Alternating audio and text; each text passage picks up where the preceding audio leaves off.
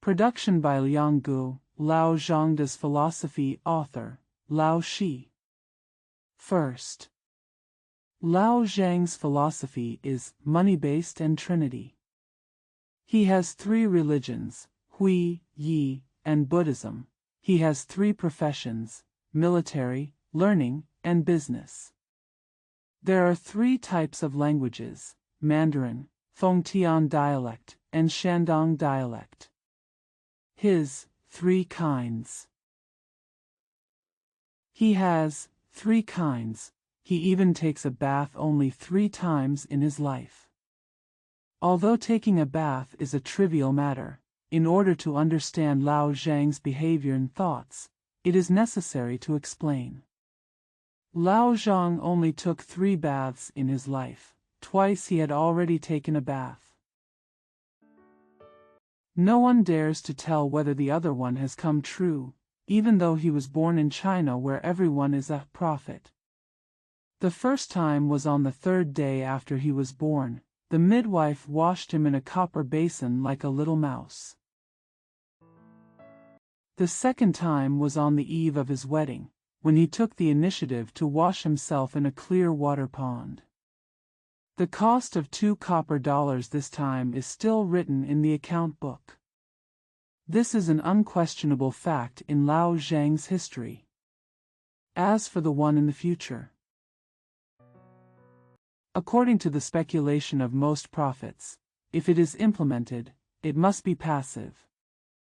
In short, it is body washing. Washing corpses is a Muslim custom. Does Lao Zhang believe in Muhammad? To answer this question, it seems that we should focus on the economic aspect, which is closer to certainty. If the day when Lao Zhang woefully mourned the feast was when the price of mutton was low, it would not be difficult to conclude that his will had the tendency to prepare 6 small items and 1 bowl of halal in accordance with Islamic funeral rites. Of course, relatives and friends are accustomed to eating and drinking in mourning. You can also use this to change your taste. And the problem of corpse washing may be solved incidentally. However, it is difficult to accurately predict the rise and fall of meat prices in 10, 20, or 30 years. Besides, Lao Zhang has no intention of dying in his spirit. There was no sign of decadence in his physique, so the astrologer inferred that Lao Zhang had 10, 20, or 30 years to live, and concluded that the price of meat would increase after 10, 20, or 30 years. Reduction is equally difficult. Pork is expensive and mutton is cheap. If pork and mutton are both expensive, it is a Buddha, and when you are entertaining guests, it is a bad thing. Why do you do it when you are treating guests? The religion of Jesus Christ was spread to China, a country that only believed in the devil and did not know the kingdom of heaven, by pastors who preached for heaven. Sometimes old teachers are happy to invite believers to their homes for a chat. Instead of saying, "Please have a meal," they may say, "Please have tea."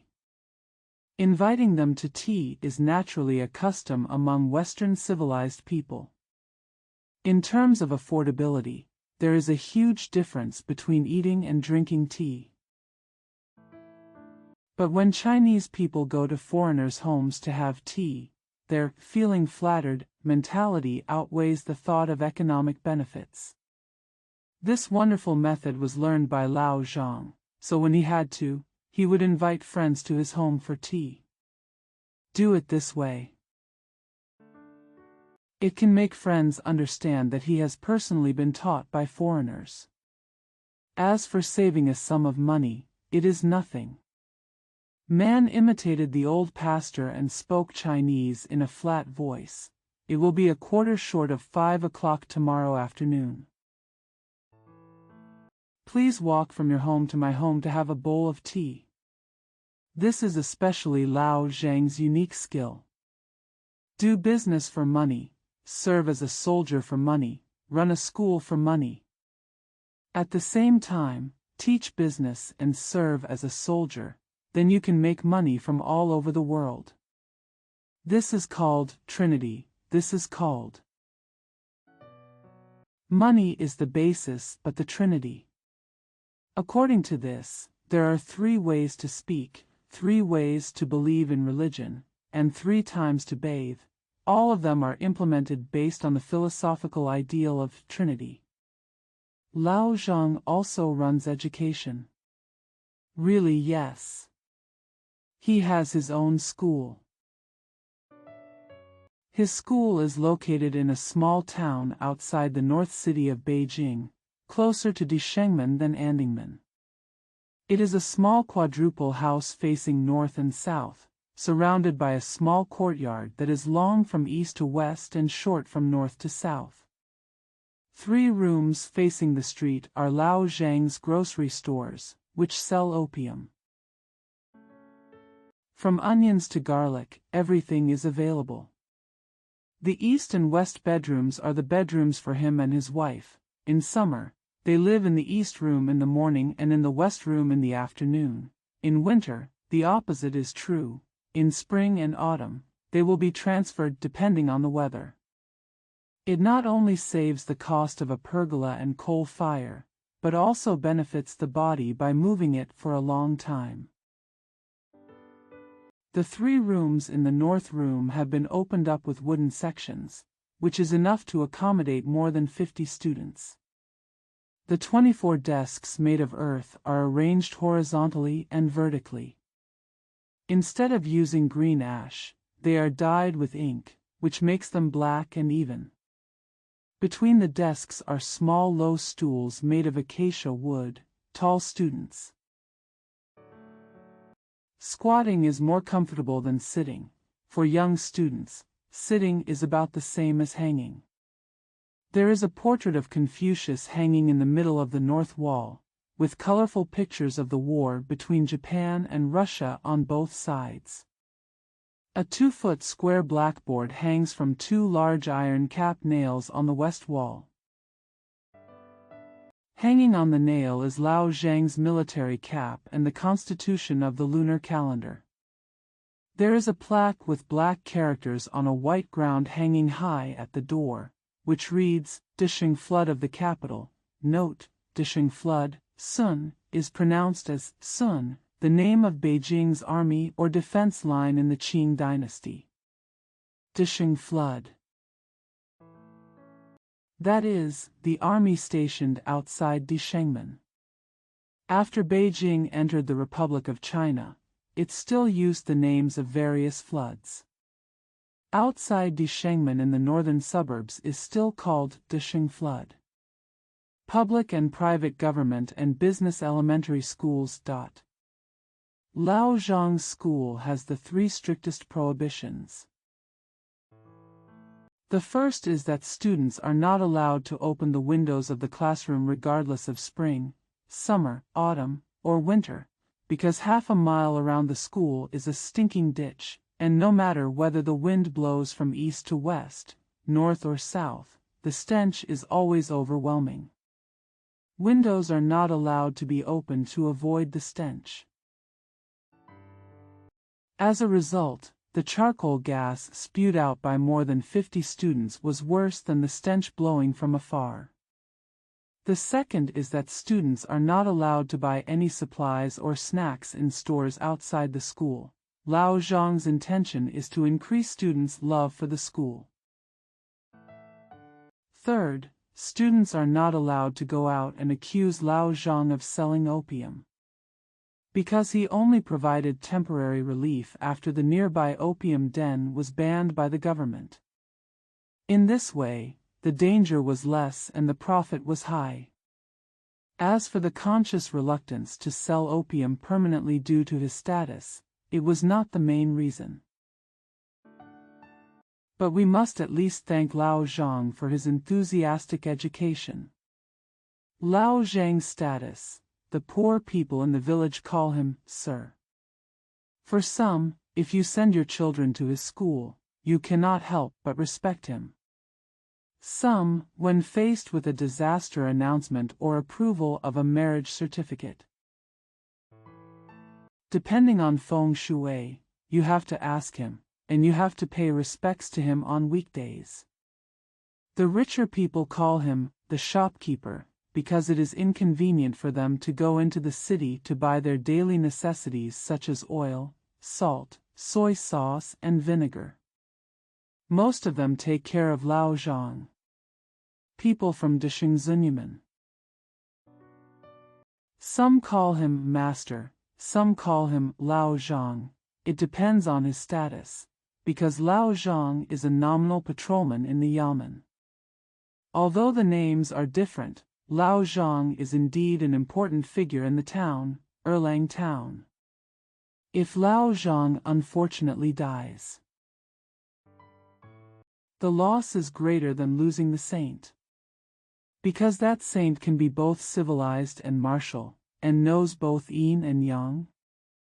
Lao Zhang's figure is 5 feet 2 inches according to the national standard, which is suitable for the size of a soldier. Not only is the figure so appropriate, but the back is straight as well. When he was examined by the teacher, the examination committee confirmed that he was a vertebrate. A red face, slightly dotted with a few black moles. According to Ma Yi Xiangfa, the person is multi-talented and versatile. The 2 thick eyebrows are connected in a straight line. 2 little pig eyes were covered by black bushes. A short and thick nose, the nostrils are slightly turned upward, like a cicada hanging upside down on a wicker. A thin mouth, with the lower lip turned upward to cover the front teeth that have fallen into disrepair. Therefore, if you don't look carefully, it is most easy to mistake it for a stuffed sesame seed cake. The left side of the face is raised high, and the right ear is almost on the shoulder to show the dignity of the teacher. When criticizing a person's beauty or ugliness, you can't just look at one part and ignore the whole thing. Although I say that Lao Zhang's nose is like a singing cicada and his mouth is like a sesame seed pancake, I never dare to say that he is not good-looking. Looking at him as a whole, the more you see that his mouth looks like a sesame seed cake, the more you feel that he must have a cicada-like nose to go with it. Viewed from the side, sometimes there is a black shadow of the nose depression, vaguely like tiny cicada wings. Even when Lao Zhang himself looked in the mirror, he didn't smile and boast, "Put your nose up a little, hum." Otherwise, how can you ask women to look twice? Second, that's the weather in May. The little sun pouted its red mouth like a basin, and was busy kissing the white clouds that were moving back and forth. Some lips hurriedly flew away, some leaned against little sun's red face, some transformed into evil dragons, opening their mouths and wanting to swallow her whole. Some turned into little sheep and ran around begging for her favor. It's a pity that people didn't pay attention to such a beautiful scenery. It's not their fault, it's just that the little sun is too shy and too aggressive, making the faces of those who want to see it so oily. So the rich people put up their arbors and didn't look at it. The poor people fell under the shade of willows and had their sweet dreams. Who would disturb this idleness? The hot wind blowing, the chirping of cicadas in the willows and the singing of frogs in the lotus pond are enough to increase people's feeling of irritability. The poet's deep thoughts tease the falling flowers and the waning moon in their dreams, weaving into a piece of leisurely sorrow. The rich people ride on the flaming pomegranate flowers and the cocoons of yellow butterflies, which adds a bit of elegance. Lao Zhang had neither the poet's interest in touching things or the rich man's instant pleasure. He only stretched out his right hand and raised his head. Count the red apricots on the apricot trees in the courtyard in preparation for distribution to students as a reminder for parents of Michio students to give gifts. As for the half-sized apricot tree covered with red apricots, we don't know whether we can clearly understand it. Maybe Lao Zhang is somewhat sure. Cough. Lao Zhang. Lao Zhang counted to 98, and then counted 2 more to make it 100. He pinched the first joint of his index finger with his thumb, and then looked back. This gentle pinch, slowly a turn of events, more than 40 years of human experience. Fourth, sit in the room. No. I'm still in a hurry to go back. I've been busy with errands these 2 days. Don't be busy, there is food to eat. Lao Zhang shook his head full of philosophy, and word after word came out from his thin lips. Your ally brother Li Wu just gave me a call. The new academic administrator has arrived at Lao Wu's yamen. Come down here, get ready. We are not afraid of their superficial appearance, but there is no need to deliberately ignore them. Just get ready and I will leave. See you another day. The man wiped the sweat from his face and walked out. It's the boss. Lao Zhang hurriedly took 2 steps to ask for details. The newly arrived one. Anyway, I have to prepare. See you another day. The man said and walked out of the hospital. Lao Zhang calmed down for a few seconds, hurriedly read through the decades of experience in his mind, and then changed his 3 steps to 2 steps and ran into the north room. Mistress. Go and ask your mistress to prepare a pot of tea and place it under the apricot tree. Quick. Little 4. Go and ask your father to come and ask him to come and keep you company. Tell him to put on new shoes, do you hear me? Little 3 and little 4 ran out of the house like smoke. You take the 3-character classic. Put away 100 family surnames and take out Guowen, quick. What about the doctrine of the mean? A waste of words. All old books collected. Quick. At this time, Lao Zhang's piggy eyes were indeed whiter than pig eyes. I forgot to bring my Chinese language today, teacher. Damn. Not a thing. Don't forget until it's time to die. Cultivation is also done. Is arithmetic successful? Become. The one with the new book is my dad. Lao Zhang seemed a little anxious. Wangda. Go get a broom and sweep all the leaves from under the almond tree. Li Ying. You are a good boy. Take a wet hand towel and wipe all the faces of these ink monkeys. Quick. The person holding the book picked up the book.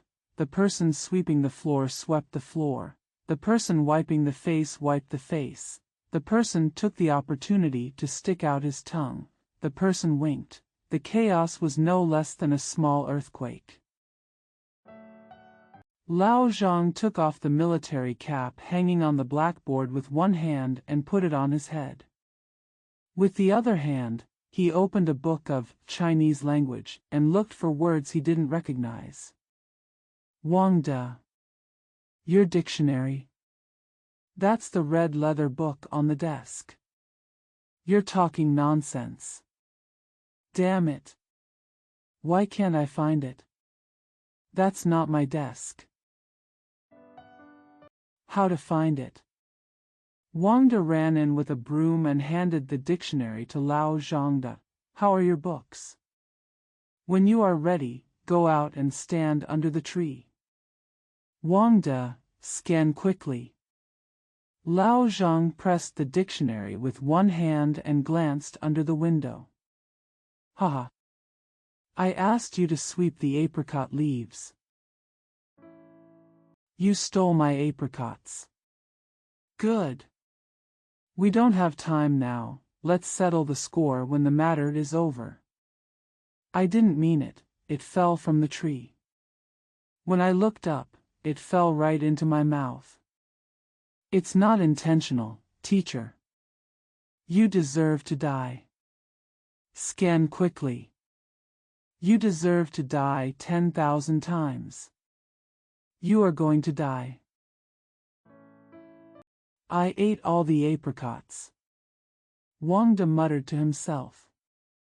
After Wang De finished sweeping, he placed the tea under the apricot tree, and placed 12 green tea bowls that had not been used for many years. Xiaoxi's father also came over, and he was indeed wearing a new satin shoes. Lao Zhang finished looking up the dictionary. As I waited for the academic master to arrive, I felt increasingly uneasy. Wang De. You looked at the door. If you see a car or a man wearing a long coat riding a donkey, come in and tell me. Face east. Even if a wasp stings the back of your head, don't look back. Do you hear me? It's not your head anyway. Wang De said in his heart. Li Ying. You run quickly and go to the west ice cellar to buy a piece of ice. You want it whole, not broken. Where's the money? What's in your pocket? Children have no magnanimity at all. Lao Zhang showed his magnanimity as a writer. Li Ying looked at Lao Zhang, then at Xiaoxi's father, Mr. Sun Ba, and walked out without saying a word. Only then did Lao Zhang think of asking Mr. Sun to sit in his room. He was so nervous that he reluctantly chatted with Mr. Sunday. Sun Bei looked to be about 40 years old, with a short stature and a round face. When walking, he shrugged his shoulders and raised his heels to appear taller and more dignified than his original stature. Two thin eyebrows, a pair of sleepy eyes that are always sleepy. Fortunately, I have a high and upright nose, otherwise I wouldn't be able to see the all-in-one structure on my face. The yellow dental plate in one mouth seems to be equipped with polished and faded gold teeth. However, a few short whiskers on the upper lip cover it, so that the golden light does not shine all over. Wearing a sky-blue satin robe, covered with a beige waistcoat with wide edges and copper buttons, he looks like a childlike boy, and you can tell he is a country gentleman at a glance. After a short while, Li Ying came in carrying a piece of snow-white ice. Lao Zhang said to Sun Ba. Master Ba came to see this hand, and he was only allowed to say yes, and he was not allowed to laugh. Sun Ba followed Lao Zhang into the classroom. Lao Zhang took the piece of ice, found a piece of wood, and put them together in the foreign stove on the east wall of the classroom, beating the mouth of the stove. Waves of cold air came out. Bei. See how wonderful this move is? The foreign stove is converted into a refrigerator, which can be warm in winter and cool in summer. It can be used for both purposes. Lao Zhang raised his thumb, squeezed his eyes into a slit, and the dotted line of smile went from his face to it extends until it reaches the upper atrium. I felt an itch in my heart before I was satisfied with my pride. It turns out that Lao Zhang's foreign furnace did not have fire tiles in the furnace cavity. Put it up in winter and you will feel warm just by looking at it. When there is a big ceremony in the summer, put a piece of ice in the refrigerator. Sun Ba couldn't stop praising him. After all, you have drank ink, and you have something in your stomach. While they were joking, Wang De ran in, blocked Lao Zhang's ears, and shouted like a thunderbolt, "Here we come." At the same time, Lao Zhang Wang De broke into a cold sweat with different emotions but the same result. Third, there was the sound of shoes being dusted outside the door, and Sun Ba rushed to greet him. Lao Zhang shouted at the top of his lungs, "Stand at attention." More than 50 students lined up in 2 rows. Xiao San pulled back his left foot too hard and put his heel on Xiao Si's toes. Ouch! Teacher. The mistress stood at attention, standing on my feet. To the left. Make a team appearance. Welcome.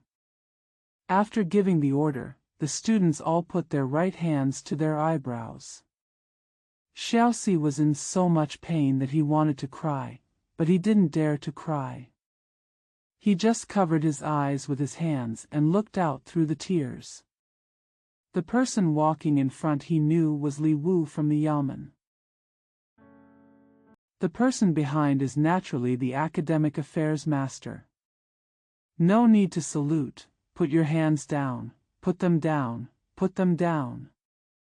The academic affairs master looked more than 10,000 impatient. The students all took their hands off their brows. Lao Zhang added, "Ceremony finished." Li Wu handed over a business card. Lao Zhang asked in a low voice, "How is it?" Li Wu responded secretly, "It's easy to talk." "Sir, please sit in the East Room, or should you go to the lecture hall?" Lao Zhang raised his hand and saluted the academic affairs master. "Mr. Li, just wait for me. I'll probably take a look and then leave. Experts will just pass by. If you stand outside the school for 5 minutes, you can tell whether something is going well or not. That means you are from a good background." The academic affairs master shrugged his shoulders, tightened his belly, coughed loudly twice, then puffed out his cheeks, rolled his eyes, and looked around without twisting his neck. Roll a mouthful of phlegm into a smooth round ball with the tip of your tongue, like spittle sprayed from a small pump under the apricot tree. He took out a small hand towel and wiped his mouth, then wiped the sweat from the hollow of his nose. Then he said to himself, Don't prepare a spittoon." Then Lao Wu. "Mr. Ba, you 2 brothers can sit in the East Room while I wait on you." Lao Zhang said. "There is no need for adult or adult. Just sir. The new methods and new names are no better than they were 7 or 8 years ago. Lead the students into the room." Yes. Go to the lecture hall. The lecture hall is inside the room. The room is a lecture hall. The academic affairs master seems to be a little dissatisfied with Lao Zhang's question. Yes. Lao Zhang raised his hand again. Turn left. Enter the lecture hall. The student raised his feet above his knees, stomped his heels hard, making the sound of winter mountains on the ground, and walked towards the lecture hall. Lao Zhang looked down from the podium. The students looked like more than 50 small stone piles. To put it more playfully, they look like more than 50 small stone Buddhas. Their eyes are wide open, their mouths are pursed, their necks are straightened, and their legs are straightened. That is to say, Professor Zhang has many years of experience, and the academic affairs master has a lot of experience. Otherwise, who can afford such a formation? Not even a hair of the 50 or so children could move, and even if one of them moved, the noise could be heard. The academic affairs master was choked by the thick charcoal gas in the room and sneezed 3 times in a row. He took out the Japanese precious pill from his pocket, breathed it into his nose angrily, and took out a handkerchief to wipe his tears. Lao Zhang took advantage of this opportunity and looked at the academic affairs master. The academic affairs master is about 45 or 6 years old. A black and yellow face, inlaid with 2 colored glazed balls, are white and black. An eagle nose with a high middle part, with some dried yellow tassels hanging under the nose, covering the mouth. Wearing an old gray official gauze robe, underneath a pair of Western-style trousers made of Hunan silk, tied at the trousers. Underneath her feet were a pair of short-cut, used foreign leather shoes, revealing socks made by a local blue market cloth shop. At first glance, people feel that the light is a bit out of tune. Once you get used to it, it seems that it is appropriate for both old and new, and allows to hold on to the right. Or it can be said to be the harbinger of the reconciliation of Eastern and Western cultures. Lao Zhang didn't dare to take a closer look, so he opened the 3rd volume of Chinese literature that he had prepared and started to perform his skills. Lesson 3 of New Chinese Language. Can you find it? Found it, the students shouted in the highest pitch. Listen. Now it's time to attention. Lao Zhang read along the instructions in the professor's book. Wang De. Stand up straight. That's sports, do you understand? Wang De didn't understand, so he had no choice but to straighten his waist, which was already straight, to a point where it could no longer be straight. Listen. Now it's time to enter the concept. This lesson is about swallows, which are also migratory birds. Migratory birds are one type of bird, do you understand? I understand. Teacher. The students shouted in unison again. The mistress almost bit the tip of her tongue because she used too much force. Don't call me teacher, call me sir. New things, new names. Why don't you remember what I told you yesterday? Should remember. Lao Zhang continued. Swallows fly from Hokkaido through Little Luzon, cross the Indian Ocean and arrive at Turkestan. Do you understand why they are migratory birds? Clear. Teacher, sir. This time the shouting was not quite coherent. The academic affairs master put a pencil in his mouth and wrote everything down in his small notebook along with Lao Zhang's lecture. After writing a section, stick your tongue to your lips and prepare to dip the pencil in saliva before writing further. When writing, touch the pencil on the tongue twice to write a word.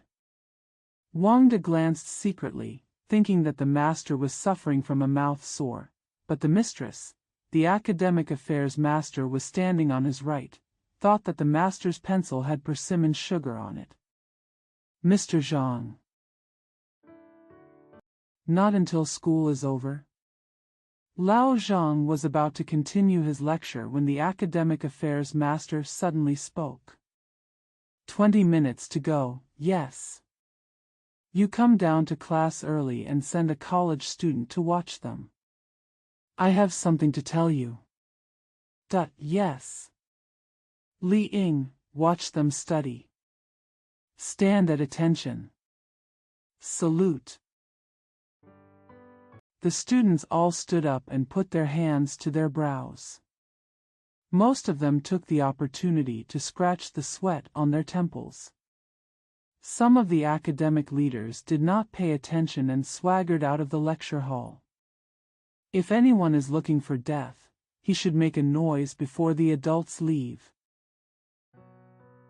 Lao Zhang looked outward and inward, holding the door of the house with his hand, and said in a low and deep voice through gritted teeth. The adults came to the east room. Li Wu and Sun Bali stood up. Sun Ba handed over a bowl of tea and said, "It's hard work. How hard it is. Running so far on a hot day. There's nothing we can do about official matters. What's your surname?" The adult took a sip of tea and rinsed his mouth. "I coughed for a long time and finally swallowed it. Master Suanba, a local gentleman." Lao Zhang answered for Suanba, and then said, "You will forgive me for the quality of my teaching today. The professor is pretty good, and you are very familiar with foreign place names. But it's not as good as writing it on the blackboard." My lord said solemnly. To be honest, sir, I learned those foreign words from an ally of mine. He worked as a translator from 6 countries in Dongjiu-Mingxiang. According to him, as long as you adjust your reading of Chinese characters in Chinese characters, you will be right. Lao Zhang winked again and smiled from the outside in. Why do you need your ally to say that the person who went to school doesn't know that Chinese and Western languages are the same? The adult took out his pipe and put on a pack of cigarettes, and then asked, "How many students are there in total?" 54. Yes. There are 2 people asking for leave today. One has a funeral at home and one has ghost rubella. The adult wrote in the notebook. How much tuition fee does it cost per year? If the income is good, it's 150 yuan a year. If it's not good, it's about 100 yuan. The adults wrote in the notebook.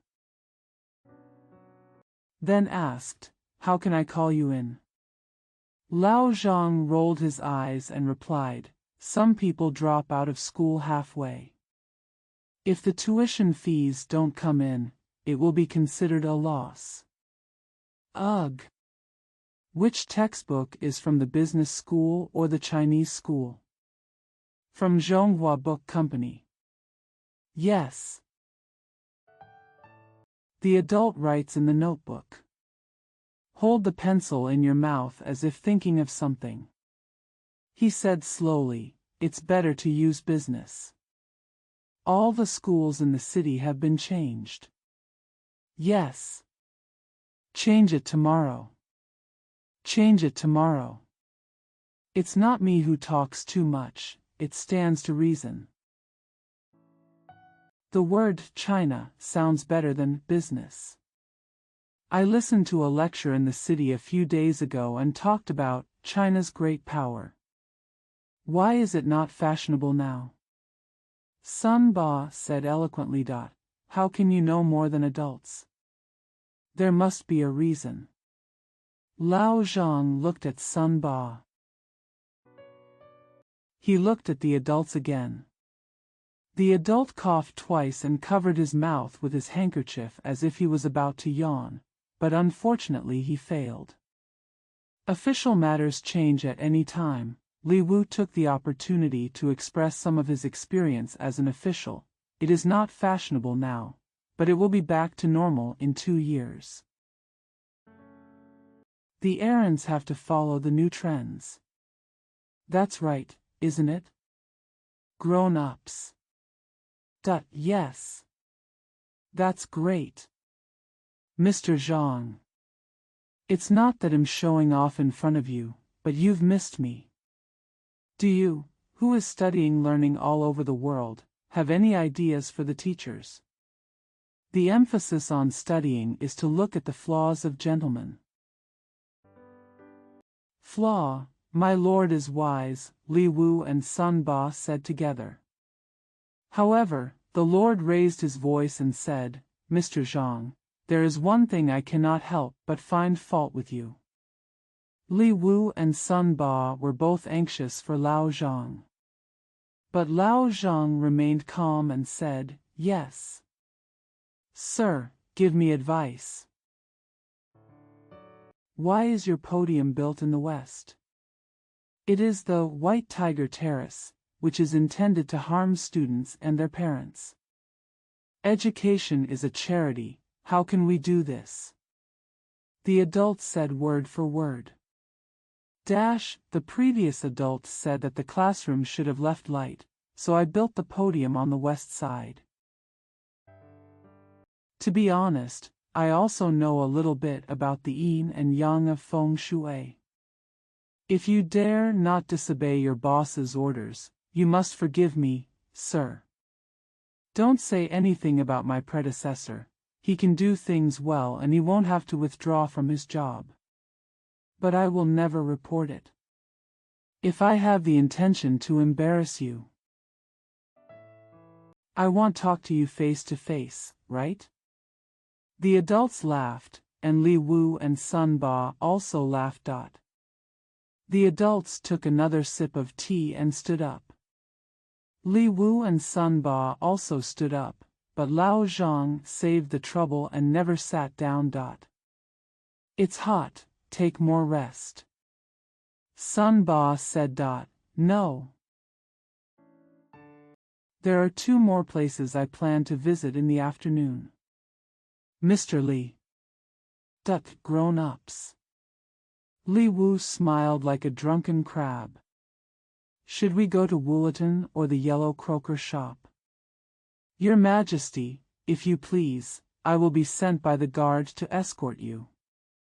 I will obey your orders. Lao Wu. Serve your master well. I have to treat you to tea, needless to say, sir. Lao Zhang was about to say it but swallowed it back. Let's go to the Yellow Croaker shop. My lord, it seems that he didn't pay attention to what Lao Zhang said. What kind words, sir? Lao Wu, you lead the adults from Wangjiakan through Dongdatan and through the gate of Mr. Wu Qian. There were willow trees all the way, which was a bit obscured, and the sunlight was too harsh. Lao Zhang said. The master walked in front, and Sun Ba couldn't help but said, Thank you. Li Wu secretly pulled Lao Zhang's sleeve and stretched out his thumb, and Lao Zhang smiled. 4th. Sun Ba said goodbye and went home. Lao Zhang stood outside the door and waited until the academic affairs master and Li Wu walked into the woods before taking a deep breath and walking in. The students rushed to drink tea like hot sheep under the tree. Several college students in the room secretly smashed the ice that was about to melt in the foreign stove. Ha ha! Whose idea was it to drink my tea? Lao Zhang decided to beat Zhang Qingqing. Teacher. It wasn't my idea, it was the 4th one who wanted to drink it. Zhang Qing covered his head with his hands and said. Xiao Si wants to drink? How much tuition fee does he get, and how much do you get? He eats rice, you eat stick noodles. Have tea? Not afraid of hurting your stomach. Come in, everyone. Lao Zhang looked at the teapot, but unfortunately most of it had been drank. Lao Zhang walked into the classroom angrily, and the students sat down like small stone piles. Wang Da's mouth was still full of ice slag. Mistress, Xiao Si, Bu Feng, Wang Chun. You go home and have dinner. Tell the family that the academic master is here, and the teacher has prepared tea and snacks for the adults and made small leaf tea for the students, and ask the family to take care of it and take as much as they should. The adults are inspecting your knowledge, and the teacher cannot make you lose money. Do you understand? Go. The mistresses picked up their school bags and ran away like wild deer. How are you doing? Are you admitting to beating or punishment? Go home and tell your father. Give some things to the teacher. 7 or 8 students said at the same time. Speak accurately, don't be vague. A kiss is a kiss. Wealth is wealth. Teacher. What if we told him that his father was in a moment of inconvenience? Several college students said. Inconvenient? Don't send students to study in the first place. You have to study and save money. How can a teacher be so born to starve to death? No need to waste words. If you are afraid of being beaten, tell me the number. If you are itchy, the board is ready. Lao Zhang took off his military cap and hung it on the hat nail hanging on the blackboard as usual.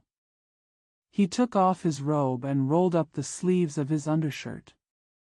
He picked up the pointer with one hand and pulled out the big bamboo stick from the depths of the desk with the other hand.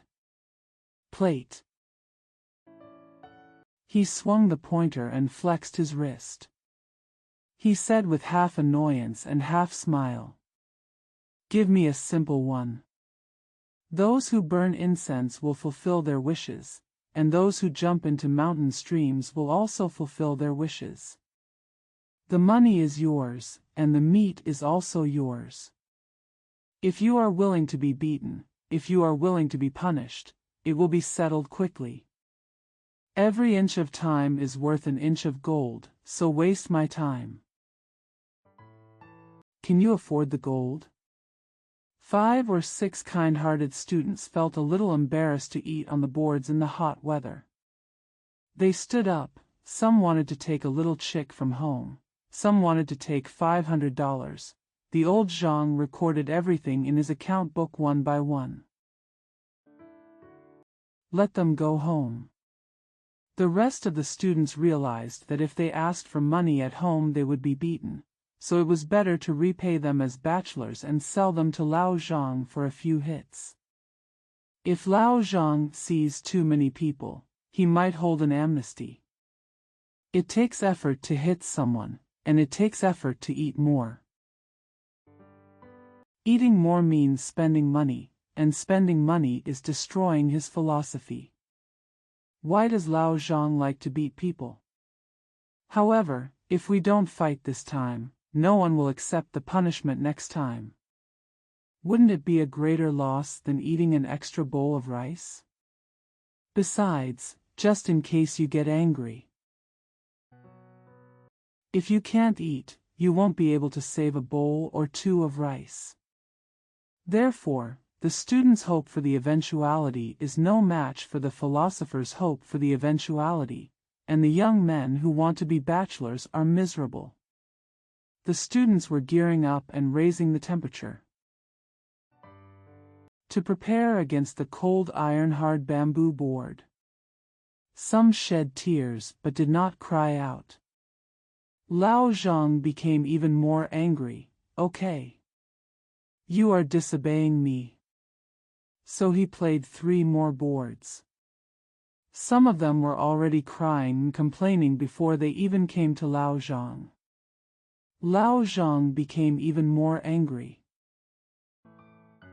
Good. You used your tears to soften my heart. You meant to scold me. So I played 3 more times. Some were crying in a low voice, with tears rolling down their cheeks. Lao Zhang became even more angry. Okay. You want to lie to me half crying, you cunning devil. So he hit 3 more boards. Lao Zhang, like other philosophers, adheres to his independent philosophy. No matter how he imagines it, there will be no contradiction. The students were beaten and left, and now only Li Ying and Wang De were left. Li Ying thought, I am the president of the university, so naturally I will not be beaten. Besides, I already bought him a piece of ice. As for Wang De, he knew that eating apricots, eating ice, and other crimes were inevitable, so he rubbed his hands bright red in preparation for facing the enemy. Li Ying. How are you? Lao Zhang put down the bamboo board and stretched his wrists. I don't know. Li Ying lowered his head and said. Do you think I won't hit the college president? Isn't it your fault that you didn't stop them from drinking tea or eating ice cream? I was supposed to drink the tea, and I bought the ice. I don't know whether it was wrong or not. Li Ying blushed and said confidently. Ha! Lao Zhang laughed wildly for a while. This time it is indeed a smile from the inside out, but it is the most difficult to determine whether it is true laughter from the inside out, because the emotions of philosophers are different from ordinary people. You're good, I'm wrong, I'm going to beat you. Lao Zhang suddenly stopped laughing and picked up the bamboo board again. If I want to resign, my uncle won't allow it. Li Ying thought to himself, I'm asking him to beat me. How can I have the face to meet people? I don't want to give up. Li Ying thought about it and thought that his uncle could be easier to talk to than Lao Zhang. What? Don't read it anymore? If you don't want to read it, don't read it. My uncle stopped asking me to study. Li Ying knew he was lying, but he had nothing to say to stop Lao Zhang. Your uncle? Vomit. Your uncle. Go and ask your uncle to pay off our Lao Zhang's money today, including the principal and interest. You miss me so much. Li Ying understands. Understand the relationship between everything. The tears couldn't stop flowing. Crying? As long as you can cry. Lao Zhang turned around and pointed at Wang De with his board. How are you? Let's figure it out. Fortunately, no one is addicted to eating laths. Wang De said with a smile. Wang De walked over slowly. Lao Zhang put the board down. Wang De was surprised and said in his heart, if the veteran is lucky, the old but may be in a worse situation. Then he thought, fortunately, as a family, it's time to ask the old but to replace the veteran.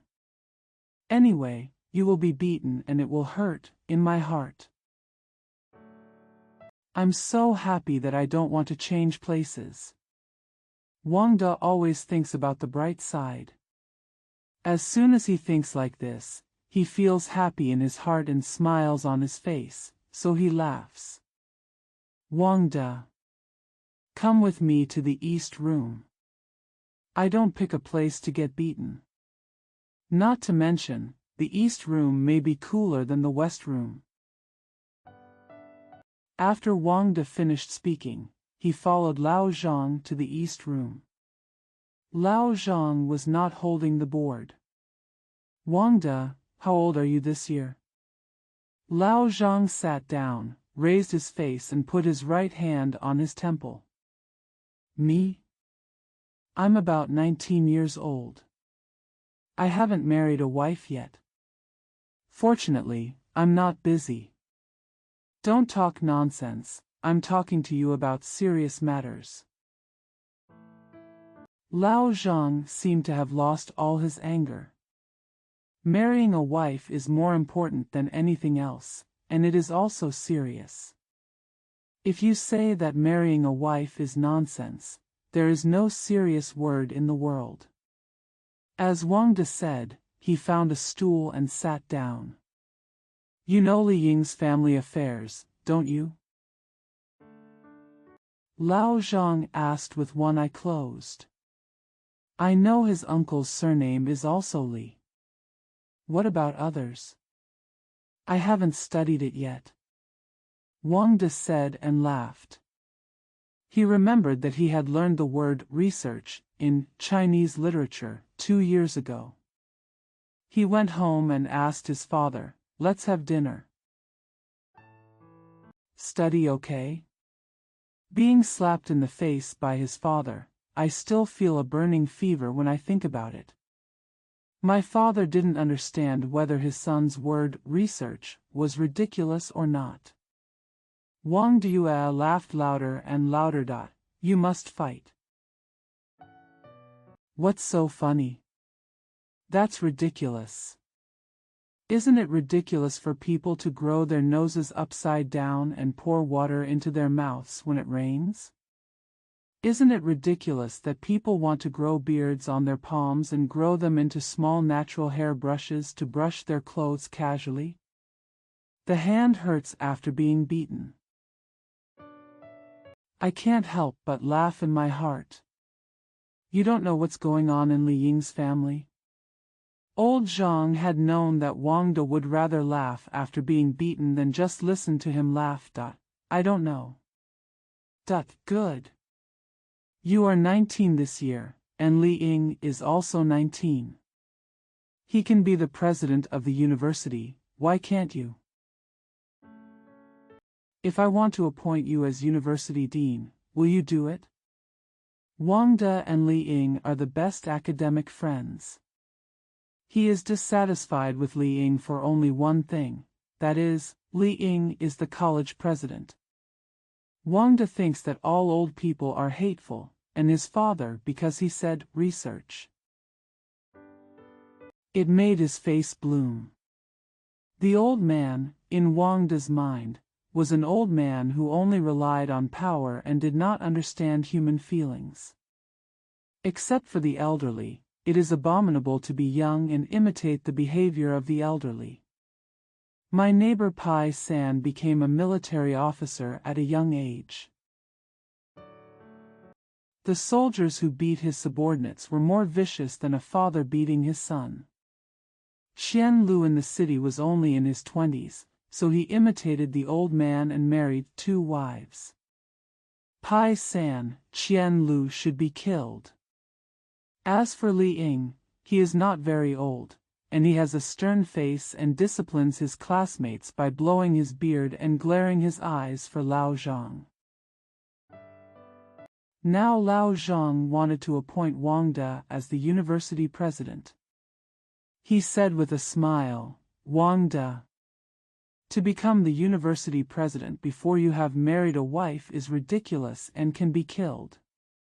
Wang De suddenly stood up and walked out. "Don't leave." Lao Zhang stopped him. "It's good for you." "What are the benefits?" "Listen, I will tell you slowly." Lao Zhang pushed Wang De on the stool again. "You want to be the president of the university, and I won't beat you from now on. But you have to help me settle the accounts of the shop." Wang De rolled his big eyes and didn't answer. "There are benefits. How much study money do you get now, and how much snack money do you get every day?" "Study money is 6 cents a month, snack money is not necessarily. It depends on whether my father is happy or not." Yes. If you are the dean of the university, I understand, but you can help me settle the score. I charge you 4 ounces of tuition. Save your father 2 ounces of money? You don't understand. You don't need to tell your father that you receive 6 slings a month. Give me 4 slings, and you can use the 2 slings yourself. Do you think that's okay? Don't tell your father. If he finds out, will you take the beating for me? Wang De laughed again. It would be fun if my father beat Lao Zhang just like he beat me. How could he know if you and I don't tell him? Just don't tell him. If you don't say anything, you will feel sad in your heart. Aren't you sad? If you don't talk during the day, what if you talk in your sleep at night? You're talking nonsense.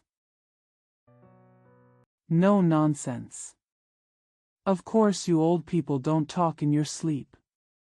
Li Ying may not, but I do it every night. The more you don't talk about it during the day, the more fun you talk about it at night. Eat less, drink more water, save money and dreams. Save what? Save, dream. Look at your wife, she never dreams.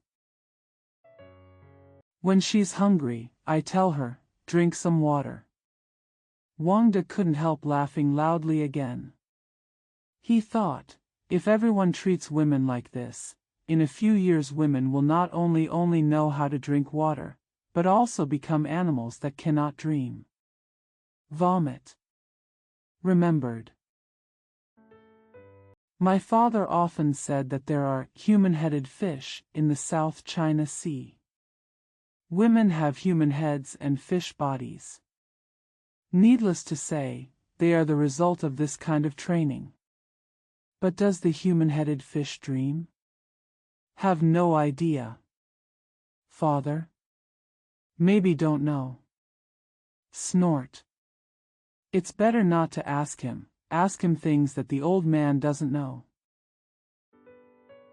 The result is a slap in the mouth.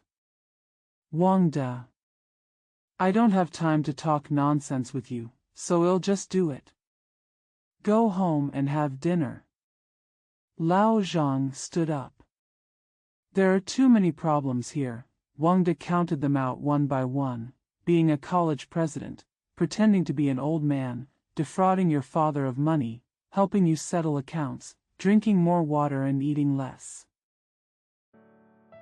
Save money, save dreams, and become a mermaid. I don't understand, I don't understand. If you understand, do it this way. If you don't understand, do it this way. Go. Roll. Wang De had no choice but to stand up and walk out. Suddenly he remembered, where is Li Ying? You can't control it. I have a cure for him. Go. 5th. Lao Zhang arranged everything for Li Ying and Wang De and took a sip of herbal tea. As the tea went down, there was a rumbling sound in my stomach. Old Zhang, you are hungry. He said to himself, your stomach is like a beggar on the street, always bluffing and pretending to be ugly. Eat whenever you feel hungry, and from now on he promises to ring 70 or 80 times a day. He rubbed his belly and said, no need to protest with me, you annoying thing. Lao Zhang has his own methods. After giving the order, he immediately felt that the spirit was stronger than the body and began to plan everything. Today's 2 sentences. Stand at attention. What a crisp cry. How skillfully those Japanese place names were spoken. Lao Zhang. Finally you have what it takes. 104, plus the Boxing Day 30, it's 117. Xiaosong's father didn't even give him a few bushels of millet, enough to last him for a month or 2. The academic affairs master was finally satisfied with today's appearance, and once the report came up, the bonus was another 30. 117, plus 30 is 200, 200. The shop will definitely make less than last year, even though the accounts haven't been settled yet. The debt owed by Li Ying's uncle is hopeless. After he resigned, Li Ying asked him to go to Chaosunshang, note, Chaosunshang, to be a patrol soldier. Because soldiers have to go through selection, the custom is called Chaosunshang. He sat on the ground and deducted 2 pieces of silver from him every month. Another year is 24. After Liang left, Wang De helped us settle the accounts and asked him for at least 2 slings of money every month. But save yourself the trouble of finding a young apprentice. Be cruel. Give up 2 pennies. The more he thought about it, the happier he became, and the happier his stomach became, but the more he felt there was no need to eat. So he ran to the north room, picked up the business card from the academic affairs master and looked at it carefully. The business card was red paper with gold characters printed on both sides. There were too many characters printed on it, so Lao Zhang didn't recognize some of them, but he didn't care about that. He wasn't a saint who invented characters, so who could recognize all the characters in the dictionary? The front of the business card. Educational workshop. In April of his studies, he visited Chongping County Education. He received the 3rd-class British and American Tobacco Company silver medal. He was a trainee in the artillery battalion of the 21st Regiment of the 11th Division. He was a member of the Beijing Autonomy Research Association, a member of the Beijing Youth Association, and the acting academic inspector of the northern suburbs of the capital. Correspondent of Shanghai Leisure Evening News. Nan Feisheng, with the English word next to it, Non Feisheng. On the back is. The courtesy name is Yunqing, the nickname is Ruozhou, and the signature of the submission is also from Yushan. Borrow the telephone number 1015 of the East Bureau. Visiting only. This guy has some background. Lao Zhang thought, just for this business card, it doesn't cost more than 1 yuan to print it. Lao Zhang, you also have to go into politics. If you have money but no power, you are like a 3-legged cow. How can you stand firm? Snort. People with good background are not aggressive. Even if he says nice things with a smile on his face, he might be full of ghosts. The book is not used correctly. The podium is the White Tiger Terrace. There is no spittoon in the courtyard. Report it truthfully, Lao Zhang, you are a little overwhelmed. The more Lao Zhang thought about it, the more pessimistic he became. Foreign money was wasted. Snowflakes flew out of my heart like a bunch of them. Reported. Baihu Terrace, old textbooks, 30 yuan bonus is gone. The official document came down, all methods are against the rules and will be discontinued immediately. The students all left, 104 plus boxing ceremony 30. 170 flew. Lao Zhang was covered in cold sweat and his stomach was pounding. He slammed his hand on the table and shouted, "It's flying." All flew. No, just one flew. A woman outside the window said feebly, "What flew away?" "I was cooking for you in the house, and the eagle took one." The voice outside the window was as low as the lamentation of a resentful ghost heard in a dream. "What?" "Chicken," someone cried outside the window. "Chicken. Chicken is life, life is chicken. I will go back to my parents' house tonight and bring 2 of my brother's chicks. Can it be done?" "Do you have a brother? Are you threatening me?" "Good. Sir, you dare to bully me? Get out of here. I cannot eat me, drink my dead sow." Lao Zhang ran out and kicked the so-called dead sow in the leg. The woman fell down like a lamp grass.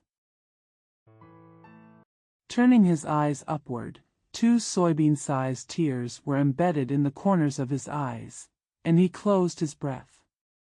At this time, the students had finished their lunch and gradually came back.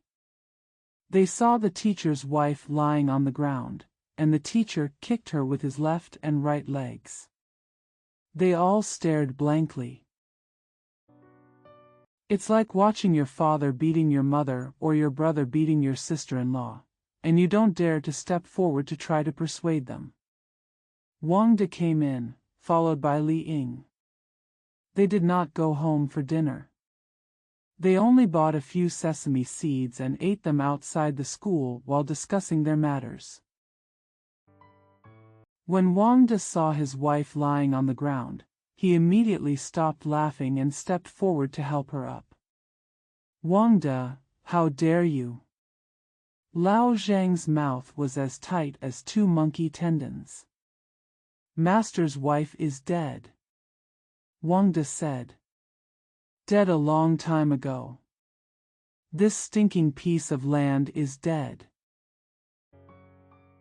Wang Dezhen is going to declare war with Lao Zhang, but he lives by laughing and doesn't know much about fighting. His whole body was shaking, he couldn't lift his hands, his legs were spinning in his pants, and his pants seemed to be a lot fatter than usual. I couldn't even speak. The tongue held a mouthful of saliva and retracted one section at a time. Wang Dezhen was helpless. He just heard a clapping sound, like a red maple leaf falling from the sky, and 5 half-purple patterns were printed on the left side of Lao Zhang's face, which was always raised. Li Ying. That's Li Ying. Wang De began to understand. Hitting others with your fists without having to choose the place is called fighting. So he yelled with all his strength, hit. Lao Zhang accidentally received a hot slap on his face. So based on years of experience and innate defensive instincts, I used all my martial arts skills to fight Li Ying. Wang De also rushed over with fists in hand. Wang De. Li Ying shouted while beating, it's not fair for two to fight one. If I fall. If you have the guts, fuck him again. Wang De stopped trembling, and his face was as red as the red apricots on the tree.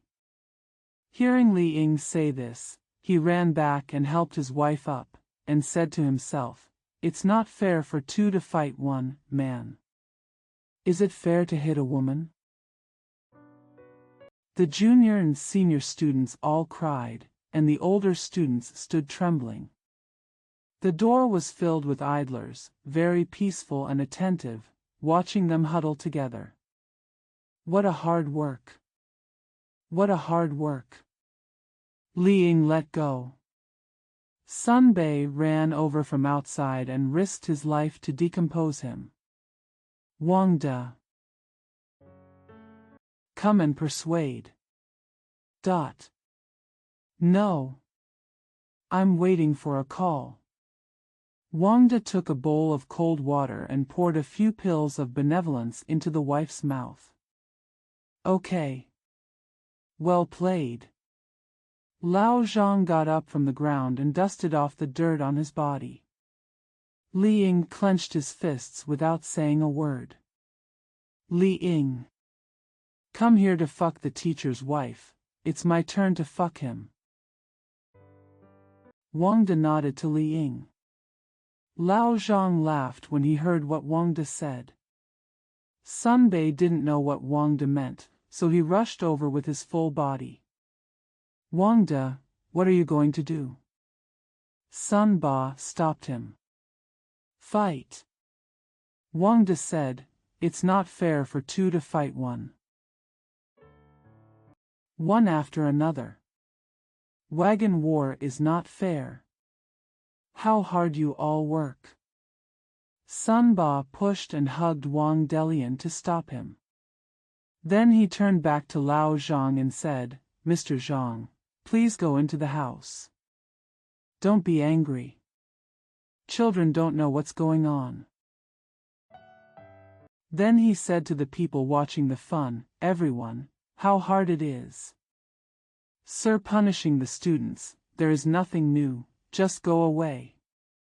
Lao Zhang went into the West Room, watching the excitement and criticizing Lao Zhang's good kick and Li Ying's wonderful pinch on the neck, and they all dispersed. Sun Ba ran to Mrs. Zhang again and said, "Sister-in-law, don't be angry, Mr. Zhang is just impatient." Mrs. Zhang had woken up, staring blankly at the ground. She was supporting Wang De with one hand and her own head with the other, trembling. "Master Ba, no need to waste words with her. Li boy, you are brave. Your uncle, can't escape. You are 19 and I am 49. Let's watch with our eyes open." Lao Zhang shouted in the room. Can you see with your eyes closed? Nonsense. Wang De resisted Lao Zhang on Li Ying's behalf. "Good Wang De, you are a traitor on both sides. You can't run away either. The surname is Zhang."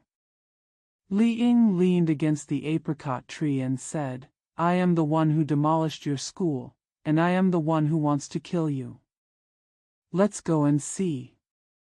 "It's better to set fire to the house than to demolish it, Li Ying," Wang De replied. He resumed his laughing life. Firstly, he saw that his wife had woken up and was not really dead. Secondly, he saw that Li Ying was not injured by Lao Zhang. Thirdly, he felt that today's beating was much more interesting than the usual beatings given to students. "You all have worked hard. Can you please stop saying a word?" Sun Baz tried to persuade her. "Sister-in-law, go home and stay for half the day. Wang De, send your wife to you. Li Ying, please go home for now. You all go inside and write." Sun Ba called all the other students into the classroom. Wang De and Li Ying supported the teacher's wife and walked out slowly. 6th dash. The next morning, Wang Dehuan happily received the snack money, picked up his school bag and went to school. He walked to the place where he saw the school door and suddenly remembered, have Lao Zhang forgotten what happened yesterday? How could Lao Zhang forget? He found a broken stone pile leaning against a willow tree and sat down. A soybean green moth flew gracefully from the stone pile, and humbly gave his seat to Wang De. Wang De didn't care to watch, he just thought, go home? Father won't agree. Go to school? Lao Zhang is not easy to mess with. Master's wife? Maybe she's dead. Cannot. Master is a good person. Good people will not die so quickly. When Wang De tells jokes on weekdays, he is most likely to think of places that others would not think of. When dreaming, he is most likely to dream of things that others cannot dream of. Today, his brain is like a withered yellow wheat stalk. Just following the blowing of the wind, it swayed left and right without any idea. The cicadas on the willow tree shouted, "Cicada. Got it. But don't say, no anything."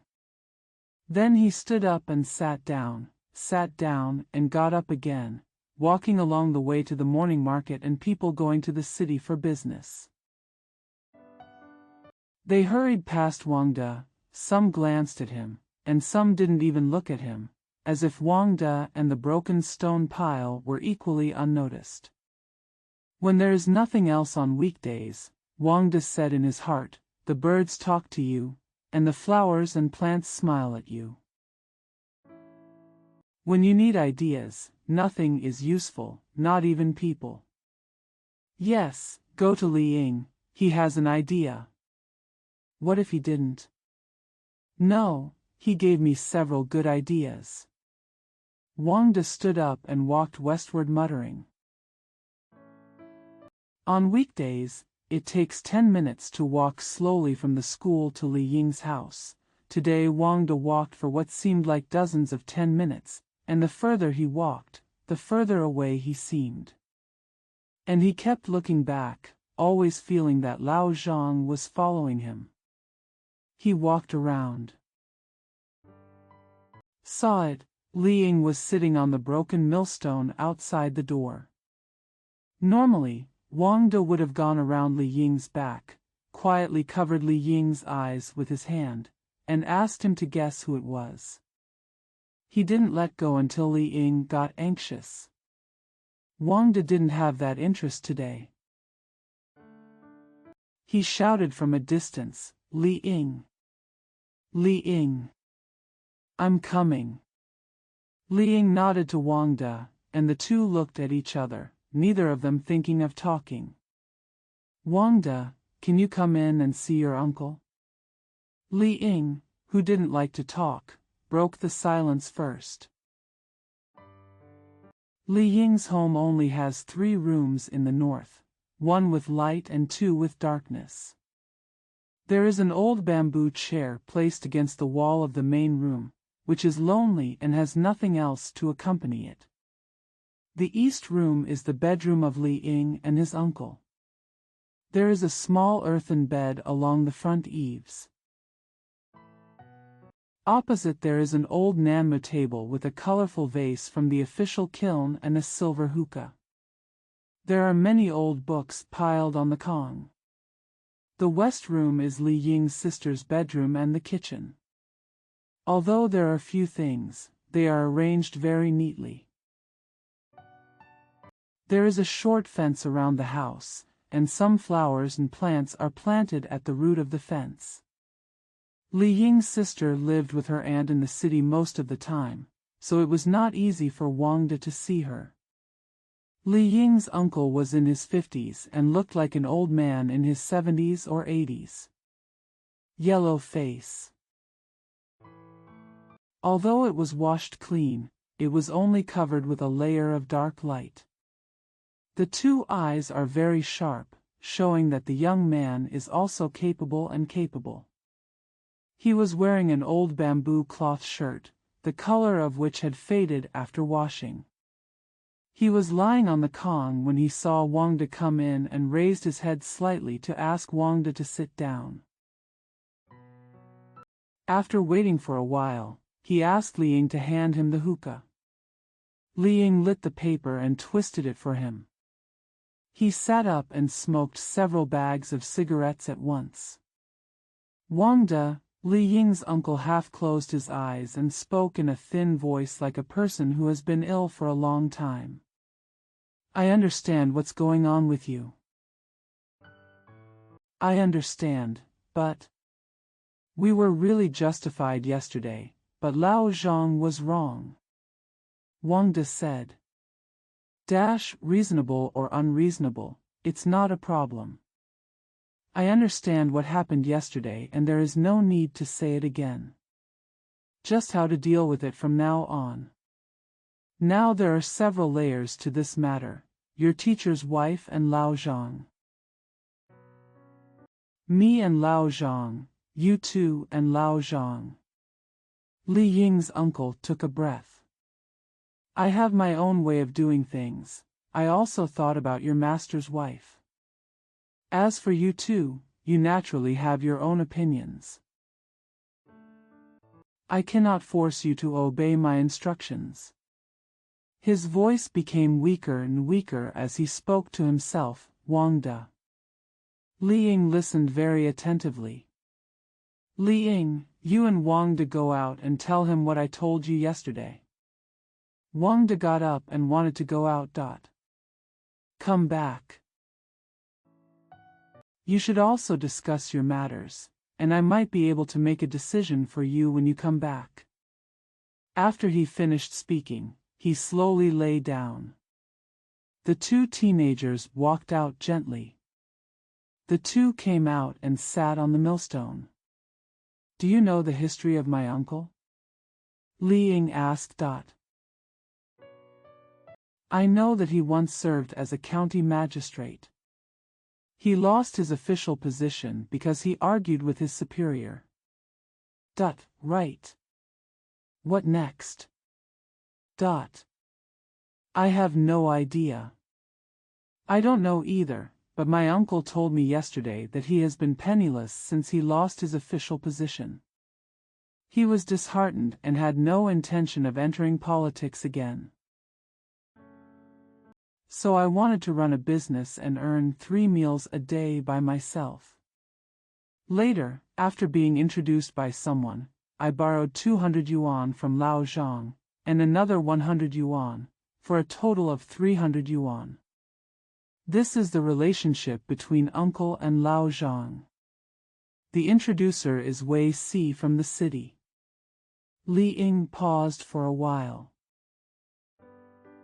Then he said, Wei Si later volunteered to help his uncle manage the small business. Later Wei Si and Lao Zhang communicated and took the business into his own hands, so the uncle could not escape Lao Zhang's debt. The uncle was a person who did not like love. Money man. Because I don't love money, I fell into someone's trap. My sister and I have been with my uncle and my parents since we were children. I can't even remember their faces. Li Ying said, putting the tears on his lips and swallowing them. My uncle would never have sent me to study in Lao Zhang's school if it weren't for the debt he owed to Lao Zhang. Lao Zhang used me as a slave, and now I know that he forced his uncle to agree to him. My uncle cried so much yesterday that he could not speak. He understood, but he was old. I can't muster the energy to resist everything. This is what saddens him the most, and the reason why he only wants to die. A few days ago, Lao Zhang told his uncle that he wanted me to go on patrol. He meant to send me to that corrupt yamen. He can deduct my money from it. My uncle knew that doing this would be as good as sending me to hell, but he agreed to Lao Zhang. He just begged Lao Zhang to leave him quickly. He would rather die than talk to Lao Zhang. He was willing to sacrifice everything and beg Lao Zhang to leave quickly. My uncle is a sensible and good man, but he is old. I see. What should we do? Wang De's face turned red again. No need to say, we, Wang De. You and Lao Zhang have no bad feelings, so why bother joining the battle group? I will never stay away from you. Li Ying. I love you and your uncle. Can't help but join. My father was deceived by Lao Zhang. When he met his father, he always said, the restoration is about to happen, but Wang De's old books cannot be put down. If he puts them down, it will be too late to regret if he resumes the scientific examination in the future and fails to become a scholar. I have long thought about not studying there. But there was no chance. Now that I have finally broken up with Lao Zhang, I am happy to take the opportunity to do some activities. I have my own ambitions, and I can't die at home. I understand your wishes, but I don't want you to suffer some hardships because of me. We don't need to argue about this yet. Let me ask you, what are you going to do?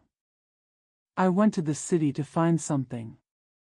As long as I can make money, my uncle's life can be saved. What are you looking for? Wang De asked. Can't predict. Will Lao Zhang let you go? Don't let go, fight with all your strength. Good. I'll go into town with you. Ask your father for $10. Wang De thought that with 10 yuan he could live in the city for a year. I must go to the city, but you don't have to. I have my own aspirations. I didn't go to the city for you, so why not? The two of them thought of many new ways, and there was no better way than to go to the city to find trouble. Li Ying was unwilling to go into the city with Wang De, and Wang De settled the matter by talking life and death. They came in together to see Li Ying's uncle. 7th. Uncle. We decided to go to the city to look for trouble together. Wang De spoke first. I want to see what the world is like. Li Ying had the need to look for trouble. The two of them went together, taking care of each other. Good. Li Ying's uncle smiled. What I'm worried about is that Lao Zhang won't let Li Ying go. I'm afraid that after I leave, Lao Zhang and uncle will cause trouble. You all sit down. You still don't understand the content of this question. Lao Zhang had to tell Li Ying to leave, and he couldn't come to make trouble with me. Now it's not just about money, it's about people. Of course we are all human beings. Wang De said with a smile. What I call a person is a woman. Of course Mrs. Zhang is a woman. Wang De. I don't want you to interrupt at the moment. You can talk after I finish speaking. Li Ying's uncle was afraid that Wang De would be unhappy, so he smiled at Wang De. Then he lit the paper, twisted it, and took a few puffs of cigarette. He put down the pipe. I asked Li Ying for a bowl of cold water and rinsed my mouth. He stood up and spit the water into a broken tile bowl, then straightened the folds of his shirt. Wang De, Li Ying's uncle looked at the two teenagers.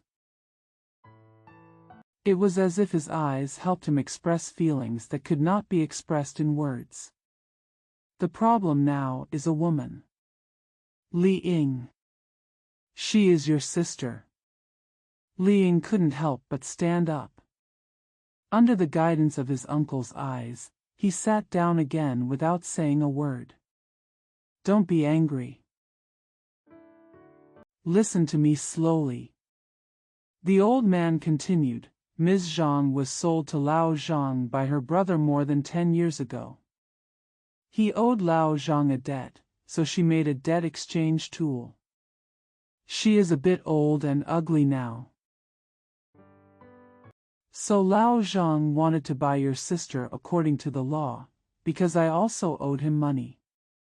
He signaled several times, but I ignored him. I'm not a beast. Li Ying. Get a bowl of cold water. He lowered his head as low as possible, drank a bowl of cold water, and handed the bowl to Li Ying. He never looked up. But now this is your chance. Because before I don't allow his marriage, he will never be so vicious that it will fail. Then, Li Ying, if you go to the city, I, Mr. Zhang, will have to let you go. As for your master's wife.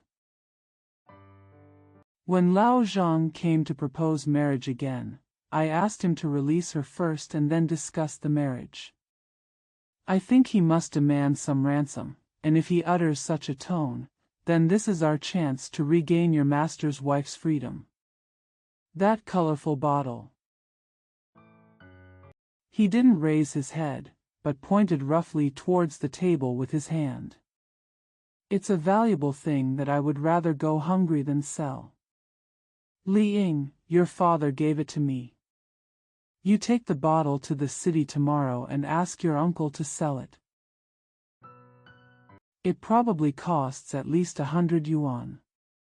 You use 20 yuan to look for trouble in the city, and keep the rest with your uncle. When Lao Zhang really wants to free your wife, we will have dozens of yuan to ransom her. In the future, she will die of cold and hunger. We can no longer control it, so of course we want to.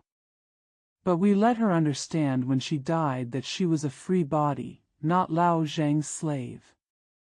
If your wife regains her freedom. Lao Zhang must have forced me to write a letter to sell my niece. Li Ying's uncle stopped talking and picked up the hookah. He didn't smoke, but just looked at the pipe with his eyes open. Death is inevitable. I am afraid of Lao Zhang's laughter, but I am not afraid of death. Uncle. Li Ying interrupted his uncle. You don't have to say, die. Is it possible? The old man didn't answer. Old Zhang. You. Wang De couldn't bear it anymore.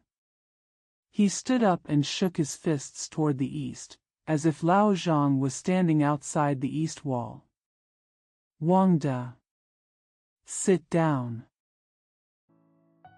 Old Man Li stared blankly at the colorful bottles on the case. Wang De sat down and banged his fist against the edge of the Kong. I'm sorry for people, I'm sorry for Lao Zhang, I don't repay my debts, I'm trying to deal with it with death, I'm not bright, I'm not a hero. The old man's voice became softer, like the drizzle on an autumn night. Drop by drop, the coldness penetrated the mood of the two teenagers. You, Wang De, Li Ying, remember, good people are prisoners of evil people.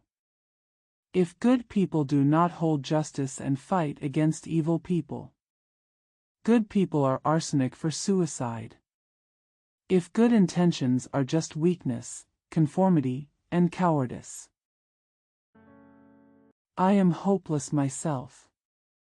I would like you to cut off the heads of evil people in the future, but I don't want you to dig out your hearts and show them to evil people. As for money, you must remember, be careful about how you get money and be careful about how you spend it. When I was young, I had a silly and kind heart. Money came in with the left hand and spent with the right hand, and today I have to die. I'm not afraid of death. But if I die, I will be sorry to others, at least to Lao Zhang. In the past, I advocated repaying evil with kindness, but now, I advocate repaying evil with straightness. I used to believe that money can be spent carelessly. Don't be greedy. Now, you can't be greedy for money, and you can't spend it recklessly. Wang De, you don't need to go into the city. After Li Ying leaves, Lao Zhang is in need of help. He will never treat you lightly just because you fight with him. If you see Lao Zhang every day, at least he can ask me about his manipulation of me. However, I dare not object to your wish. It is up to you to decide whether to go to the city or not. In fact, it seems that there is no need to enter the city. That's all I have to say. I dare not say whether it's right or not. You go. No need to miss my death. I deserve to die. Old Man Li stretched out his coat, slowly lay down, picked up a book, and covered his face. His whole body remained motionless, with only the slight rise and fall of his lapels reflecting his short breathing. If you could repay Lao Zhang's money, would you still seek death, uncle? Wang De asked. How can I pay him back? I went home and told my father that he lent you the money, and Li Ying will pay it back to my father slowly in the future. Silly boy. Your father is a rich man. He has. Once the grain is collected, there are dozens of yuan. A few dozen yuan? That's what you spend for a year. Silly boy, thank you. Vomit. Wang De was confused. It turns out that you are not rich if you have a few dozen yuan. So, how much can you be considered wealthy? What an embarrassing summer noon silence. The red apricots on the trees and the late wheat in the fields are so hot that I can't even bear it. The hot wind brought with it the noise in the city.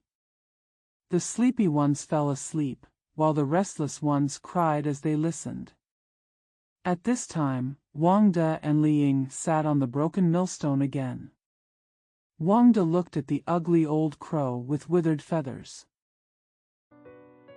He looked around and shook his bald head, wanting to steal the red apricots on the tree. Li Ying lowered his head and watched the ants on the ground besieging a green tender locust tree insect. The old crow nodded briskly, picked up a round red apricot in his mouth, flapped his broken wings and flew away against the fence. Wang De followed the old crow as he turned his eyes to the tree to the east. The old crow with an ugly face and a sweet heart handed the apricots into the nest. The crow's hoarse laughter spread out the simple and beautiful love. Li Ying unknowingly used his hands to scatter the little yellow ants biting on the green insect. He forgot that his hand was held tightly by Wang De. He pulled out his hand and Wang De turned around. Li Ying. Ah! Wang De. The two people's eyes met at the same place. The bitterness that touched their tear ducts. They cried without shame or hypocrisy. Crying to a close friend, and laughing are the only two happy things for human beings. Are you done crying? I'm done. Wang De wiped his red eyes. Stop crying. That's good. It's time to laugh. Today's crying and laughing, on this broken millstone, is the beginning of our career. Li Ying. Look ahead, the shadow is behind us and the light is in front of us. Laugh. Wang Dezhen laughed, and Li Ying was also happy for no reason. This joy squeezed the tears out of his eyes. Wang De, I still don't agree with you entering the city. I have to go. I have my wish. Wang De paused for a while. Li Ying, how is your sister? He blushed. My uncle and aunt are taking care of her. Yeah. Wang De didn't say anything else. You should go home to eat. If the old man doesn't allow you to enter the city, don't be stubborn. Father can't control it. I have my own aspirations. Wang De said and looked around. Li Ying, where is my school bag? Is it in the house? Come in and have a look. The two people walked in gently, and old man Li seemed to have fallen asleep. Li Ying climbed onto the Kong to get Wang De's school bag. The old man opened his eyes slightly. Where's Wang De? Here. Wang De. You don't need to tell others about us. Come here. Wang De walked over. The old man took his hand and sighed. Wang De didn't know what to say, so he just twisted his neck and looked at Li Ying. Wang De. This is a critical time for a young man. I'm done.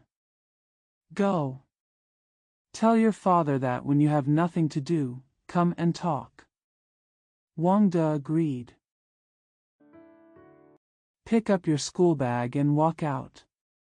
The old man looked out at Wang De through the small glass on the window and said to himself. Cute. Cute boy. 8th. People in the countryside don't care at all about the dragon flag, 5-color flag, or Japanese flag hanging in the city. Little attention is paid to the emperor, president, or queen being in power. But the people in the city are very different. They walk on the streets, sit in tea shops, and sleep at home, as if they have some kind of authority consciously. People with school backgrounds sit on bamboo chairs in the park,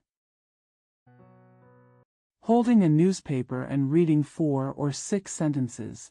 He believed himself to be the master of the country without any doubt. Let's not talk about responsibilities and obligations. Anyway, the masters of the country have the opportunity to get rich and get promoted. They have the opportunity to increase their wealth and increase their official position. Who dares to say that what I think is wrong, and who dares to say that I don't have authority? Vomit. Rice is more expensive, there are more soldiers, taxes are heavier, no matter what. That's a country thing, that's a country thing. Not only did they think this way, they actually formed a party group to fight for autonomy and demand civil rights. Those who utter words and see the words start to work. Not only are they in full swing in the city, they also go to the countryside to spread the gospel zealously. Beijing Autonomy Discussion Committee, Beijing Autonomy Co-Organizer Committee, Beijing Autonomy Listening Committee, Beijing Autonomy Self-Promotion Committee. The black signs with white letters, the white signs with green letters, and the green signs with red letters are just like the Wang Matzi, and Wang Matzi in the newly opened market, all hung up brilliantly in the main alley. The countryside, though, cannot be so colorful. But at the beginning of the village and at the end of the village, there was a big sign of the Suburban Autonomous Association.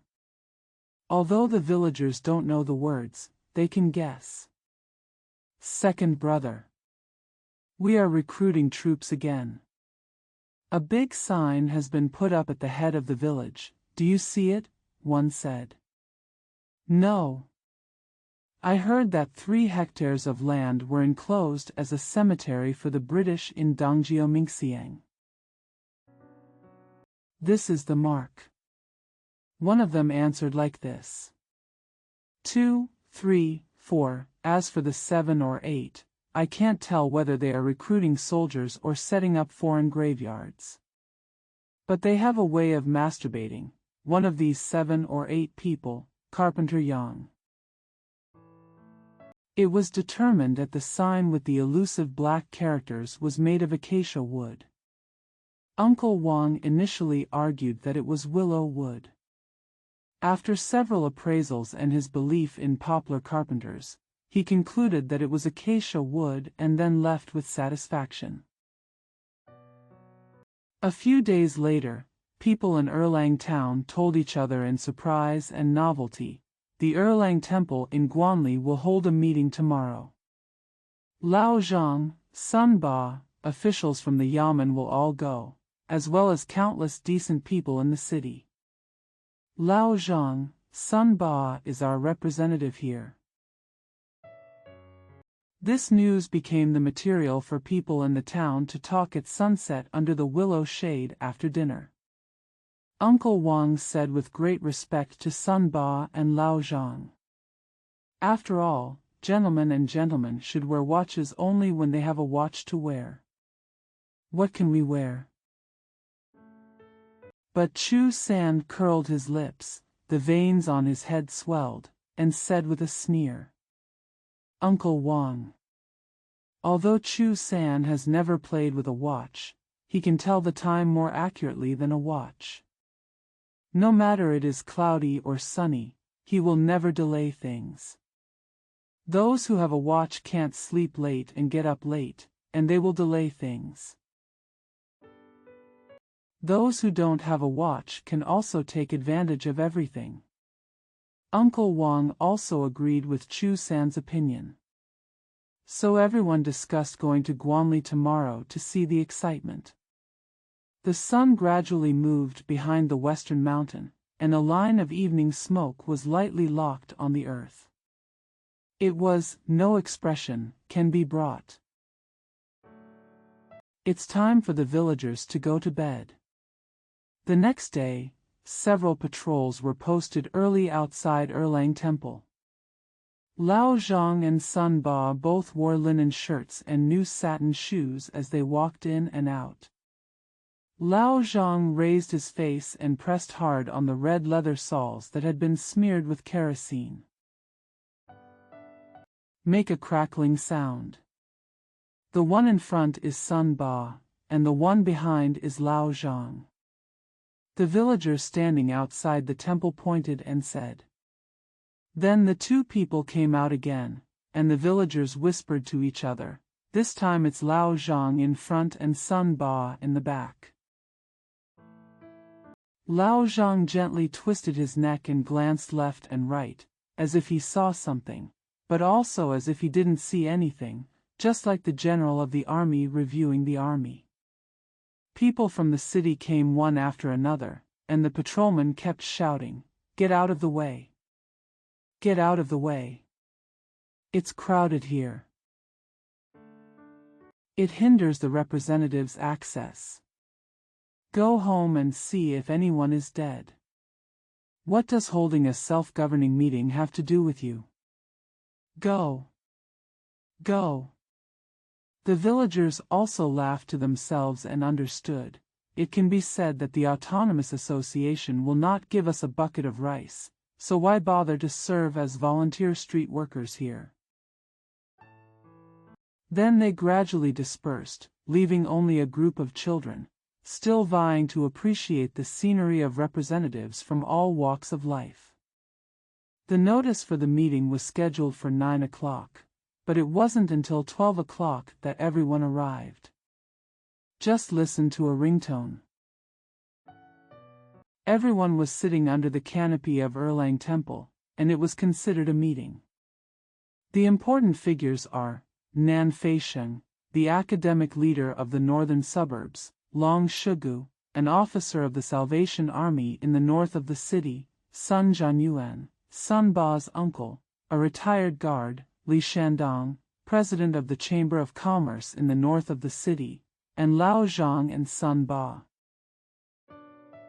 The rest were probably ambush soldiers of representatives from various walks of life. I heard that in the National Assembly, ambushes are called political parties, and in the Citizens' League, they are called supporting the corner. Some disgraceful Beijingers also call those who support the corner as supporting the bad feet. Want it? An ambush is someone who listens to someone's command and waits for something to happen in a group sport. Everyone sat down and whispered to each other, talking about family affairs, state affairs, and world affairs at the same time. No one can remember how to hold a meeting. However, Sun Shobei couldn't help it, stood up and said, "Everyone. What to do, what to do. Don't waste your time staring in vain." When Nan Feisheng's subordinates heard what Sun Shobei said was unpleasant, they immediately wanted to gossip. Nan Feisheng gave him a look, so the one who wanted to speak swallowed his words completely. Nan Feisheng stood up and said, "We should elect an interim chairman and discuss the charter. What Mr. Nan said is that, in my opinion, we should elect Sun Lao Guard as interim chairman." Lao Zhang said, "Thank you for your hard work, my uncle is a little deaf." These civilized things are not as well known as the academic affairs master, but Mr. Nan has worked so hard.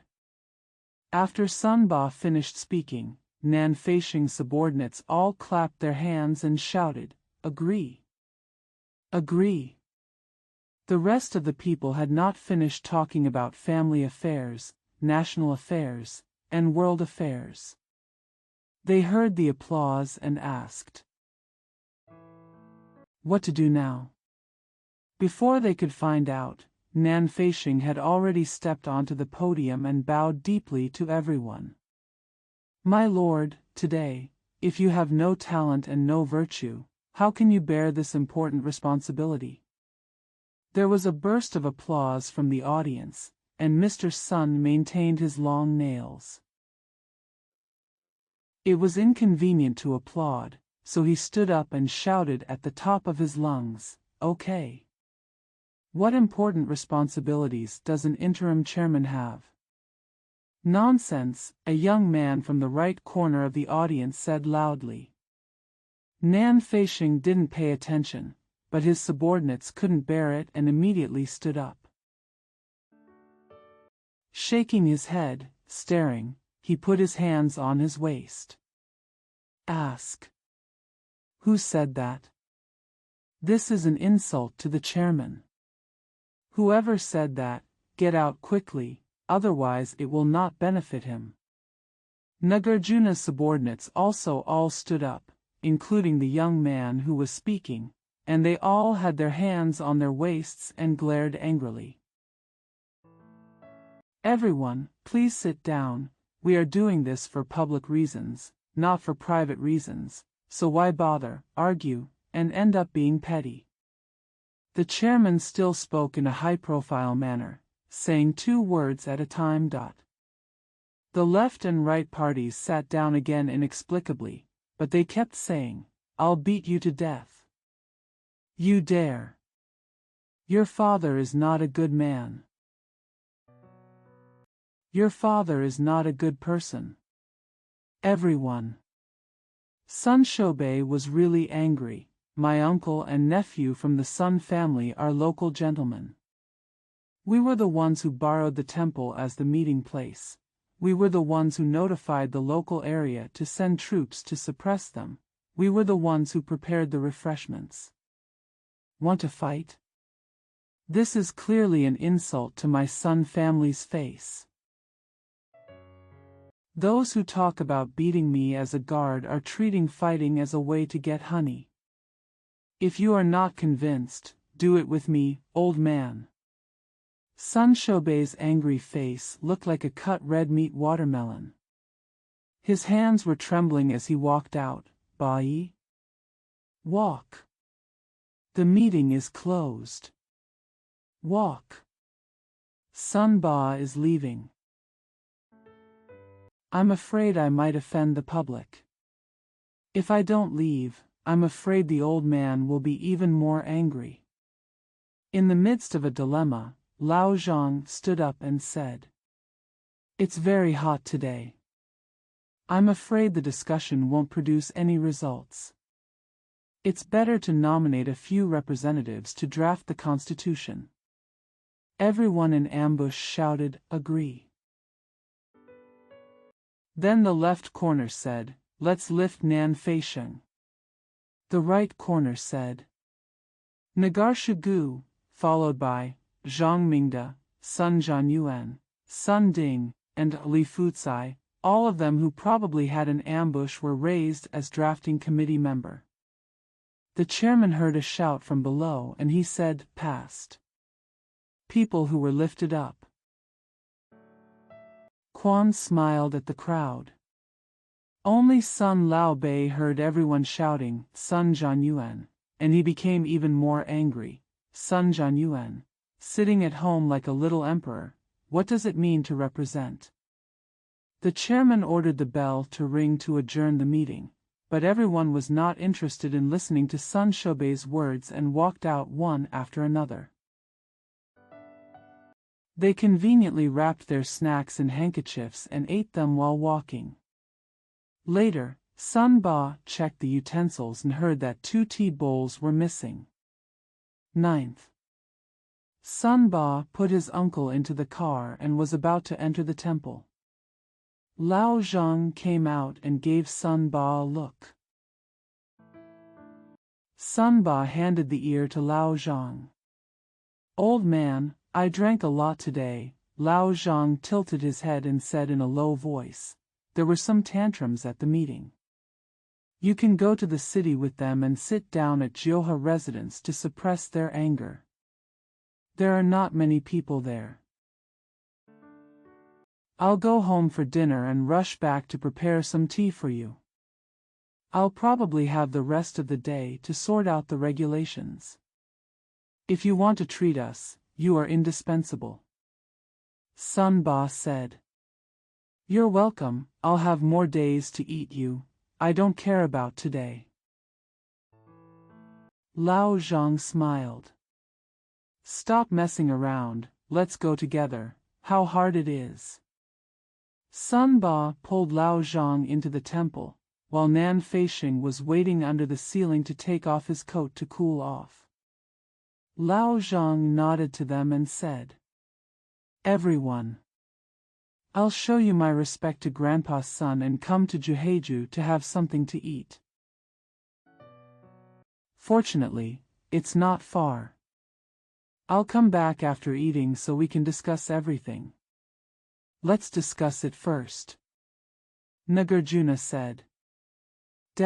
Since it is the 8th master's kindness, we must join in the fun. Nan Feisheng showed a particularly affectionate look, twirling his little yellow beard and said, Mr. Zhang, tell the soldiers to hire some foreign cars. Sun Ba said to Lao Zhang, I have my chartered car. Nagarjuna said, then walked around the circle and looked at the crowd. After the rickshaw was hired, everyone walked out of the temple with their stomachs aching rather than showing off their busy eating attitude. Everyone got in the car.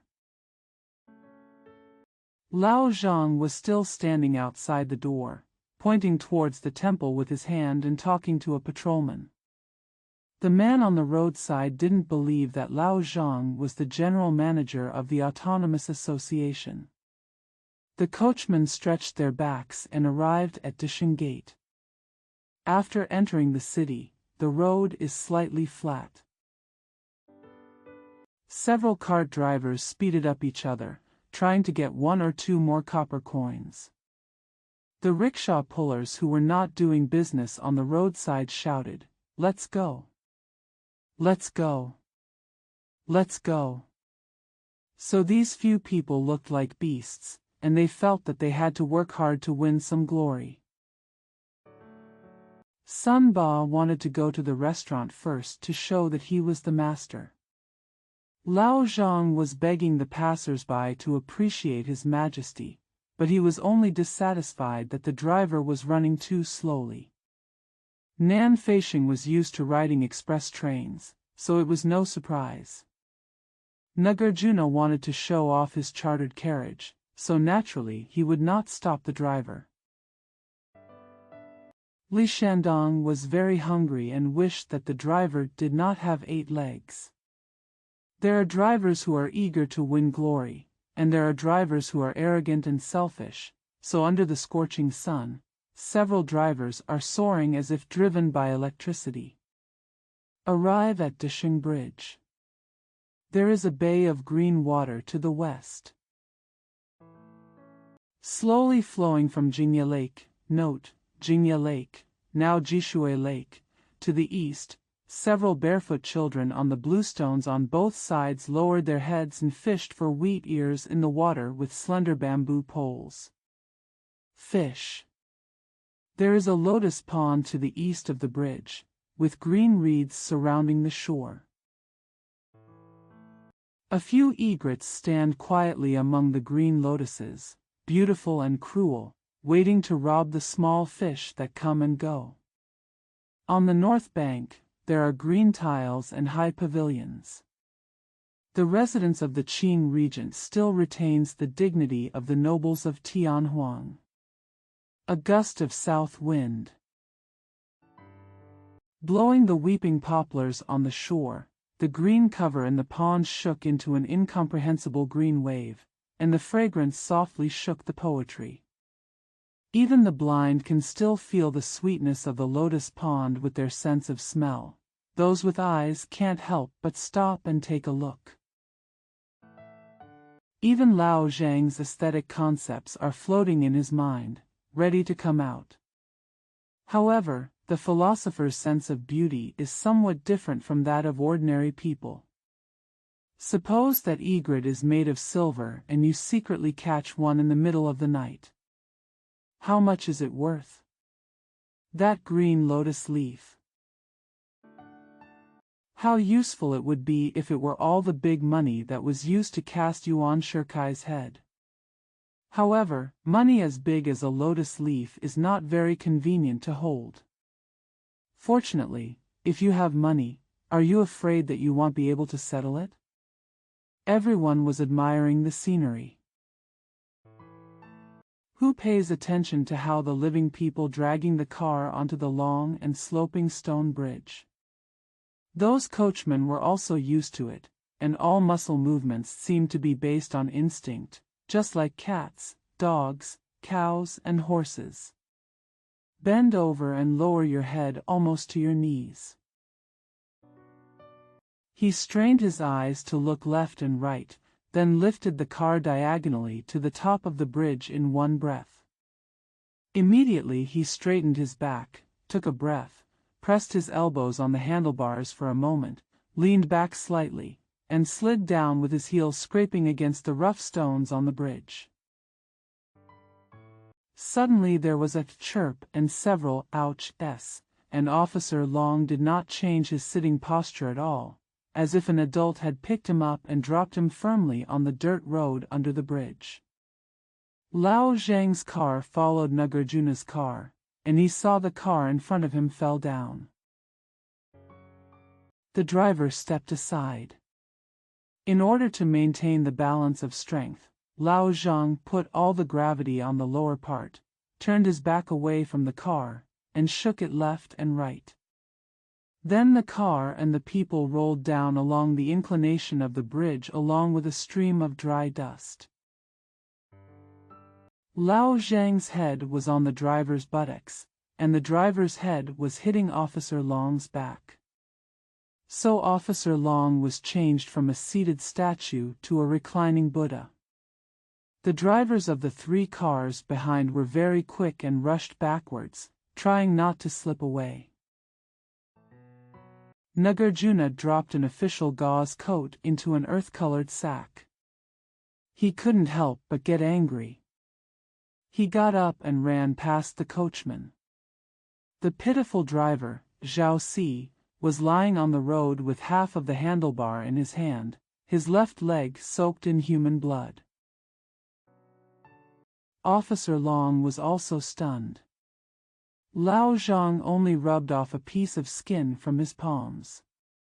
He wanted to lie down on the ground and wait for others to come and help him, but the rough stones heated by the scorching sun were as hot as a stove. He had no choice but to get up by himself and scolded the coachman for everything. The driver only looked around to see if his car was damaged, and had no intention of understanding Lao Zhang's poetic criticism. The rest of the coachmen put their cars under the bridge, wiping their sweat, nodding to each other and saying with half a smile, "Tell him to run. It's none of his business to take care of the pancake rolls and green onions." Pedestrians on the road immediately formed a circle naturally. The patrolman standing on the bridge waited until people had formed a circle before holding up the target of the iron knife and wearing the leather shoes nailed with iron palms. "Come here," twisting and turning. First he asked, "Is the person in the car injured? You're not satisfied with your clothes being stained, and you're still injured?" Officer Long said angrily, 365 days a year, I ride in the car every day, and I have never experienced such hardship. Today we have money to buy flowers. If you don't have money to buy a pot, plant it here. What do you patrol officers do?" Lao Zhang was showing off his might, speaking half to the patrolman and half to the audience. "What should I do about this coachman?"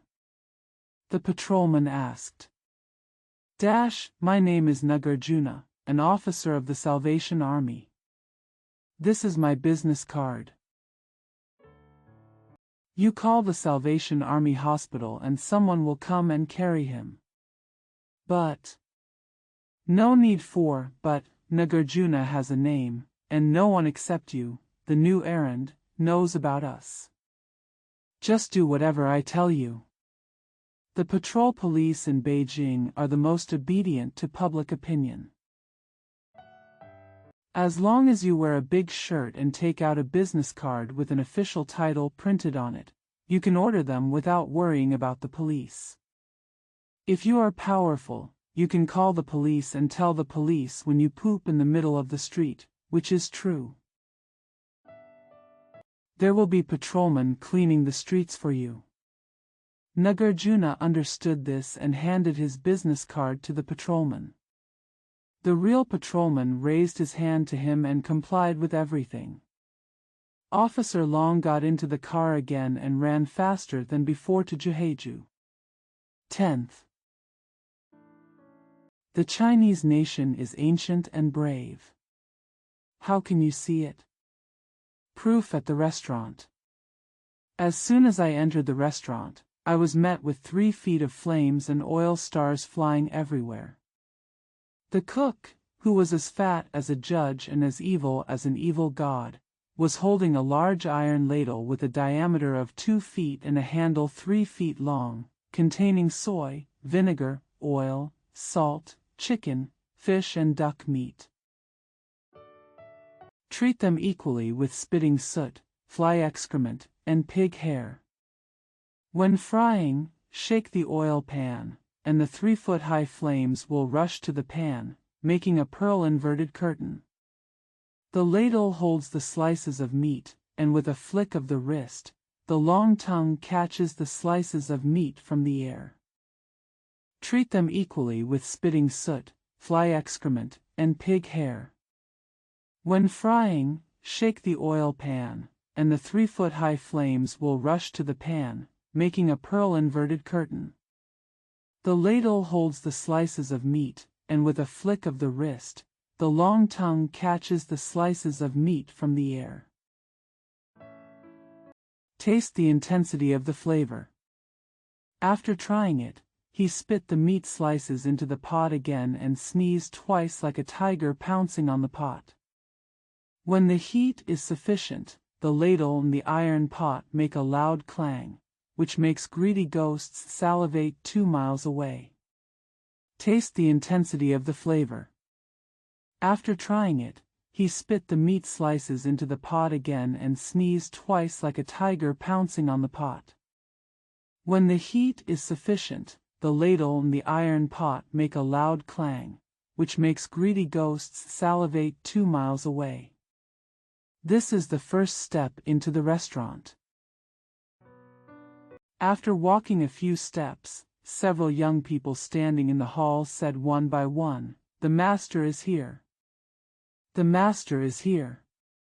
Then the young ones raised their voices and shouted, "Look at your seats," several times. Then there was a burst of slapping of shoe dust, popping of soda pop, swishing of handkerchiefs, buzzing of flies. Flies in restaurants are evergreen in winter and summer. Gula Gula's expanded range of mouthwash. This is the second level. The host and guest are seated together, no dishes or meals are ordered, and Huang is sung first. Regardless of whether the huqin is high or low, or whether the voice is good or bad, if someone sings it, someone will applaud it, and if someone applauds it, someone will sing it again. Just care about your throat, not other people's eardrums. This is the third level. After the Huang song, we order wine and food. We don't order the small ones even if they are beneficial. We don't order the expensive ones even if we eat them to make us feel dizzy. The wine must be bought in original form from a time-honored brand.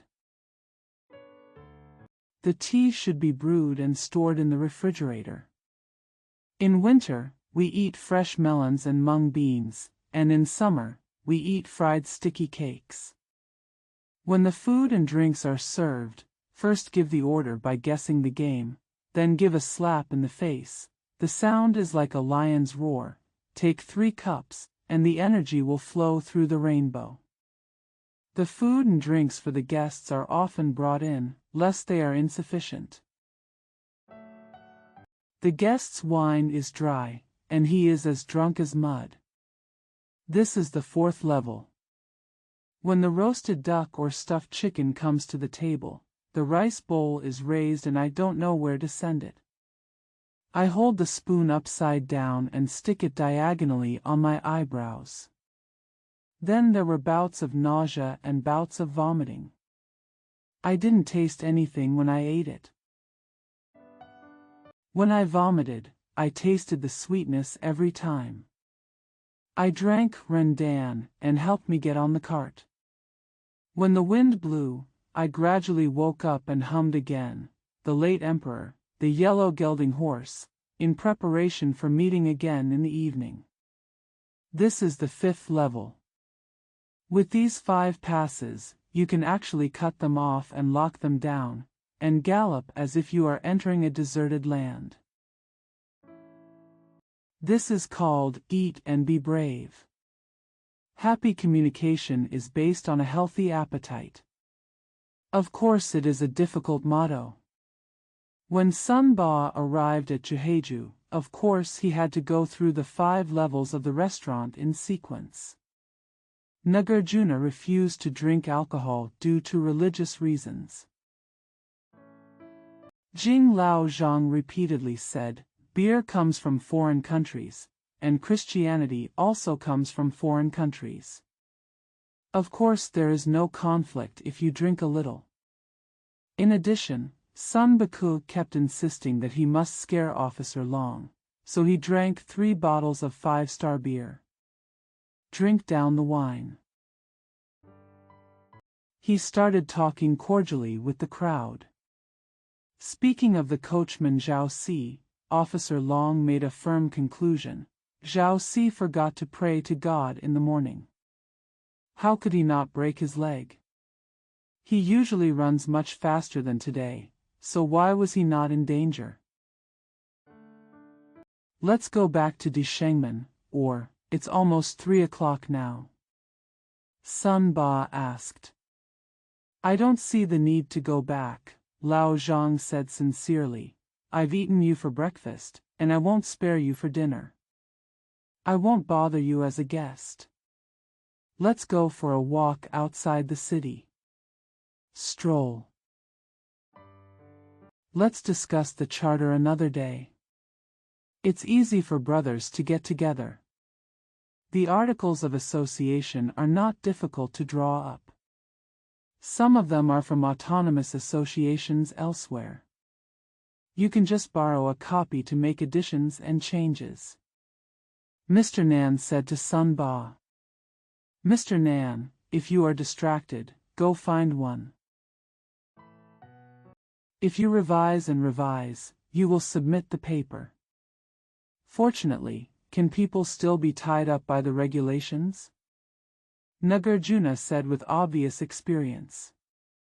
So, Mr. Nan, how hard you have worked. Sun Ba bowed to Nan Feisheng. It's nothing, Master Ba, where shall we go? Nan Feisheng asked. Li Shandong ate too much and fell asleep. Suddenly I vaguely heard someone talking about the city. He lifted his head from the table, opened his eyes and said, I'm going out of the city to listen to a play.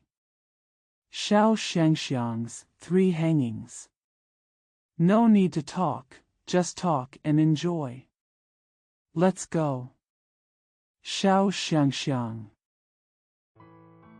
Hang yourself 3 times. Lao Zhang never paid his own money to listen to plays, so he naturally lacked knowledge about dramas. I don't know what kind of perfume Xiaoxiang is, and hanging himself 3 times is such a strange thing.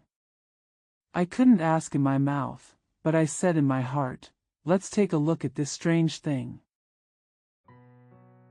There is probably no way to escape being forced to hang for debt. Hanging yourself for not paying your debts is not something you were born with.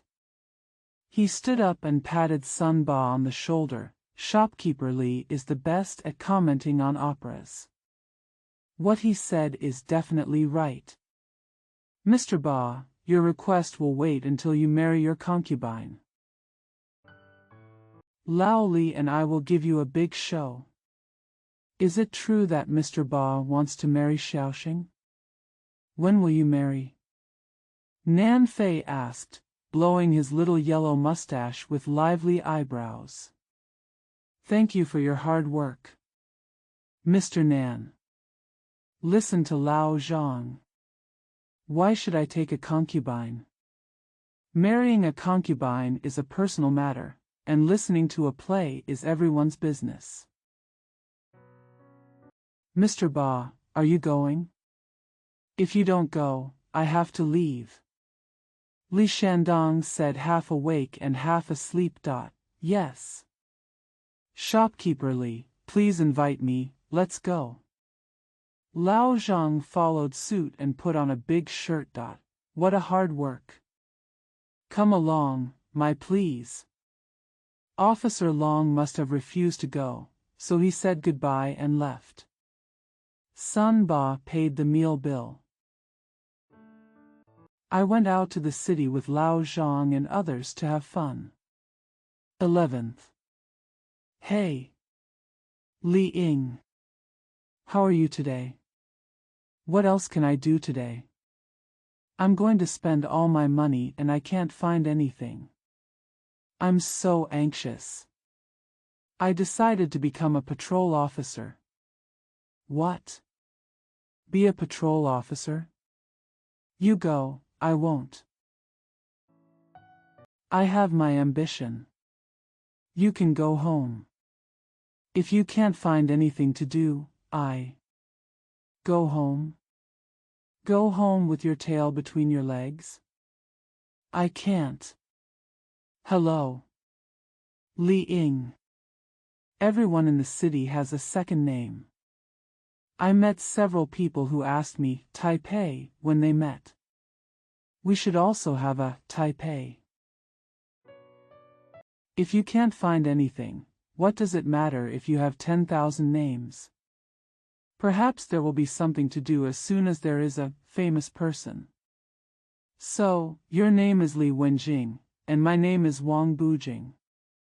It means, you want to be a patrolman, but I don't want to be. Do you think it's good? You. Just telling jokes and not doing anything serious. I don't have time to talk nonsense with you. Today you and I are going our separate ways, and maybe we can get more news than if we were together. No. I'm scared alone. Wangda said with a pout. What's so scary about a sunny day? Drink. The soldiers with guns on the road, the foreigners on motorcycles, the white-faced ones. Black face.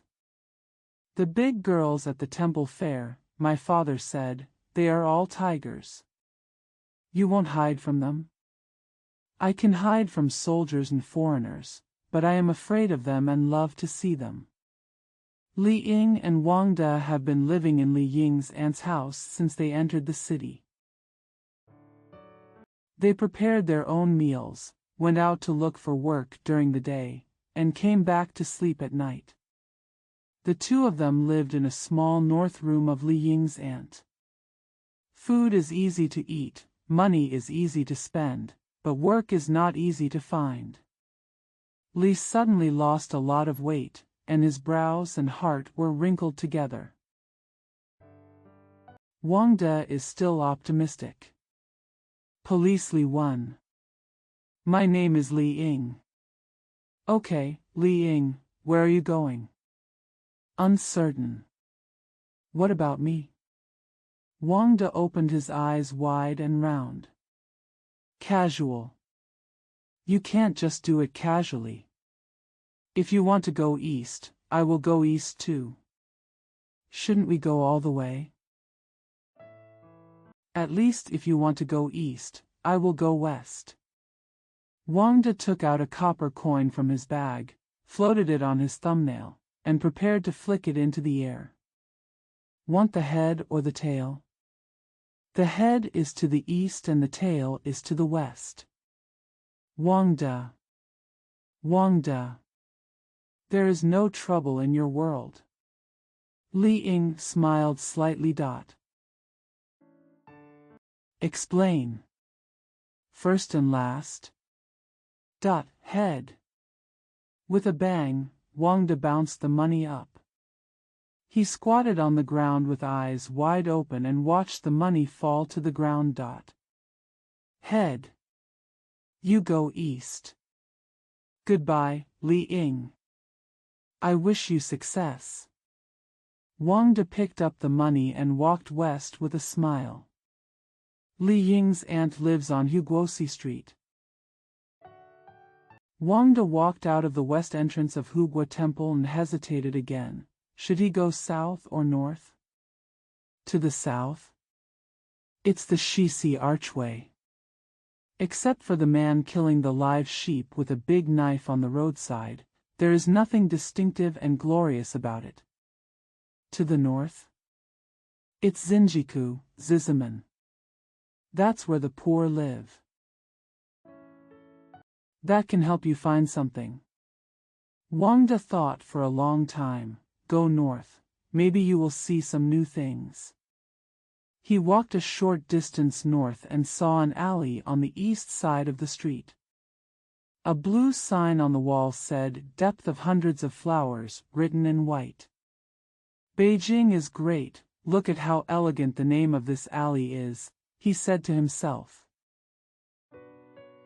Needless to say, this is the place where the hermit lives, otherwise it would have such an elegant name. While he was thinking, he unknowingly moved his legs into the alley. The alley is narrow and long. There are walls made of broken bricks on both sides. The south wall rarely gets sunlight. There is a thin layer of green moss, and there are a few faint silver tracks crawling across the high places. It feels slightly more spacious as you walk in, but the walls on both sides are more broken.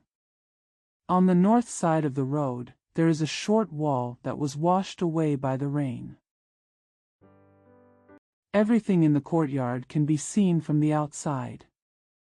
There are 3 low houses in the courtyard, with reddish-red peppercorns hanging from the eaves. There were many corn cobs covered with pink moss piled on the steps. A few vines of morning glories lazily crawled on the east wall, and a few light blue flowers bloomed indifferently. In the courtyard, a woman with disheveled hair squatted under the east wall, humming and singing children's songs, nursing a skinny child, as thin as a small yellow leather bag wrapped with some bones. Wang De thought to himself, this must be the hermit's wife.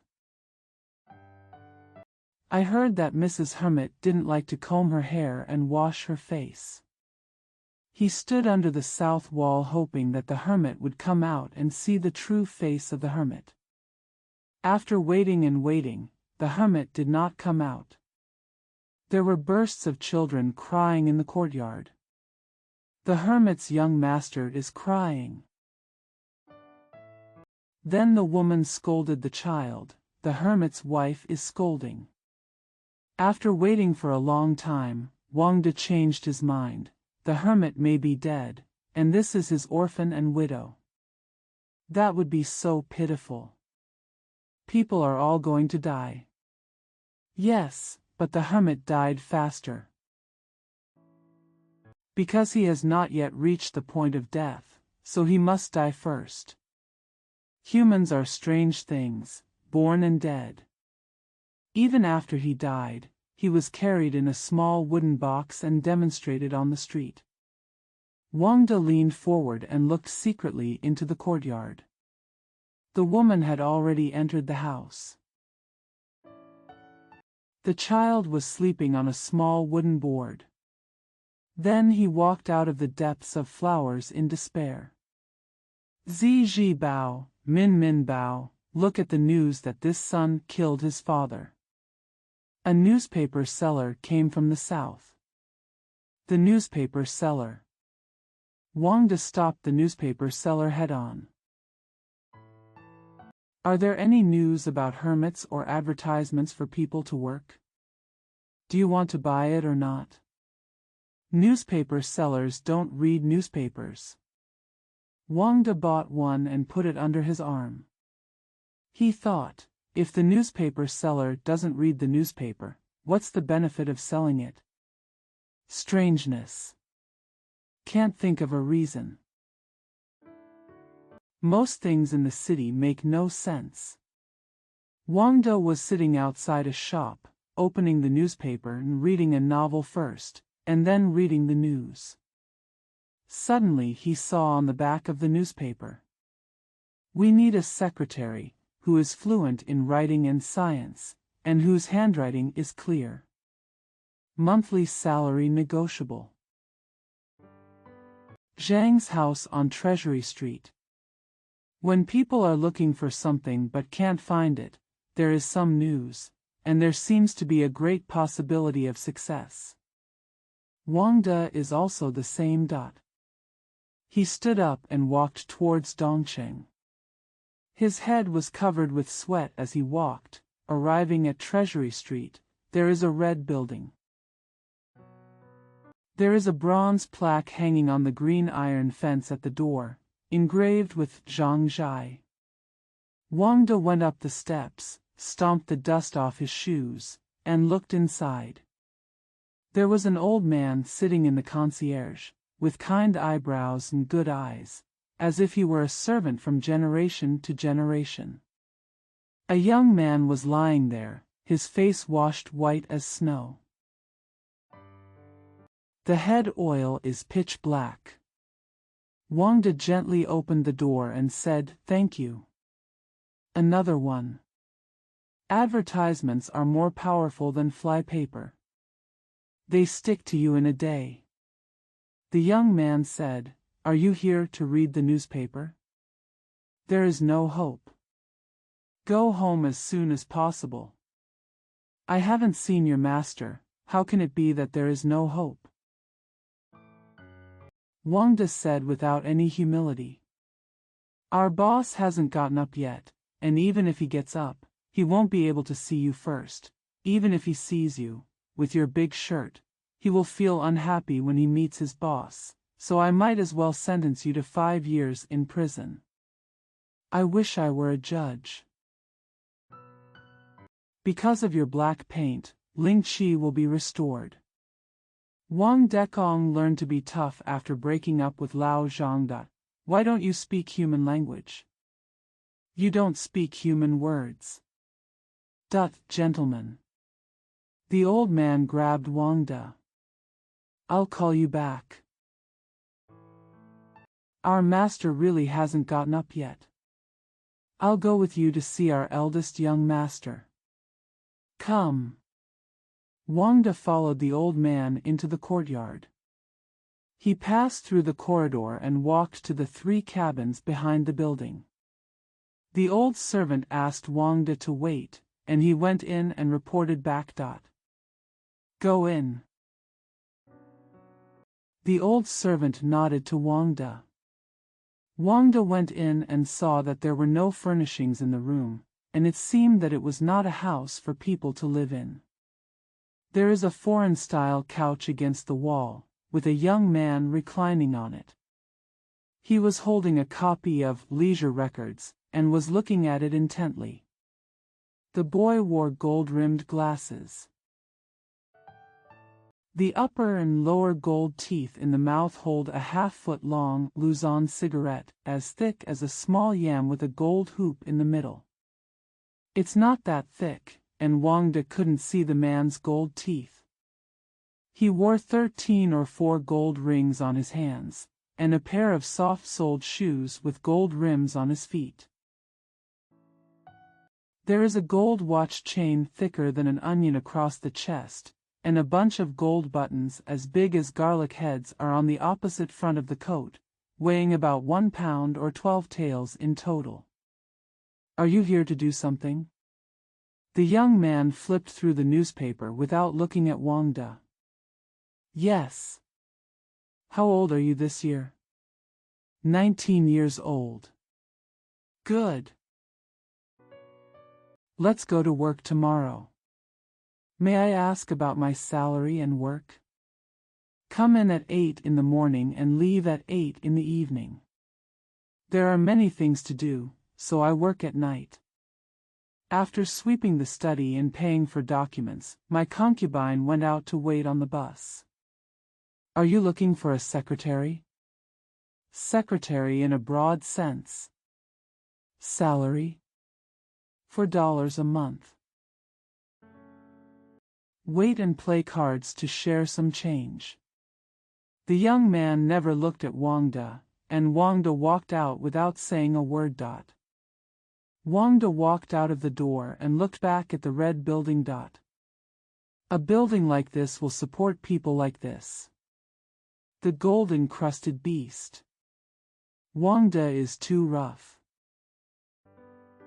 12th.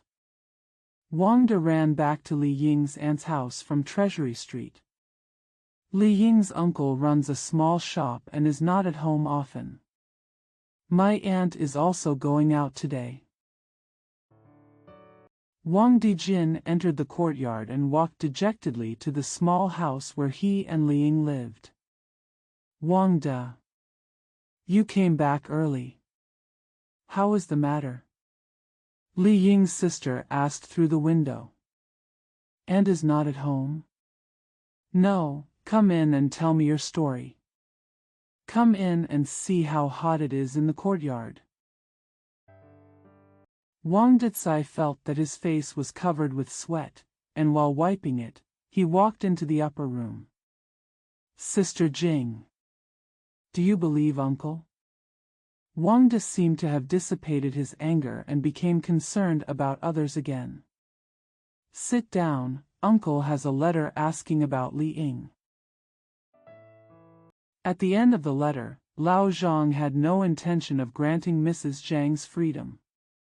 Wang De, Li Ying and Li Jing, Li Ying's sister, grew up together and saw each other every day when they were young. Li Jing has been living in the city since her uncle's career was not going well. Her aunt's house. She went to school during the day and helped her aunt with housework at night. Now she has graduated and no longer wants to go to school.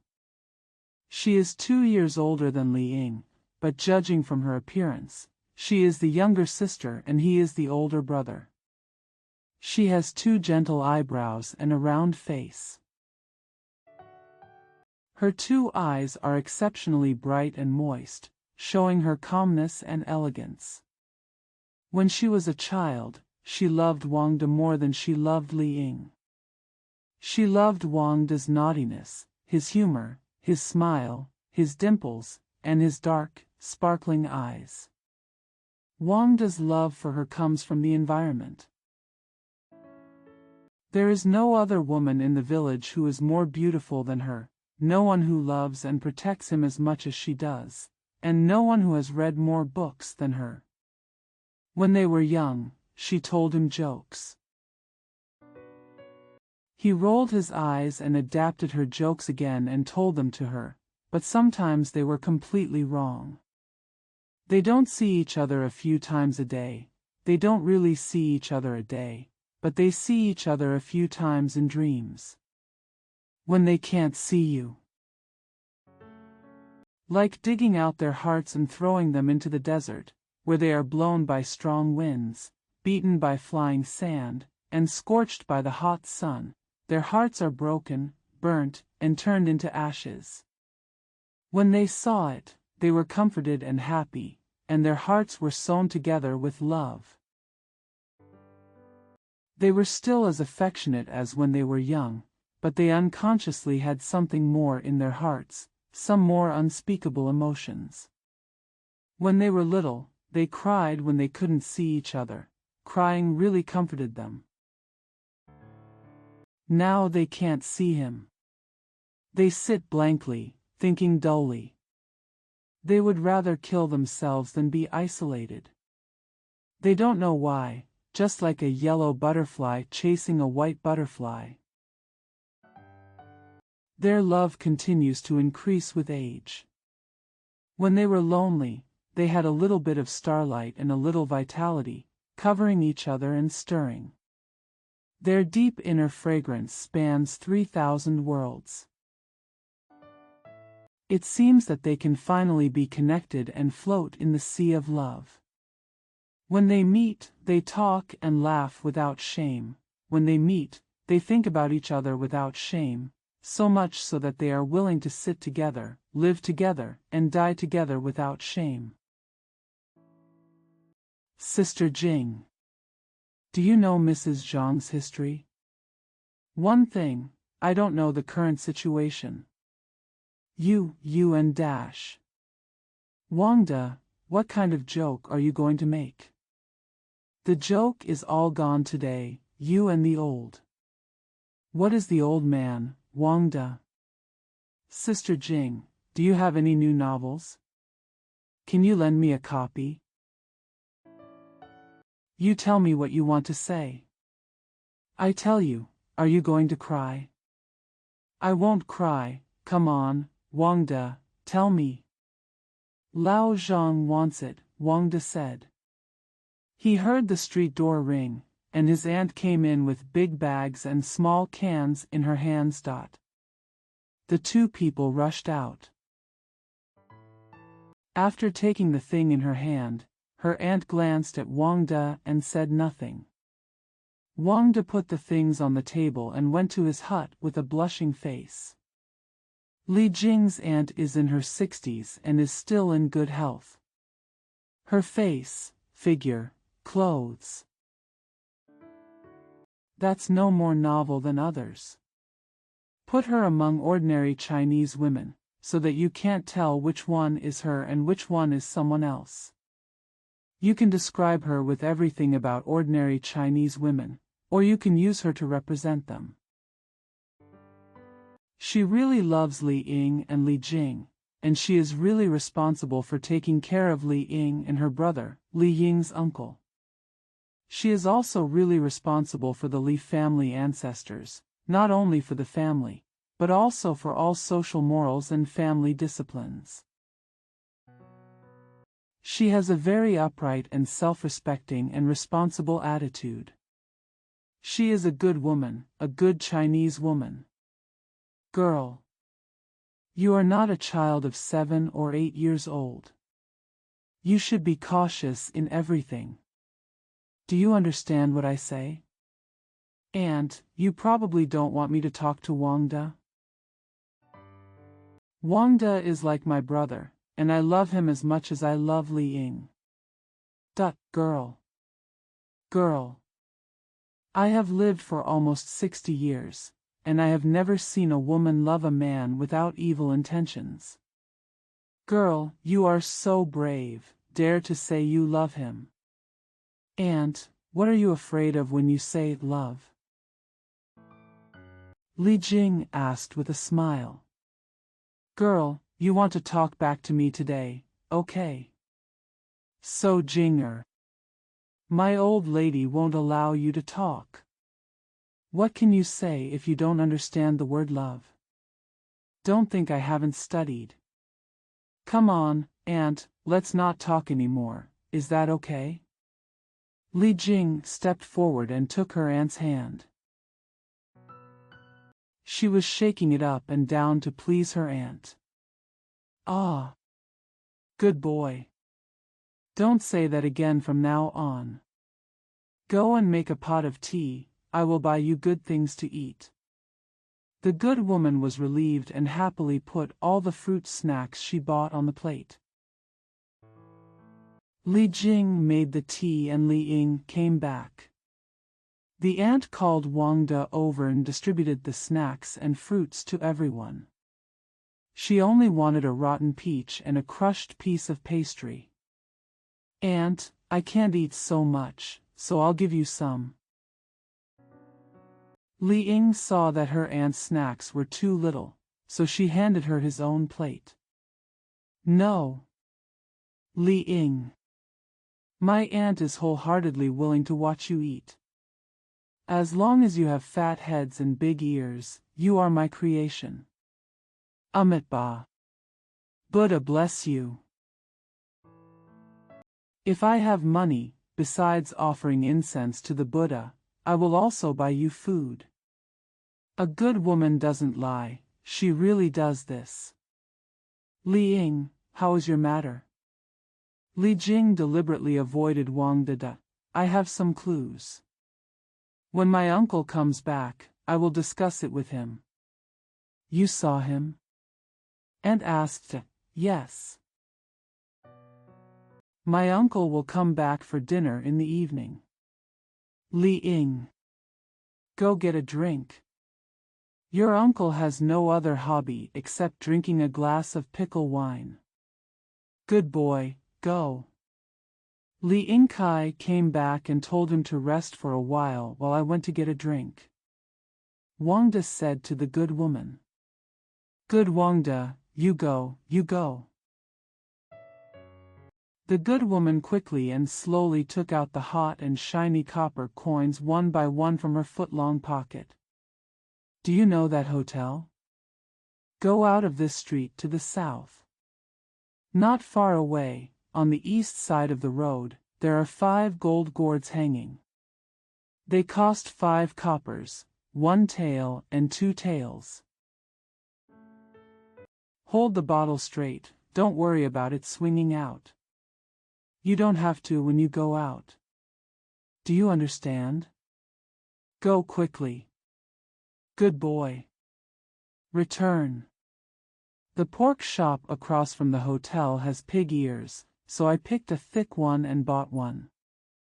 He just loves to eat crunchy soy ears, right? I'm not worried. Your young service is unreliable. Give me the bottle, or I'll go. The last time Li Ying bought mutton, the blade was blunt and the meat was not cut. I'd better go by myself. I will buy it. I'm an expert at buying sauced ears.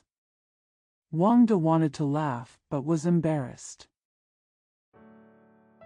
He secretly glanced at Li Jing again. I remembered. The good woman really thought for a while. You two don't need to go out to eat. How about eating with your uncle? Wangda did not dare to answer first, but Li Ying suggested using their money to buy more vegetables. Everyone had a great time. The aunt agreed and asked Li Ying and Wangda to go shopping and drink together.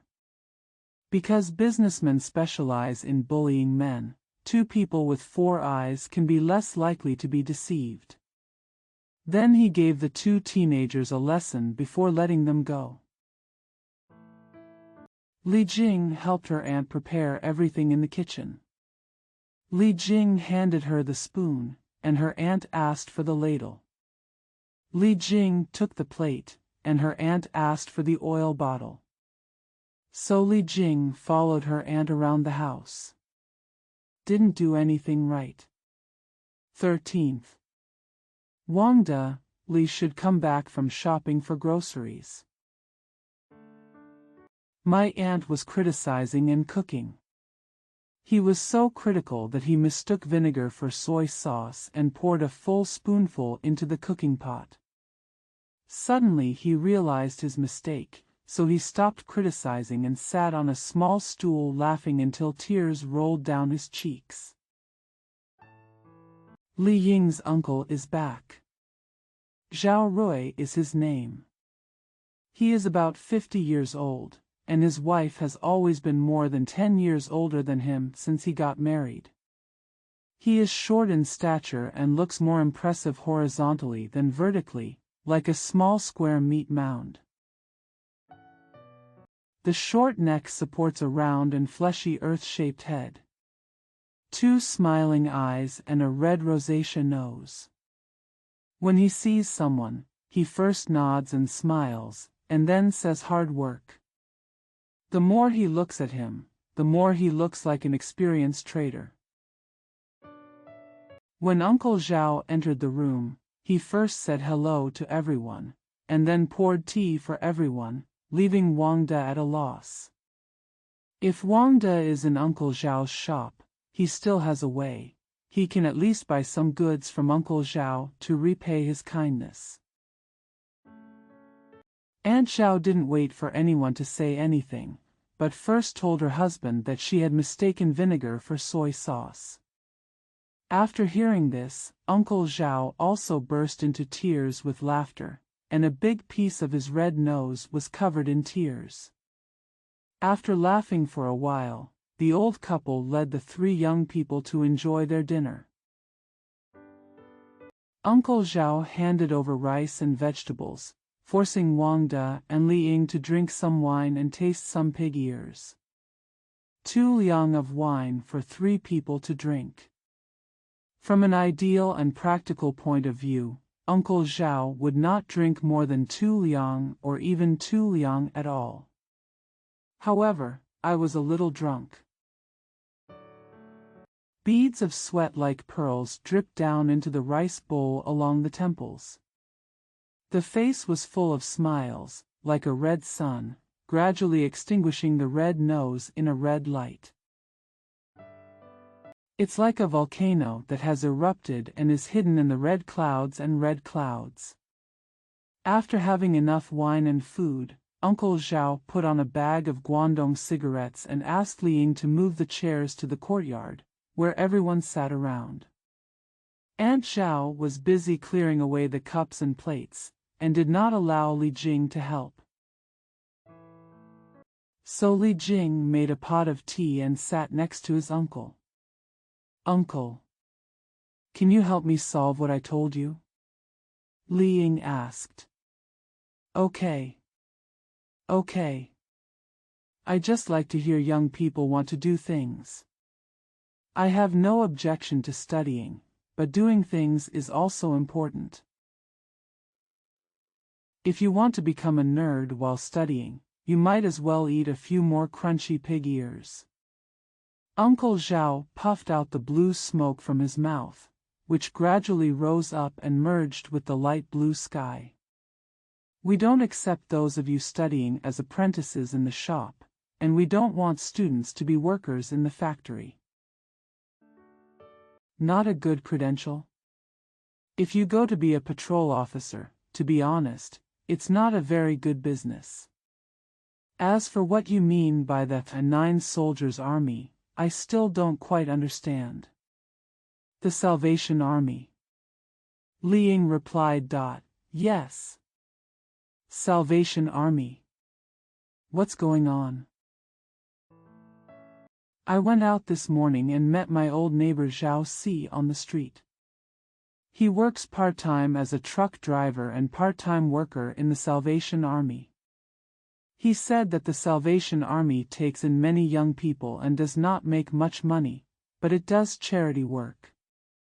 So I ran to the Salvation Army church. After listening to some religious lectures, it makes sense. What are they talking about? Wang De interrupted and asked. They say that everyone is guilty, and there is only one God who can forgive us, if we can trust him to do good things.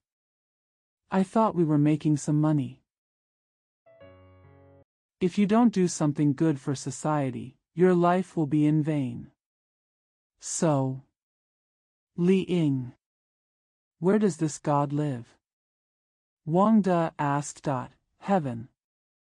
Li Ying answered solemnly. It's the Buddha who is in heaven. Uncle Zhao half closed his eyes, holding his pipe in his mouth, as if he was about to fall asleep. But, Inger, I was a little worried about going to Xinyang to teach. I think as long as there is a group and everyone works together to do good things, I am willing to join, regardless of whether it is a foreign religion or not. Li Ying said. you must know that they do good things? Li Jing asked. If you don't believe me, go and see. The church is neat and solemn. There is another spirit. I am a businessman, and I can only say 3 things about my profession. How much money can you take? Take it from the church. Lao She said 5 yuan a month, but my purpose is to do some good things, and I don't care how much money I make. Good. You go try it first, it doesn't work. Let's find something else to do. After Uncle Zhao finished speaking to Li Ying, he then turned to Wang De and said, What's your matter? If you let me curse, I will say it. Wang De thought of the gold-encrusted humanoid beast. Don't curse, your sister is sitting here. Without her, I don't care what you curse. If you do this, you may curse in your heart and say it with your mouth. Wang De then told what happened during the day. Then he expressed his will. Look, Wang De said to Uncle Zhao, is it okay if I enter the school? Things are too hard to find. And am not willing to do small things. It's nice to study, but there is one thing. Can your father provide it for you? Your sister, Uncle Zhao pointed at Li Jing and said, has been studying for 5 or 6 years. Today she buys leather shoes and tomorrow she buys a white hat. She doesn't spend much money on books. Bits and pieces almost bankrupted me, for God's sake. I don't understand new things, so I can't figure out how I can recognize words as soon as I put on leather shoes. You know your family finances better than I do. If you don't have money, you don't have to think about studying. There is nothing better than finding something to do. Girl, don't worry too much. I don't mean to say you spent my money. I don't care about money. Good girl, pour me another bowl of tea for my uncle. Uncle Zhao drank enough tea and put his pipe in his waist. He said toward the room, I said, I want to go back to the shop. If the children have anything to say to me, ask them to come to the shop to find me. I said, Aunt Zhao in the room answered, and then walked out with the unfinished plate. Is today's food good? Good. It's just a little sour. Are you sour? Save soy sauce. Soy sauce is much more expensive than vinegar. The old couple burst into laughter, and Uncle Zhao said to Li Jing again, Thank you, girl, for cooking and serving tea. Wait for your uncle to come and talk to you about being an old lady. Don't talk nonsense, uncle. Li Jing lightly hit her uncle. Good girl, hit me. Wait until I tell your mother-in-law. Uncle Zhao walked out with a smile, and his aunt followed him asking questions. Li Ying and others were still sitting in the courtyard. It had been about 4 or 5 minutes since Uncle Zhao walked out, and he could still hear his loud and thick smile. Sound. 14th. On the second day of the Mid-Autumn Festival, Lao Zhang didn't wake up until noon. Because yesterday I collected the festival gifts, settled the shop's accounts, and collected the debts owed to the customers, it was not until the 4th watch that I tightened my belt and went to bed fully clothed. The bright moon like foreign money reflects the golden buildings and jade buildings in the sky. Copper Cave and Silver Mountain, there is another fairy world in Lao Zhang's dream.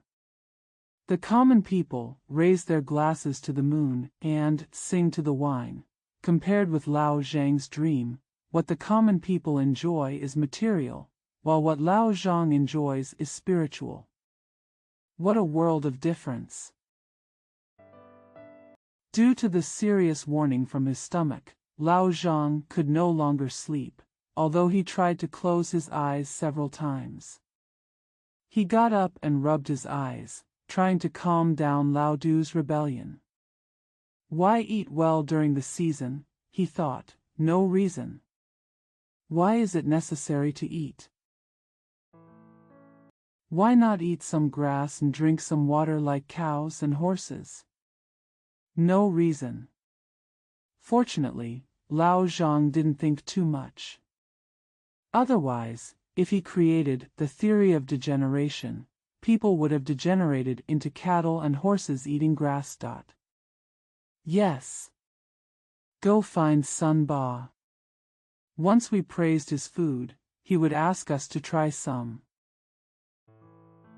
As soon as we taste some, we will taste some more, and we will get rid of it. Right. Lao Zhang raised his shoulders, took a mouthful of cold water and rinsed his mouth, and walked through Sun Ba's house. Is Master Ba up? What a joke! What time is it? Why don't you get up yet, Mr. Zhang? Thank you for your hard work. Come in and sit down. I just got up. What, drank too much wine again? Do you have time to drink? Paying bills and collecting debts will make people busy. There is nothing we can do. Who said we are the spirits of all things controlled by money? Mr. Zhang, I have real lotus white sent by a friend. Let's have a drink. No. I have to treat you today. Lao Zhang said boldly. Ready-made food and wine, no trouble. After Sun Ba finished speaking, Lao Zhang winked and smiled, and said in his heart, I never thought it would be so easy for Lao's son to get food. The food and wine are set. Lao Zhang looked very affectionate, just like a camel in the desert storing water, and planned to eat it for a week. Sun Ba sees that the more customers eat, the more he likes it. The unfortunate guest's stomach cracked like an autumn melon and he died. Sun Ba was particularly happy to buy coffins for his guests. 8th Master. Is our meeting scheduled for the day after tomorrow? Lao Zhang said as he ate, and was busy picking up the meat residue that spewed out from the table into his mouth. Probably. Who do you think should be the president? Doesn't it all depend on everyone's election? Sun Bei has been influenced by the autonomous community in the past 2 or 3 months, and sometimes he uses new words and phrases very appropriately. Who said that? The self-governing association is run by us, the members are appointed by us, and whoever we ask to be the president can be the president. Said. Lao Zhang picked up another piece of fat meat and put it in his mouth. Yes. Yes. Who do you think should be the president? Wait a minute, does Mr. Ba still have wine? I still owe you a cup. After drinking the wine, please ask my sister-in-law to make us 3 bowls of hot rice, which are hot, sour, and spicy. Let's finish eating in one sitting and then talk about the meeting, okay? Good. Sun Ba went to the kitchen and asked him to make hot rice. After finishing 3 bowls of hot rice, Lao Zhang added 3 steamed buns and a few mid-autumn moon cakes. Then he touched his belly and said something he couldn't help but say, I'm full. Then try to hold your belly up, stand up, and walk slowly in the house. The base of my tongue couldn't hold down my esophagus, and the contents of my stomach were pushing up. Bei. Do you have any benevolence pills? Give me a few. New habits. You must take Rendan after meals.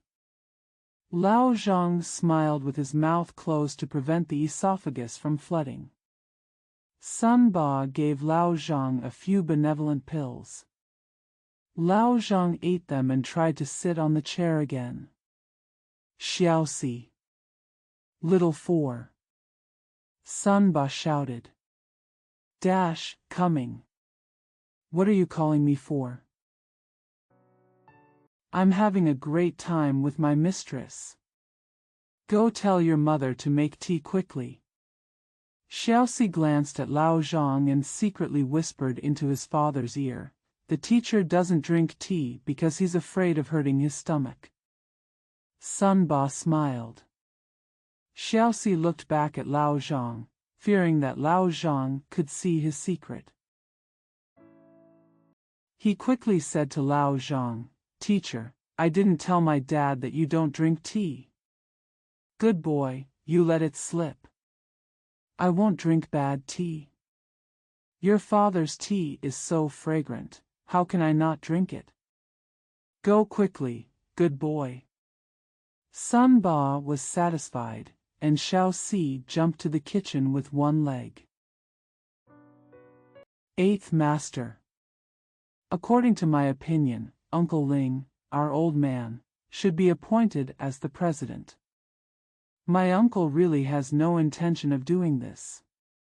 Besides, people in the club don't like old people. Master Ba, listen, I have a reason. Who is the important person in the meeting now? Naturally, it is Nan Feisheng, Nagarjuna, and you and me. We have similar reputations and abilities. If we get into a fight, the meeting will break up. It doesn't matter if the meeting is broken up. What matters is that if the government immediately implements self-government, we will have nothing to rely on. Isn't it too late for a young lady to get on the sedan and have her ears and eyes pierced? So now, firstly, we need to avoid competition among the few of us, and secondly, we need to keep the president in our hands without competing. This is what I advocate for Uncle Ling, our old man. Reason. What's the reason? Sun Ba asked. My Ba Yi. It's not obvious yet. You see, you are a local gentleman and your uncle is an old gentleman. In terms of status, property, and reputation, it seems that this president must also fall into the Sun family. If someone else carries him away. Not only is it a shame for your Sun family, but it is also a shame for our Disheng Sun family. However, you, a gentleman, cannot defeat our old gentleman. President of your sports club, the non-face students can object. We have to carry it out for our elderly people. Keep them speechless. The old man naturally doesn't want to do things, so it's just right to let the old man bear the name, and you and I will handle everything secretly. You understand, I don't mean to play tricks on us old people. One sentence to the end. We cannot ask outsiders to take away the president. Yes. That is. The more you say it, the more correct it becomes. Sun Bali stood up and shouted out the window, Xiaosan's mother. Change the tea leaves and make tea. Li Shandong and you are naturally not willing to support the elderly, Lao Zhang continued, Nagar Shigu. I went to tell him that he did not dare to disobey us. There was only one Nan Feisheng left, so he couldn't sing with his palms alone and stared blankly. As for the staff, give the chief of the investigation unit to Lao Long, and give the documents to Nan Feisheng. The accountant is mine, because you can have your uncle be the president and your nephew be the accountant. You come to socialize. I'm in charge of the money, and you go and socialize. In the future, Whoever has the most connections will take advantage. That is. Where is Li Shandong? His general affairs. The shopkeeper's job as a general servant is called getting what you want. But if we think this way, can members follow suit? Ba Yi. You are so honest. Honest people are really not suitable for doing civilized things. Aren't the members invited by you and me to support you? If you use money to buy snacks for them, can they disobey your orders? Good.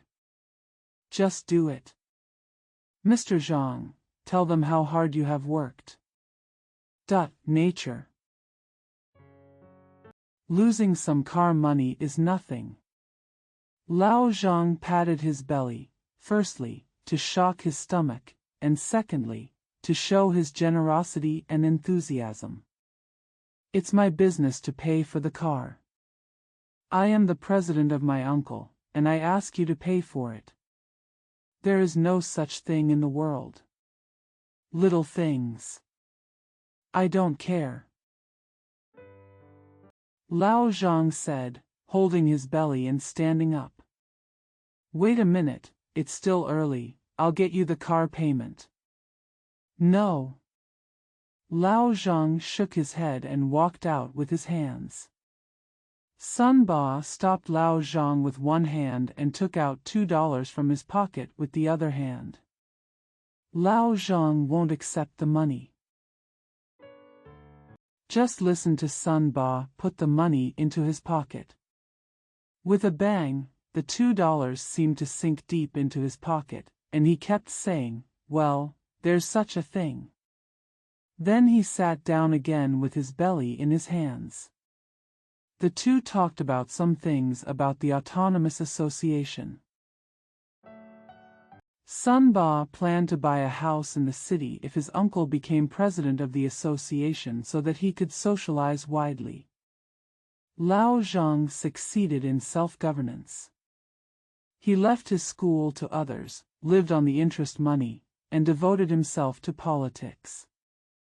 The two of them were beaming with joy. Compliment each other. Seriously, Mr. Ba, there is no way to be an official in any business. You can only get a little bad money from business. Money that is small and obtained by hard work is called bad money. See Chapter 1 of Lao Zhang's Economic Principles, Chapter 23. Become an official and gain both fame and fortune. If a businessman has money and wants to marry a mistress, some may look down upon him. But once a man becomes an official and does not marry a concubine, no one will think highly of him. They both have money, but their status is much different. That is. Look for something to say, Master Ba. Do you want to have a concubine or not? Lao Zhang's main goal was to bypass the Hetao and reach the mouth of the Bohai Sea. I have no intention of having a concubine, really. Sun Ba said sincerely. Ba Yi. You have to think about your status. You are a gentleman now, and you will be an adult once self-government is achieved. How many adults do not take concubines? Let me ask you. If a military attaché becomes a battalion commander and does not marry a child, can his superiors have contact with him? If a civil servant becomes a governor and does not marry a child, will anyone promote him? Eighth Master. You want to go into politics, so don't follow the crowd, okay?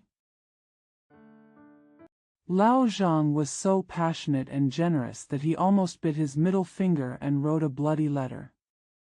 Your eighth sister-in-law gave birth to a son and a daughter for me. If I want to marry another one, wouldn't I be sorry for her?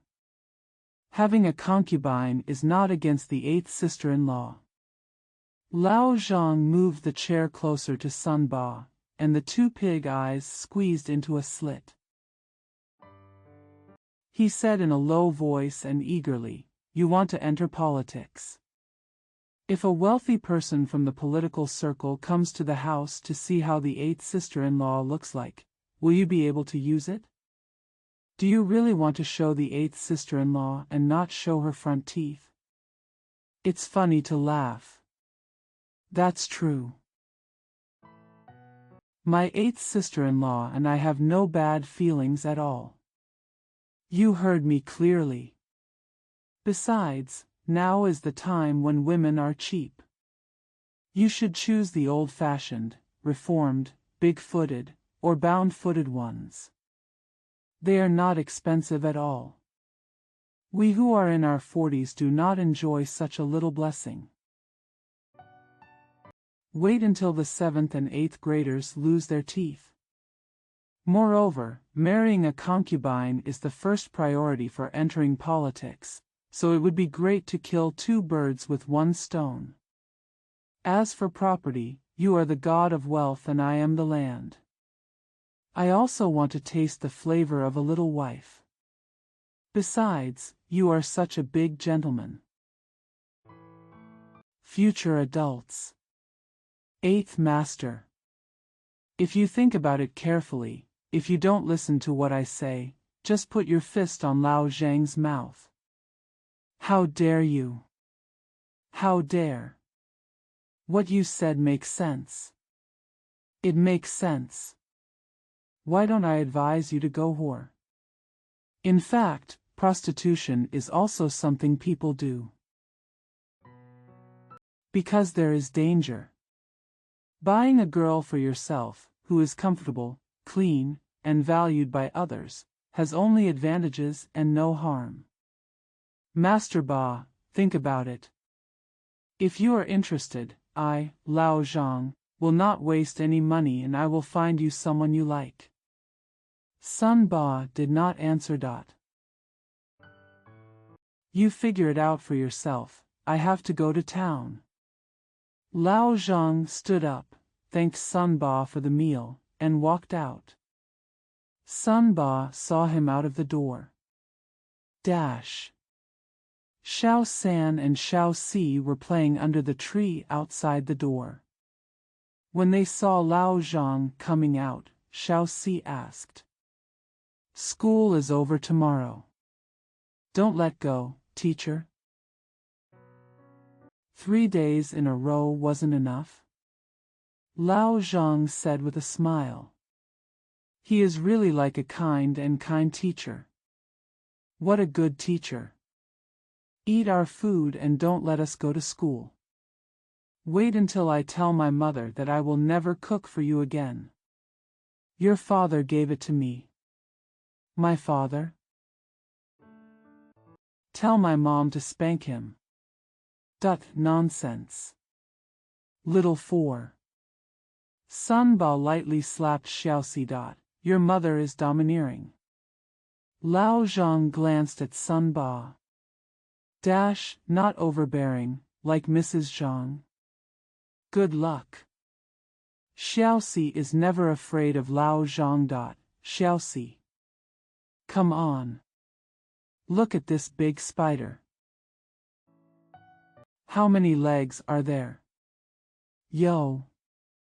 Really, mistress? Xiaoxi ran to the root of the wall. Lao Zhang took the opportunity to escape. 15th. Lao Zhang wanted to write a letter to Nagashugu and tell him about the election plan. Then just think about it, except for the election. There is also the matter of interviewing Nagarjuna. And if you walk into town instead of taking a car, you can save at least 3 cents on stamps compared to writing a letter. So he decided to take a short trip. Nagarjuna lived in Old Gula Street, and Lao Zhang's route was to get closer to Dishengmen. But he had eaten too much for breakfast, and he was thirsty on the way and had nowhere to go to find tea. It would be better to follow the city routes eastward and enter Andingmen. When I was thirsty, there was plenty of water from the moat. It would be inconvenient to pick up 2 handfuls, so I decided to take this route. Ancient and strong city walls. There are small trees with short and thick branches. Some are hung with half-red tiger-eye dates, swinging in the wind, attracting wild birds to fly up and down to peck at them. The wide dirt road under the city wall is marked with car marks more than half a foot deep. Against the wall, golden chrysanthemums are still blooming. It is even more quiet and profound.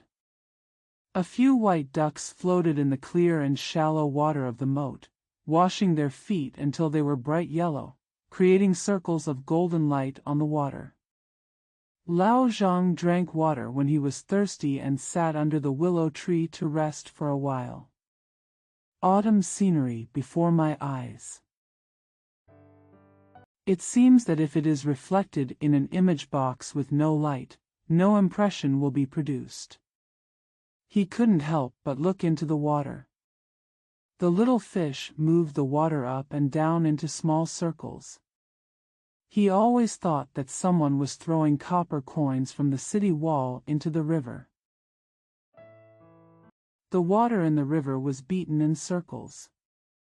With Lao Zhang's cleverness, he soon understood that it was a game played by little fishes. Although, he still looked back many times. Lao Zhang followed the drink and entered the Anding Gate. Then follow the city route and walk towards Old Drum Tower Street. Nagarjuna's house faces east and west. It has a small red painted door with a black center and gold letters. On the left is, God says good things, and on the right is, Jesus keeps you safe. A small sign on the left door frame reads, The Salvation Army Dragon. Nagarjuna happened to be at home. Let Lao Zhang go to the upper room. Lao Zhang explained everything about the election, but Nagarjuna didn't say anything as acquiescence. After talking about the election, Lao Zhang mentioned Long Shugu's debt, but Officer Long just responded perfunctorily, saying that he would pay it back soon, but there was no set date. Although Lao Zhang was anxious, Nagarjuna's support, which was neither humble nor overbearing, prevented Lao Zhang from getting angry. Suddenly there was a soft sound of broken leather shoes in the courtyard. Long Feng, Officer Long's daughter, followed several girlfriends in and saw Lao Zhang in the upper room. They all went to the east room to joke. Girls still go to school? Lao Zhang sent them to the east room with his eyes, those little pig eyes, and asked, Now that I have graduated, you can help me with some work in the church. Okay. Girls can make money too, so you, surnamed Long, are capable. That all depends on God's blessing. If I had such a good daughter, Lao Zhang, could have enough food and clothing for the rest of my life. Unfortunately, I don't have that blessing. Lao Zhang said miserably. I don't understand what you mean. It's not difficult to understand. People who are now officials. You don't want to marry a female student. With the girl's abilities and appearance, why not worry about marrying a rich man? Do you still have to worry about food and clothing for the rest of your life? We religious people cannot sell our daughters to seek our own wealth. Nagarjuna's solemn face represents the dignity of God. Old dragon. You can't just think in one direction. When it comes to religion, I know no less than you do. Your current situation is much better than it was 3 or 4 years ago. Why? God's grace. Why do you have such a good daughter? God's grace. God gave it to you. You have the power to dominate. If God gives you money, you can spend it as you like. Why can't you give the daughter God gave you to someone else's family so that you can enjoy some blessings yourself? Belief in Buddhism and Jesus is the same thing, but it is just about seeking some blessings in this world. Do you think the religious principles I mentioned are true? Nagar Shugu didn't answer, and Lao Zhang looked at Lao Long's face quietly. Your debt can never be repaid. It's not that you can't repay it, it's that you are unwilling to repay it. Lao Zhang stabbed Lao Long again. What? Look, there is such a good girl. If you tell her about her husband's family, she will get at least 1,000 yuan as a gift, and the debt can be paid off. Isn't this a way to survive by paying off the debt and then using the girl's power to give you a full-time official position? Besides, accepting a bride price is a recognized thing. It does not mean selling your daughter. If you are willing to keep the bread and starve, there is nothing I can do. Nagarjuna hasn't spoken yet. Lao Zhang stood up and walked around the house with his hands behind his back. Sometimes he approached the door and window and looked into Miss Long's room. You also have to think about it for me. Who can bear to put a bald-tailed eagle on a large piece of silver cake? Think about it. Let's see you another day. If you are willing to follow my ideas, I will not charge you any money and I am willing to help. After Lao Zhang finished speaking, he opened the door and walked out, then looked at the east room. Nagarjuna only said goodbye. Lao Zhang was not sent out.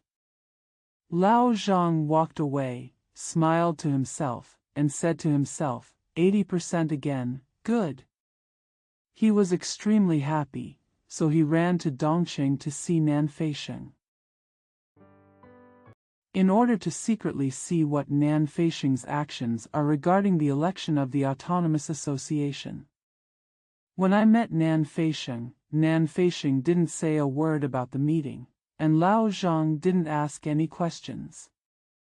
Fortunately, Nan Feisheng stayed with Lao Zhang for dinner, and Lao Zhang ate another rain millet from the sky, and ghosts crying at night.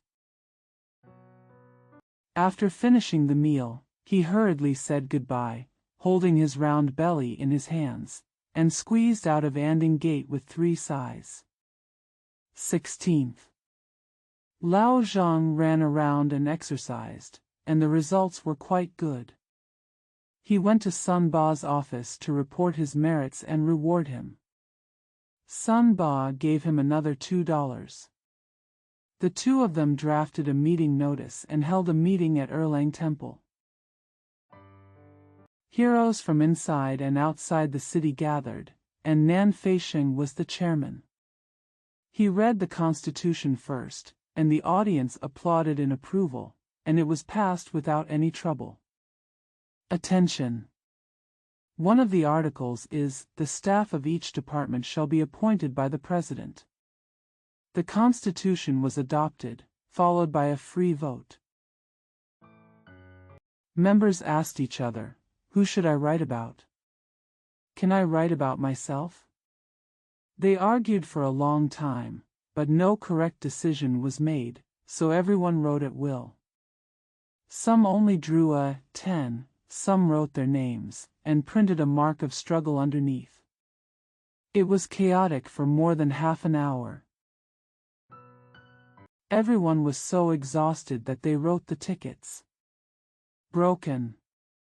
There was no place to put it, and the deacons forgot to prepare the tickets. Some people advocate that everyone reads their own votes and the secretary writes them on the blackboard. Some people advocate that no matter who takes off a sock. Stuffing the ticket in, finally Nagarjuna suggested using his hardtop suitcase as a ticket carrier. The crowd agreed, threw their votes into the box like snowflakes, and dispersed. Only a dozen people were waiting to see the election results. Nan Feisheng read the tickets, and Lao Zhang remembered the numbers. Xuanba and Nagarjuna were watching from the left and right. After reading the ticket, Nan, Sun, and Zhang Quan took a breath and stared. It turned out that Long Shugu was elected as the president. Lao Zhang poured all his blood into his face, and Sun Ba poured all his blood down. One looks like a drunk Guangong, and the other looks like a sick mouse. They looked at each other speechless. Nan Feisheng didn't show his expression, but his hands were trembling slightly. Nagarjuna chatted calmly with other members, as if he hadn't seen the election results. This election cannot be valid. Lao Zhang said to the crowd, the number of votes is more than the number of people present. Moreover, the box used was Lao Long's, which obviously had some drawbacks. That is. Sun Ba yelled. How come the votes don't match up?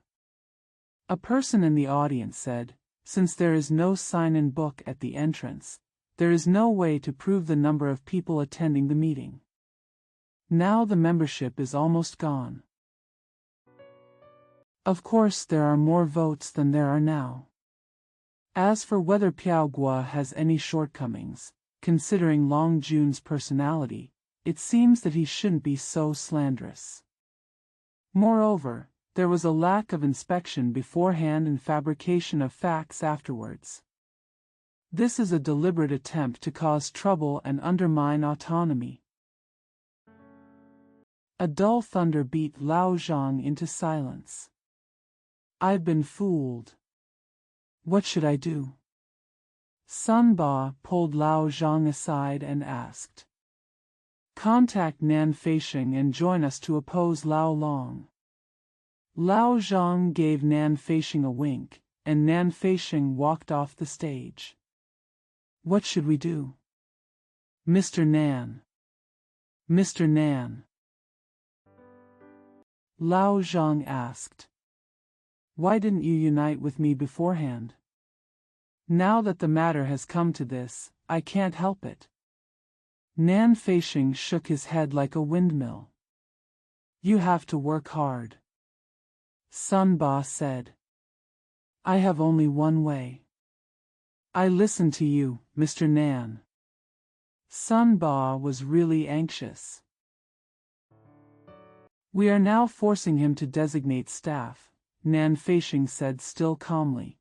If he gives us all the important staff, we have contacted him and will embarrass him in everything. Within a month or two, he will be squeezed out. If he doesn't give us important staff. We immediately electrified the whole country and vowed to oppose it to the death. That is. Mr. Nan, go and talk to him. Xuanba is really a good man. The more anxious a good man is, the less likely he is to have any ideas. Before Nan Feisheng could reach Nagarjuna, he only heard one of the members say, Please come on stage and take office. Nagarjuna slowly stood up and walked towards the stage, but Nan Feisheng stopped him. The accountant is yours. Nagarjuna whispered to Nan Feisheng. Nan Feisheng nodded and moved out of the way of the president. The president came on stage and said a few humble words. Then appoint staff. Mr. Nan Feisheng, accountant. Lao Zhang had a Cold War. Mr. Sun Ding, communication. Hard work. Sun Ba said to himself. Mr. Zhang Mingda, general affairs officer. Lao Zhang had another half-cold and half-hot Cold War. Mr. Li Futsai, investigate, comma. The audience applauded. Nagar Shugu said a few more words about the facilities for future conference affairs, and then announced the adjournment of the conference. President Long came down and shook hands with Sun Ba and others one by one. All of them had cold palms. Then he went into the city with Nan Feisheng. Sun Ba was so angry that he wanted to cry. Li Shandong was very hungry, so he said goodbye and went back to the shop to eat. Okay. I've been hunting geese all my life, and today they pecked their eyes. Why don't Lao Zhang let you, surnamed Long, taste our unique fatal pills, and we'll change the family tree to not have the surname Zhang. That is. Mr. Zhang, how hard you have worked. Ba Yi. Do you really want to argue with this? I want.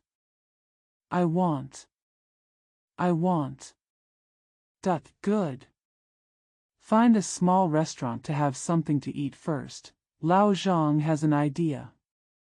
Lao Zhang showed a very heroic spirit, pushing his legs against his buttocks against his spine, and his spine against his neck. He put his head on his neck and straightened himself up. I heard that in the theory of evolution, people changed from four-legged animals to two-legged animals, and this is how they stood up.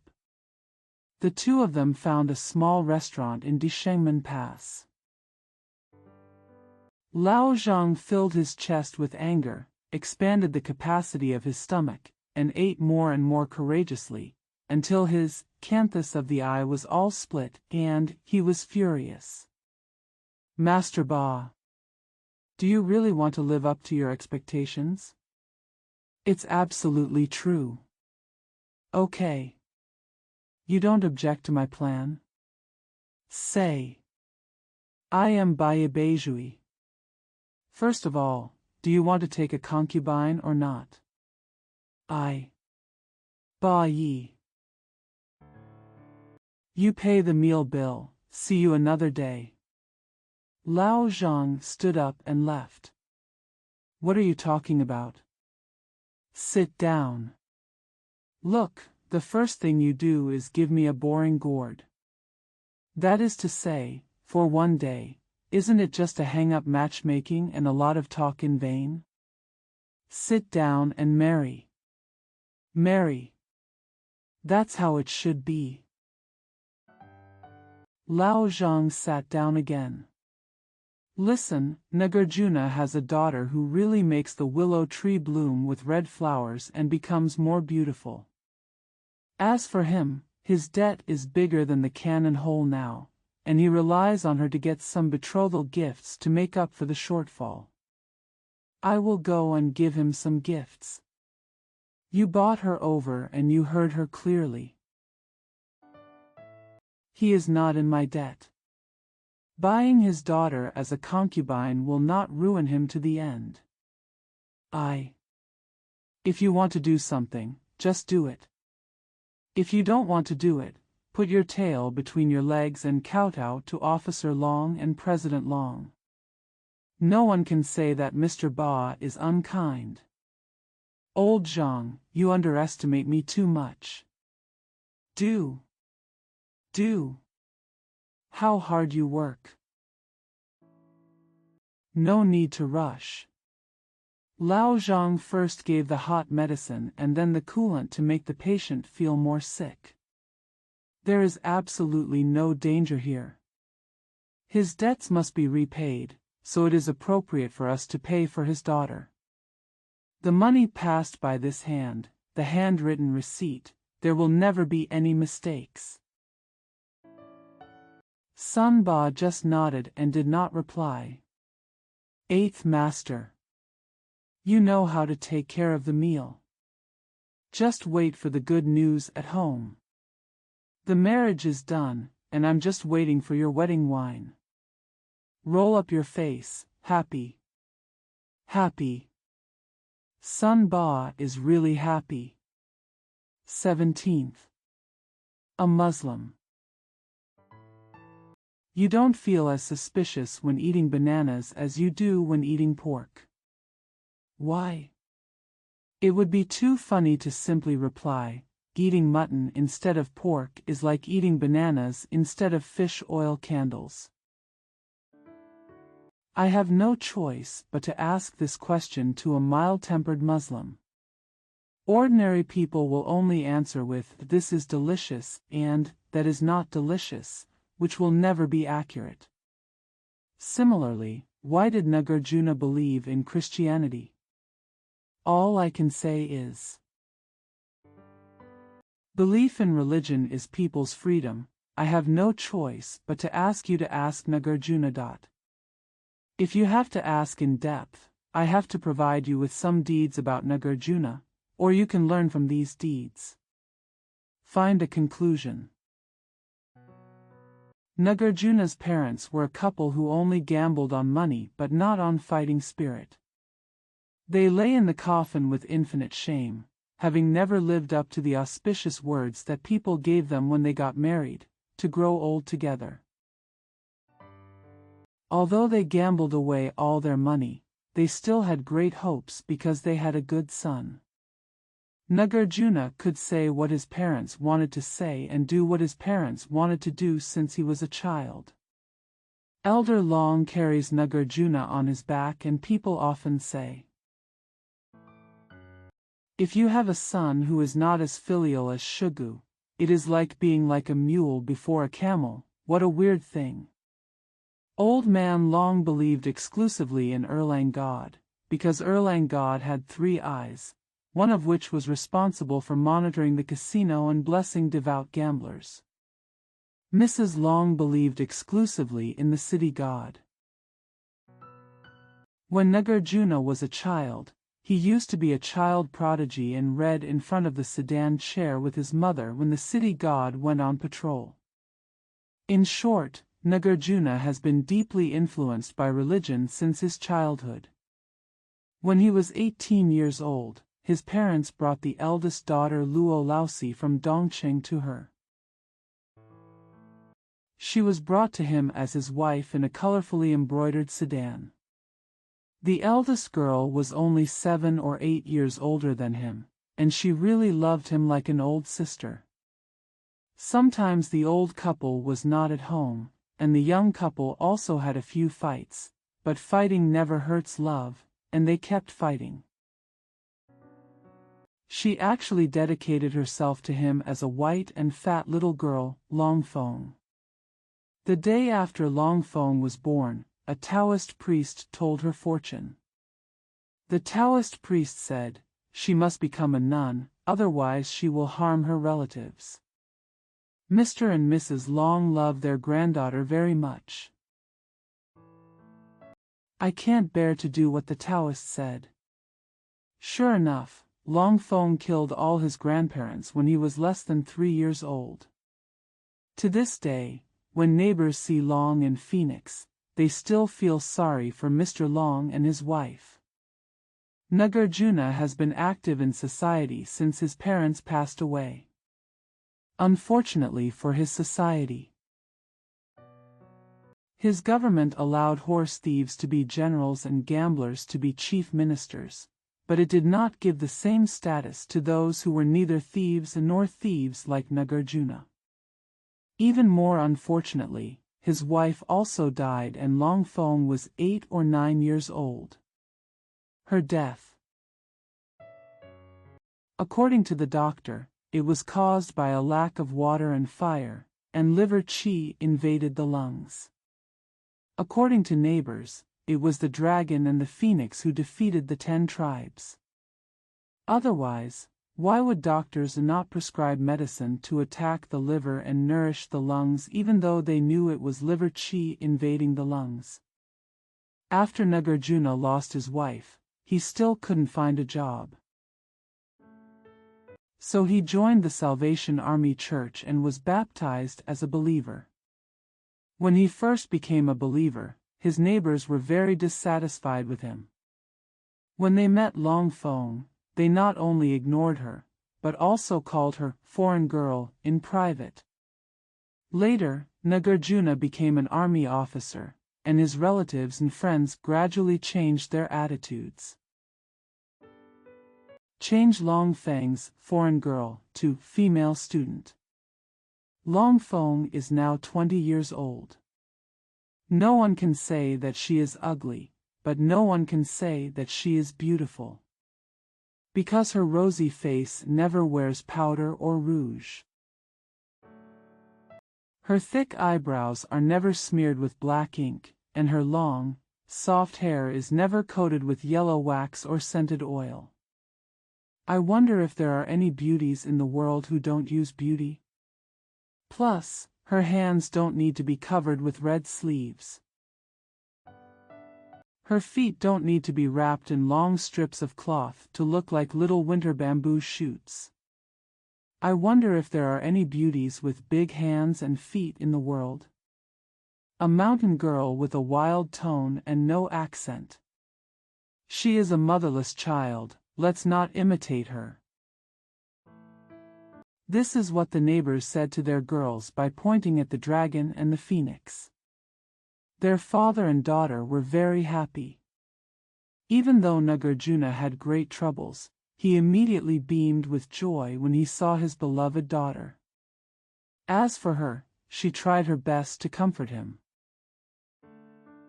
Serving him, Nagarjuna does feel more comfortable now than when his wife was alive. I can only collect these things about Officer Long. If anyone thinks it is not detailed, I will have to ask you to visit the Gulu Street area. Those old ladies can give you a wealth of historical materials, including the Taoist priests who told fortunes for dragons and phoenixes, and they can name several of their wives. 18th. Li Yingzhen joined the Salvation Army. Wang De still couldn't find a job. Apart from asking for a few more dollars from his father, he was still full of pride and refused to give in to anything. Li Ying would go out in the morning and come back in the evening. Sometimes he would come back very late when he was in town for a meeting. The time when Wang De comes in and out is not certain. When he heard about Aunt Zhao's going out, he tried to go out later or come back earlier so that he could have a few words with Li Jing. Li Jing persuaded him several times, telling him to go home and help his father manage the land and become an honest farmer. It's no more uncomfortable than working in the city. Wang De used words to support him at first, but then one time he couldn't control his mouth anymore. He said, "Sister Jing, I have two aspirations that I must achieve. First, to do something in the city. Second, to marry you. If anything fails, I will die." Li Jing's face was slightly red and she did not answer. Wang De said these words thousands of times in her dreams, but did not dare to say them to her. Today she said them, and then they came out. Hot and sweaty. It seems that the river that has been blocked for a long time has found an outlet, and everything in my heart cannot stop like the overflowing of the river. Sister Jing. Sister Jing. He stepped forward and took her hand. I love you. Brother. Why are you so stupid? I won't stay. I love you. I love you. Although Wang De was already upset, he still did not forget to use the word love to represent what was in his heart. Let go of my hand, my aunt will be back soon. He didn't let go of her hand, so she didn't refuse and let him hold it, holding it tighter. I'm not afraid of my aunt. I love you. I'll die if you don't promise me. You go out first and come back when my aunt goes out in the afternoon. I want you to promise me now. You promised me not to see each other for 10 years, and I am willing to do so, because I know there is someone in the world who loves me. Explain. Sister Zhang. You are so young, brother. Can't I reply to you this afternoon? Auntie will be back soon. Wang De knew his aunt's kindness and severity, and the blood in his heart boiled up and turned into tears in his eyes. Li Jing's eyes were also wet. The two of them wiped away the tears with their clasped hands. I don't know whose hand is wiping whose tears. I love you, sister. Wang De said, let go of her hand and walked out. When he went out of the street, Aunt Zhao was coming from the east. He originally wanted to go east, but changed to the west, fearing that his aunt would see the red circles under his eyes.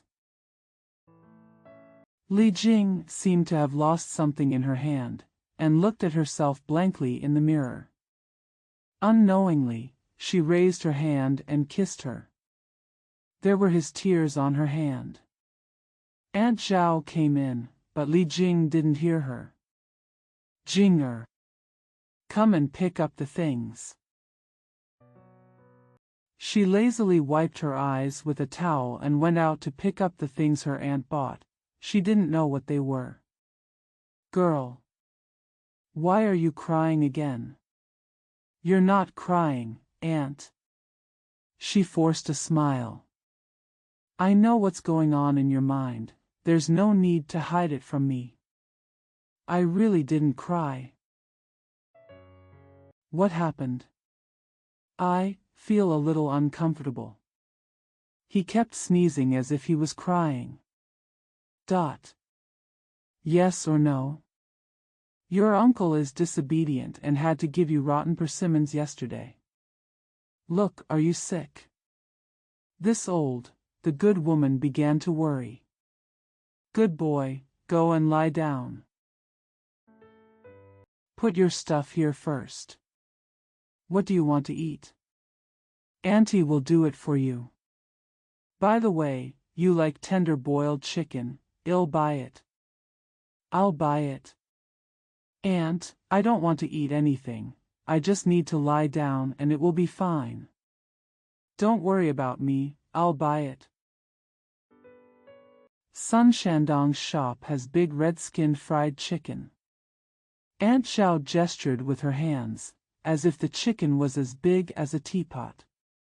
After saying that, she stretched her legs and stretched her fat sleeves like an old swan that could not fly. Li Jing was lying on the bed. I don't know what I'm thinking about, I don't know what I'm crying about, but I'm thinking and crying. Thinking of my deceased parents, my uncle, Li Ying, Wang De. I didn't want to cry for fear of breaking my aunt's heart, but I couldn't stop. Don't want to think about it. However, many figures 1 inch long were spinning in my mind. Forgot Wang De, who are you crying for? Crying for Wang De? But it wasn't just him that I was thinking about. If love has no bitter taste, how can we appreciate the sweetness? If there are no tears in love, where will the laughter come from? Love is mysterious, precious, and necessary. Without it, the world is just a piece of withered grass and a strip of yellow sand. Crying, laughing, and being confused for love is interesting and real. If people don't have the freedom to love, all freedom is fake. People do not have love between the two sexes, and all love is empty. Now Li Jing is crying and appreciates the sweetness of love. Her heart is like a flower about to bloom in the cold weather, willing to release her fragrance, beauty regardless of anything. She is like a solitary goose flying in the dark clouds, looking up and calling with a mournful cry. Her partner. She herself didn't know why she was crying, what she was thinking, what she was ashamed of, or what she was hoping for. Only these indescribable emotions are the abode of love. Love is the gradual union of these conscious sweetness with those of the opposite sex. And then happily. In this situation, he is like a blind poet, sitting among the flowers at night, enjoying the indescribable sweetness.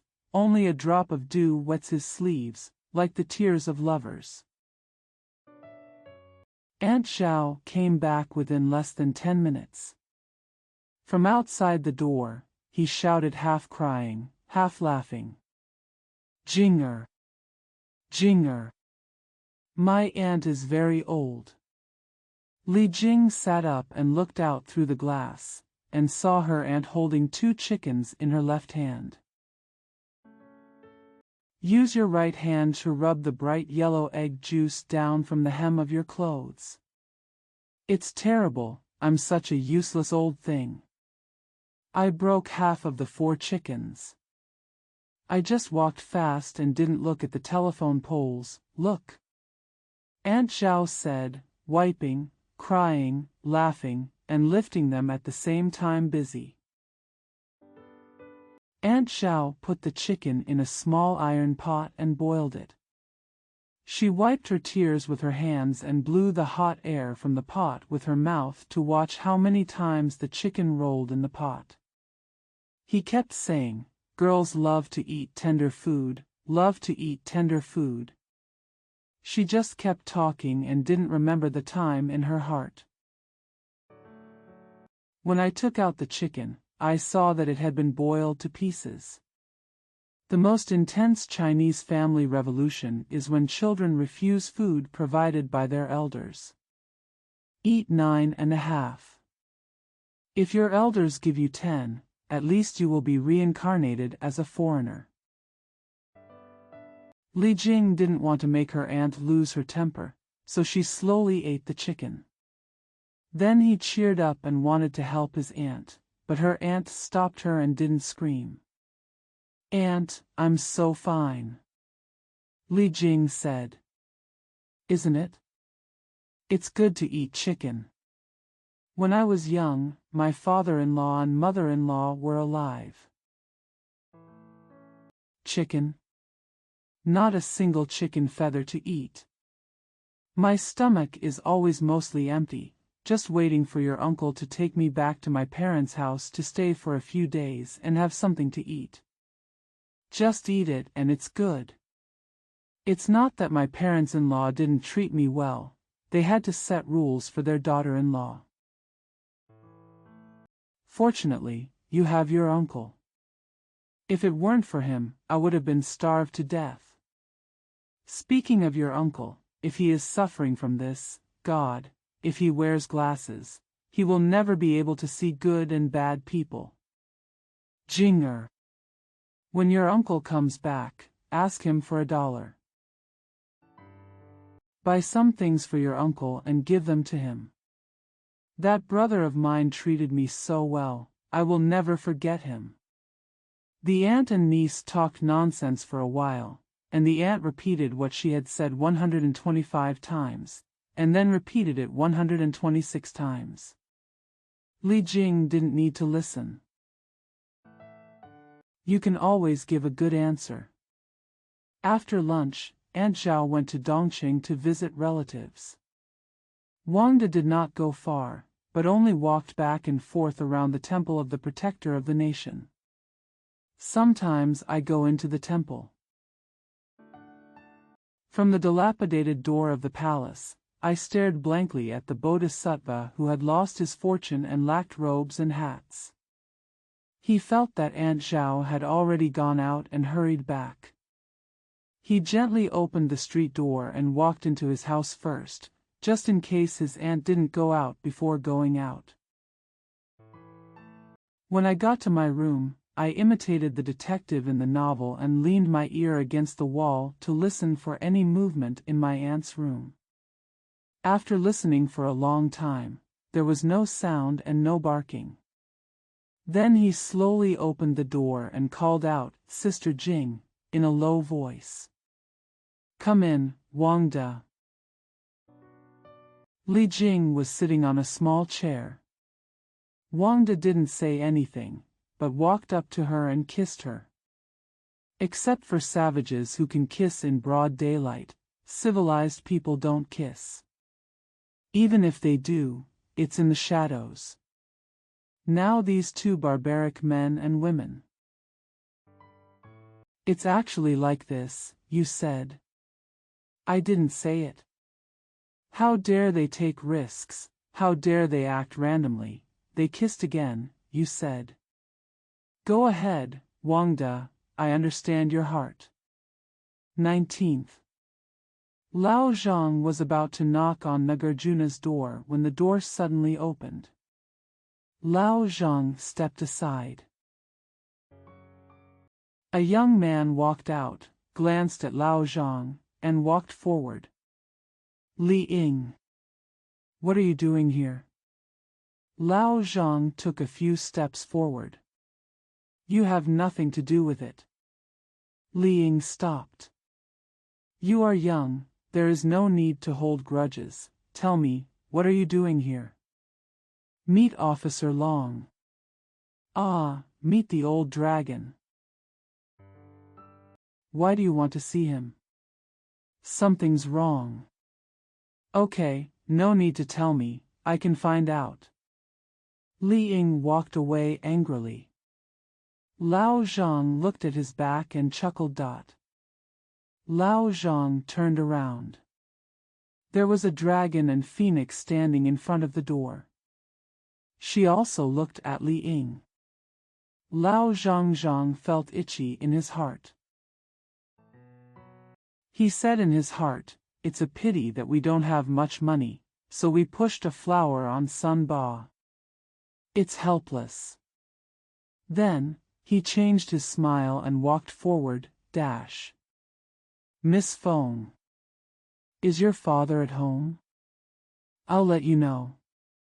Long Feng gently lifted up her black sarong and ran in. Like a small black butterfly. Lao Zhang lowered his head and glanced at her legs and wrists. What a thin and soft legs and wrists. She ran out again and said, Please come in. When Lao Zhang went in, Long Feng opened the door.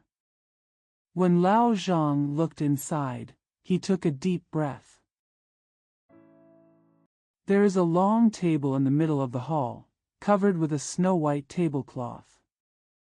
There was a vase of flowers in the middle, and some snacks and tea sets were placed around it. Officer Long sat at one end of the table, and on the left sat 3 foreigners with yellow hair, green eyes, pointed noses, and high foreheads. 2 Chinese people sat on the right, speaking in foreign languages. Except for doing business in Japan when the Gengzi Allied forces entered Beijing, Lao Zhang always stood 10 feet away when he saw foreigners. Now they are only 5 feet apart, so his legs and feet feel a little weak. Please come in. Officer Long didn't look at Lao Zhang. Lao Zhang plucked up the courage to lift his legs and move them in. Long Shugu pointed to an empty chair on the right. Lao Zhang swallowed his saliva and sat down, sitting only 2 feet away from the foreigner, Mr. Zhang. Please come in. Officer Long didn't look at Lao Zhang. Lao Zhang plucked up the courage to lift his legs and move them in. Long Shugu pointed to an empty chair on the right. Lao Zhang swallowed his saliva and sat down, sitting only 2 feet away from the foreigner, Mr. Zhang. A gentleman from the North City and an educator. Officer Long introduced to the public, and Lao Zhang couldn't help but nod. Miss Feng, sit down too. Long Feng sat opposite her father. After the father and daughter poured the tea, Officer Long said to the old foreigner sitting in the middle on the left, Please ask Officer Go to pray and thank you for the tea. The officer slowly began to pray in Chinese, and the others all lowered their heads and closed their eyes and held their breath. Lao Zhang took the opportunity to see what the foreigners looked like with their eyes closed, because it was not easy to see foreigners sleeping. Just listen. Amen. Everyone raised their heads and opened their eyes, and Lao Zhang began to close his eyes. Officer Long handed the tea to everyone and asked one by one, "Do you want sugar and milk?" When asked about Lao Zhang, he said one word, "Yes." He thought to himself, "Anyway, I won't suffer any loss if I want 2 more pieces of candy." Long Feng handed the snacks to everyone. When Lao Zhang saw the foreigners putting the snacks in their mouths, he boldly took a piece. Nagarjuna was talking and laughing. If the foreigners couldn't understand, the 2 people sitting on the right would translate it, so the foreigners also laughed. Long Feng and foreigners were talking about a mixture of Chinese and Western. Lao Zhang didn't understand at all. He just took advantage of everyone's inattention and took another snack and drank the milk tea in one gulp without holding his breath. "Is Zhao Si okay?" the old foreigner asked. "Good morning. Now I pray morning and night and I am making great progress," Nagarjuna replied. "How about donating money to the porridge factory?" A young foreigner asked that. 375 yuan and 2 cents have been donated. The person sitting next to Lao Zhang said that, "This Mr. Zhang is a philanthropist and donates money every year." Nagarjuna smiled and said to the foreigner. The old foreigner smiled at Lao Zhang and asked in Chinese, "How are you?" "Okay," Lao Zhang said in a foreign accent. "Are you donating money or not?" "Now," the foreigner asked again. Lao Zhang looked at Nagarjuna, and Nagarjuna answered for Lao Zhang. He donated. Donate every year. Officer Long followed up and said to a Chinese, "Take out the donation book and ask Mr. Zhang to pledge." "I didn't bring any money," Lao Zhang said hurriedly. "It doesn't matter." The person holding the donation book said, after writing the amount, "We will send someone to pick it up." I have long admired the great philanthropist. Long-time admiration. When Lao Long asked a foreigner to recite a mantra, the foreigner immediately lowered his head and recited, "We can't mess with him now." Lao Zhang thought while accepting the donation book. He read it from beginning to end. Zhang, Wang, Li, and Zhao all had either 5 yuan or 3 yuan, and there was no half a copper or a dime. After reading it again, I found someone who donated 50 cents. So Lao Zhang gritted his teeth and wrote a donation of 5 cents and a small ocean. After everyone chatted for a long time, Nagarjuna discussed with the old foreigner and went to see Li Dashan to persuade him to donate. So everyone stood up and prepared to go out. Lao Zhang glanced at Officer Long. The officer pretended not to notice and said to Long Feng, "Pack your things. You don't have to wait for me for dinner. I won't be back early." Then Officer Long turned back to Lao Zhang and said, "Thank you for helping us. How about going out together?" Lao Zhang followed everyone out of the street. Nagarjuna said to Lao Zhang, "Goodbye," following the foreigners and walking away. Lao Zhang squatted under the wall in a daze. He thought blankly for a long time, then stood up and knocked on the door again. Mr. Zhang hasn't left yet? Long Feng opened the door and said, I can't leave, I haven't finished speaking to your father yet. Father will come back soon, so you might as well wait. After Long Feng finished speaking, he closed the door with a bang. The debt has not been paid, and the marriage has not been settled. Asking a foreigner to swindle 50 cents out of him, Lao Zhang has suffered like this in his life. With nothing to come up with, he took out his small account book and wrote, November 9th is Lao Zhang's anniversary of national humiliation. 20.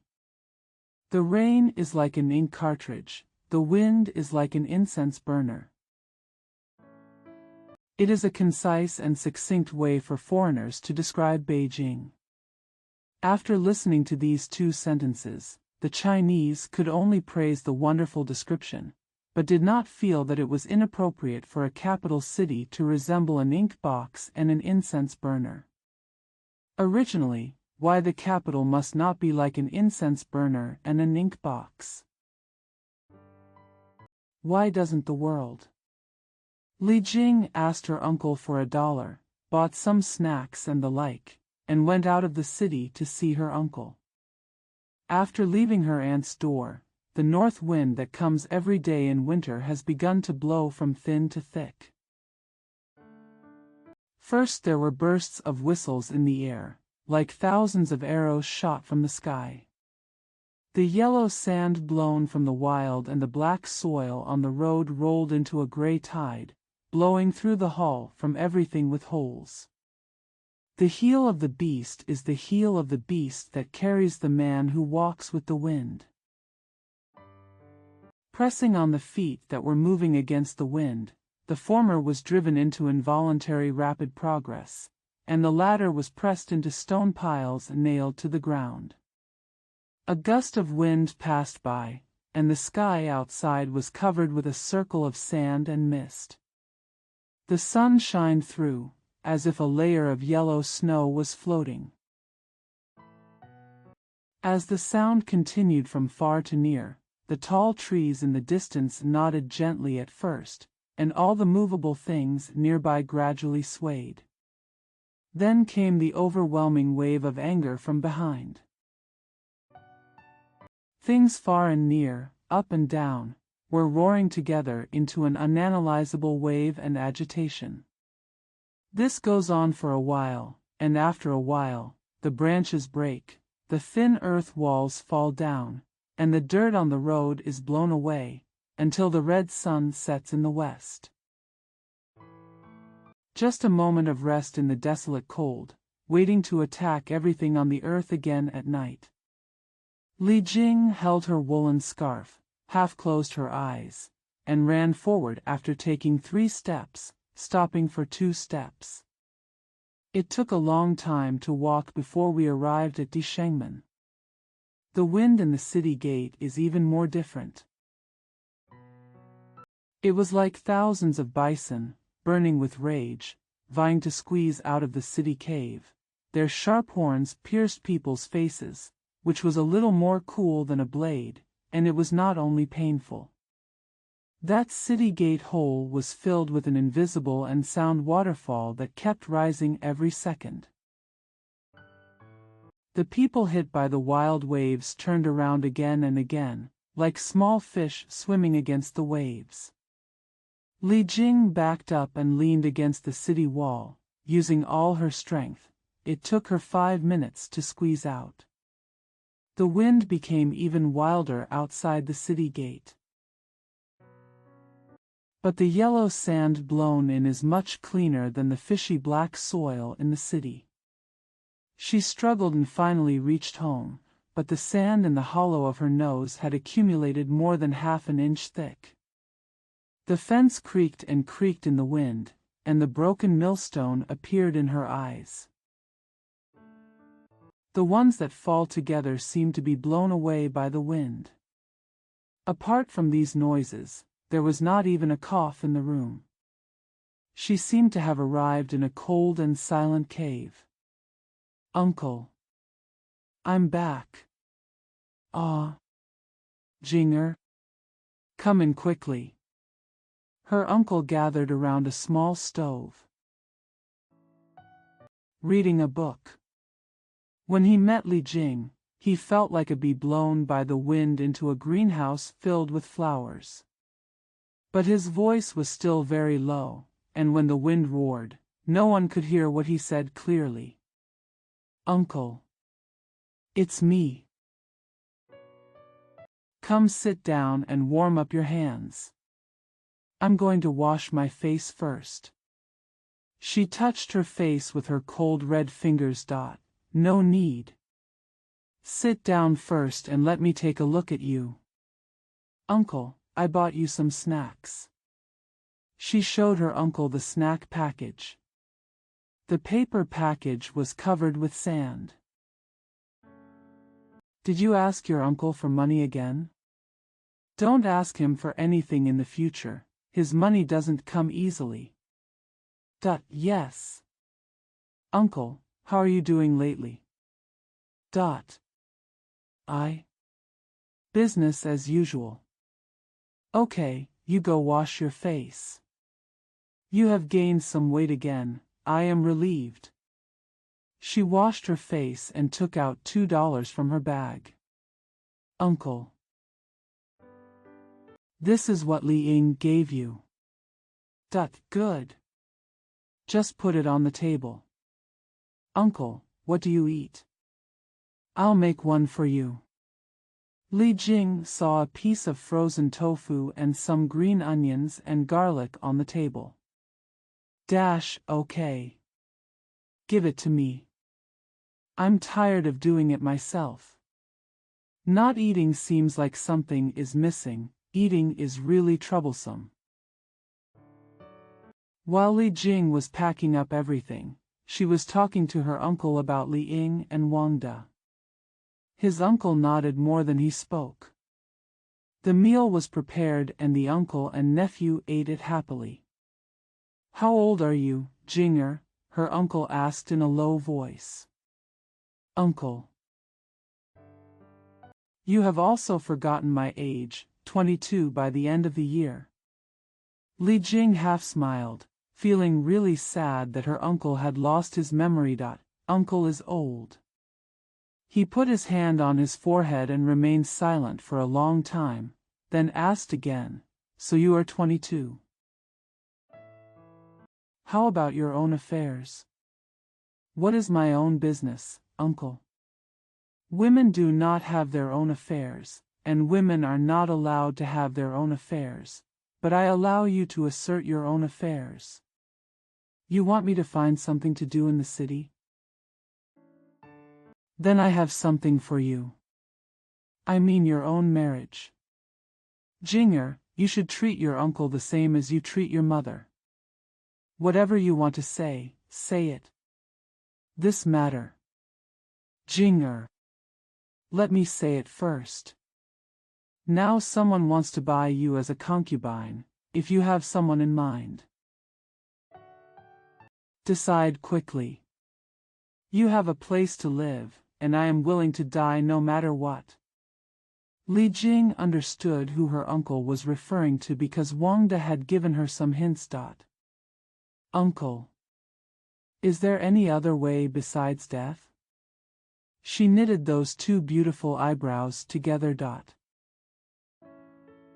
No. No. Come closer to me and I will tell you in detail. Li Jing moved the small stool closer to him. Her uncle's voice was like a half-withered yellow leaf, making a sad sound in the quiet cold wind. I'll tell you clearly, Lao Zhang wants to buy you. I planned to rescue Mrs. Zhang when he proposed marriage, but now it is considered a failure, no need to elaborate. If the first step fails, the second step cannot be delayed any longer. If you find the right person, I will make a marriage contract with you immediately. As for me, I'm sorry for Lao Zhang, I have no choice but to die. Uncle, do you think that if Li Ying and I were intentional, we could kill you? Li Jing's voice trembled. Jinger. Stay calm. How can I think that being alive is better than being dead? When such a waste dies, it will have no impact other than you and Li Ying crying for me. I would rather die than see Lao Zhang. The last time he came, he brought 2 soldiers wearing earth-colored military uniforms. He said, "If you don't pay back the money and give your niece away, if you don't do either of those things, I'll send you to jail." Those 2 gray things stood outside the window and shouted, "Tie him away." No need to waste words. Jinger. Death is better than this. I can't watch you die, and neither can Li Ying. Cannot. Cannot. Her face turned gray. Listen. Children should enjoy their lives, not live for the elderly. If you don't understand my heart. And falling into the hands of Lao Zhang, do you think just living is not worse than death? It's cheap to kill a half-dead old man and a young man. Why not find a cheaper way to deal with it? All I have to do is listen to your business and tell me. My aunt is very strict. I can't see anyone except Wangda. Wangda is a good boy. We are still young. Love is what young people talk about. Good. Jinger. I'll go discuss it with your Uncle Wang. But I can't listen to you seeking death, Uncle. Jinger. The wind has calmed down a bit, let's go into the city. I understand you, you don't understand me. Girl, go back and say hello to your uncle and aunt. The old man stood up, put his trembling hands on her shoulders and looked at her carefully. She couldn't help crying. Jinger, let's go. Well. 21. Li Jing entered Dishengmen in a daze. The wind had subsided, but there were more tears blown out by the wind than when she came here. After crossing Disheng Bridge, people on the street pointed forward and said, "Look! Dong Shanren." An old woman said eagerly to a little girl begging for food, "Go quickly, Dong Shanren is there, go." Li Jing also stopped and looked. An old gentleman wore a blue cotton robe covering his feet, a monk's hat on his head, and a string of beads in his hand. Round face. He has a silver-gray beard and a kind-hearted look. The beggars surrounded him, and he slowly took out a roll of money tickets from his hat and gave one to each of the beggars. Then he laughed wildly for a while and recited Amit Ba loudly. Li Jing's heart moved. But he didn't dare to step forward and slowly followed the old gentleman southward. After passing the entrance of Jiangyang village, the gentleman suddenly laughed wildly again, turned around and walked back, entering the alley leading to Yinding Bridge. Li Jing watched him enter the alley. Just started walking to my aunt's house. She walked with her head down and arrived at the east entrance of Higuosi Street. Sister Jing. You're back. Wangda stood outside a shop, his face flushed from the cold. Sister Jing. My business was successful. He was as affectionate as a child seeing his own sister. Yeah? She said. Yes. Proofreading manuscripts for Daqiang Daily and conducting news interviews. 2 years later, with my talent, I became the main writer. Elder sister. You know the main writers are all literary giants. Wangda. Exist. Is Aunt at home? The upper bunk boy and my uncle went to ask for money. Let's go quickly. I'll tell you something important when I get home. Got the order. Wang De followed Uncle Zhao to listen to a play involving civil and military leaders at the Tianxiao Theater. He quite felt that the literature of drama had the advantage of being short and clear, and he used it unconsciously whenever he was happy. When the two people arrived at home, Li Jing said to Wang De eagerly, "Wang De, can you go and do something for me?" "Okay. But wait until I finish talking about my business." Wang De. Li Jing was so anxious that she was about to cry. "I beg you to do something for me immediately." "No. If I don't tell you my story first, I feel like there is a big python hidden in my heart, crawling out section by section. That's one thing. Today, Wang De. You are so selfish. You don't love me? I don't love you, I'm a little ox without horns. So why don't you pay attention when I ask you to do something? Explain. Girl. I listen. After talking about yours, talk about mine. Do you know there is a Dong Shan in Beijing? Go and find out his address for me. What are you asking him to do? If you love me, please don't ask in detail. There's something mysterious about today. Don't ask, don't tell. Good. If you don't ask, Wang De will go. Wang De pulled his legs and ran out. He opened the street door with a bang and said, "Ouch." Li Jing ran out after him and saw Wang De covering his head with one hand. Lift the door latch with one hand. Wang De. Are you still alive? No. Except for adding a goose peak on the head. Wang De said and ran away again. In less than 10 minutes, Wang De ran back. Wang De, does your head hurt? She touched his head and it was still hot.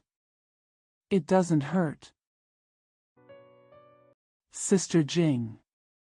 I ran to the street and came up with a plan. Instead of going to Beijing to inquire, I might as well ask the patrol police.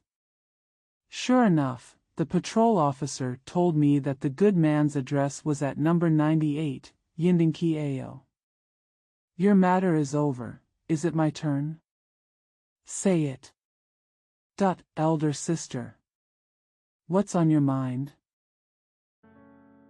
The word "say it" doesn't sound like your usual tone. Nothing to worry about. How are you doing? As an interviewer, I will be the main writer in the future. This is no mediocre career. You see, isn't it the best thing to enlighten people's wisdom? You have to compose an article and write a manuscript.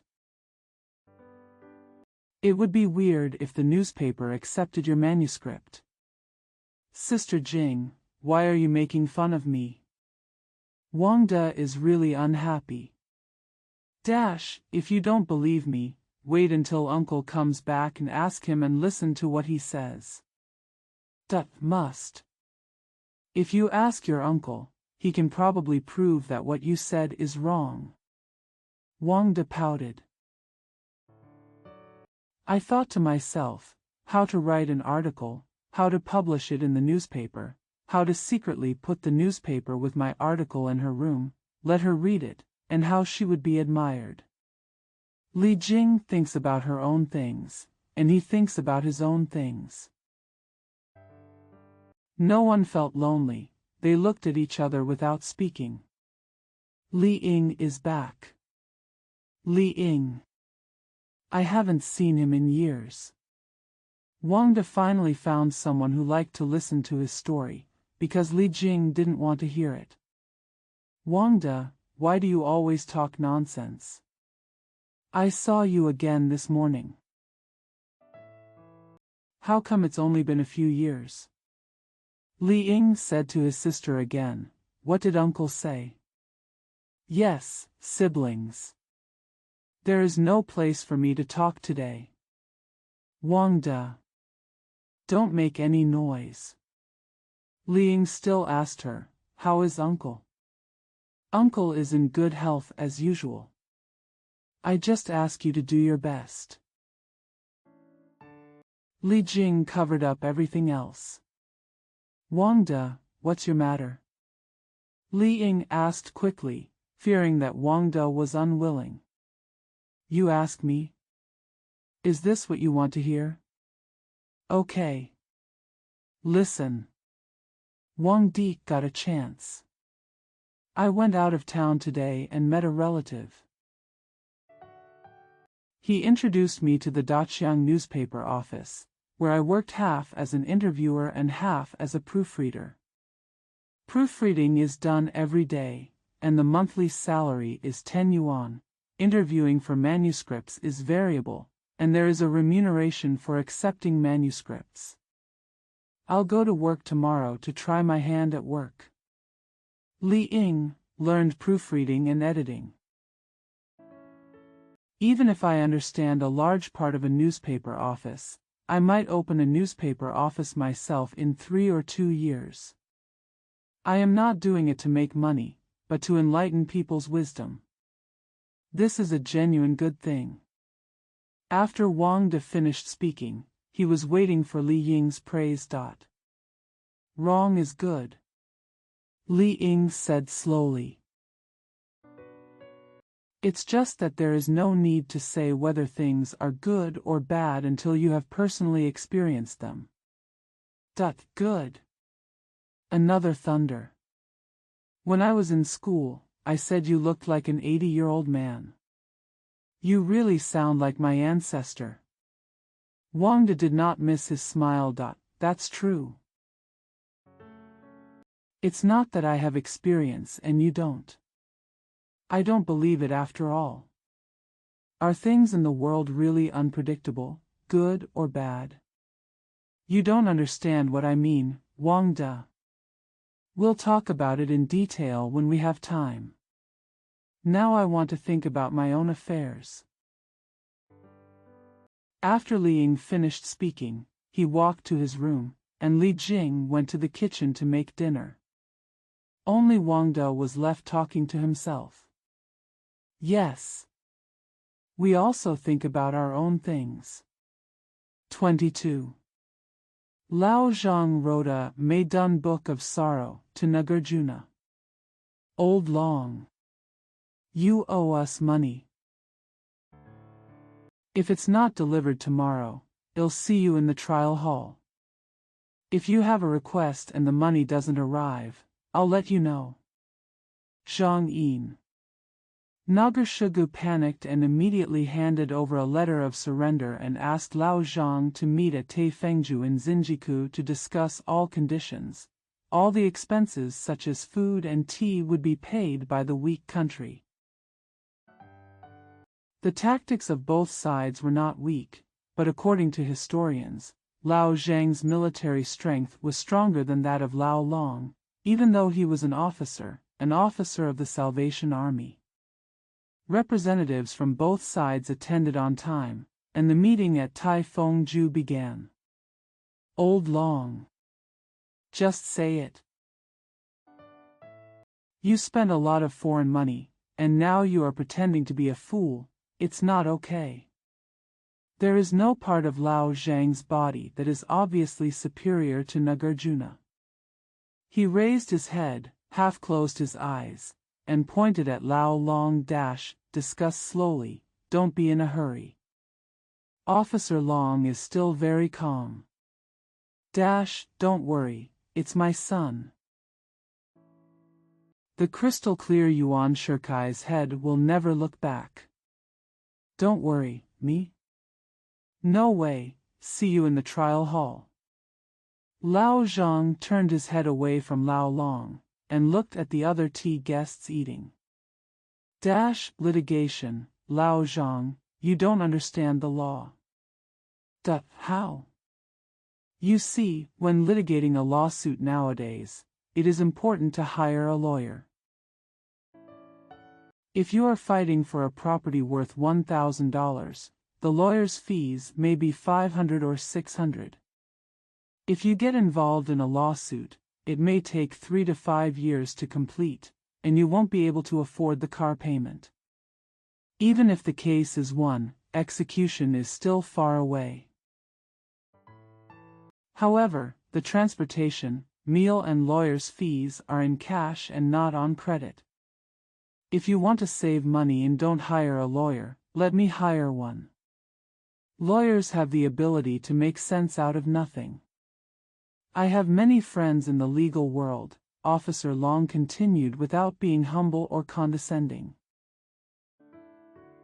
They all said in unison that they would rather be wronged than litigate, and they did not care about the loss of money except for those who wanted to achieve success. Lao Zhang, think about it calmly. It would be best for us to deal with it peacefully. Don't you believe it? We have to go to court. I, Lao Long, can only accompany you. Lao Zhang rolled his eyes and looked through all the ledgers and histories in his mind. Then say, "It's my freedom whether to file a lawsuit or not. You can't be the plaintiff anyway. Whether your words are true or false, I don't have time to think about it. But our friendship is important, Lao Long. It seems that there is no need to scratch your face and make others laugh. What on earth do you do?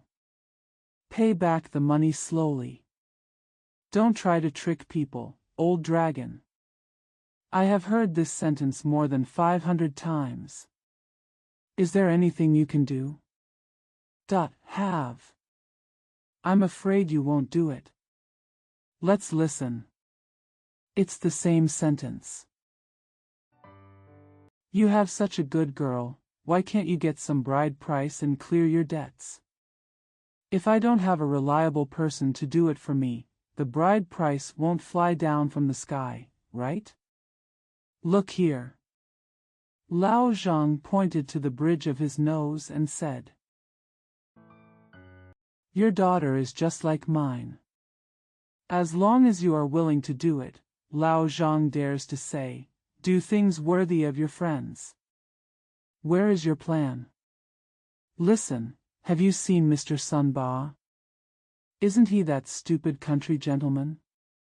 Old Long, don't underestimate people. Drink.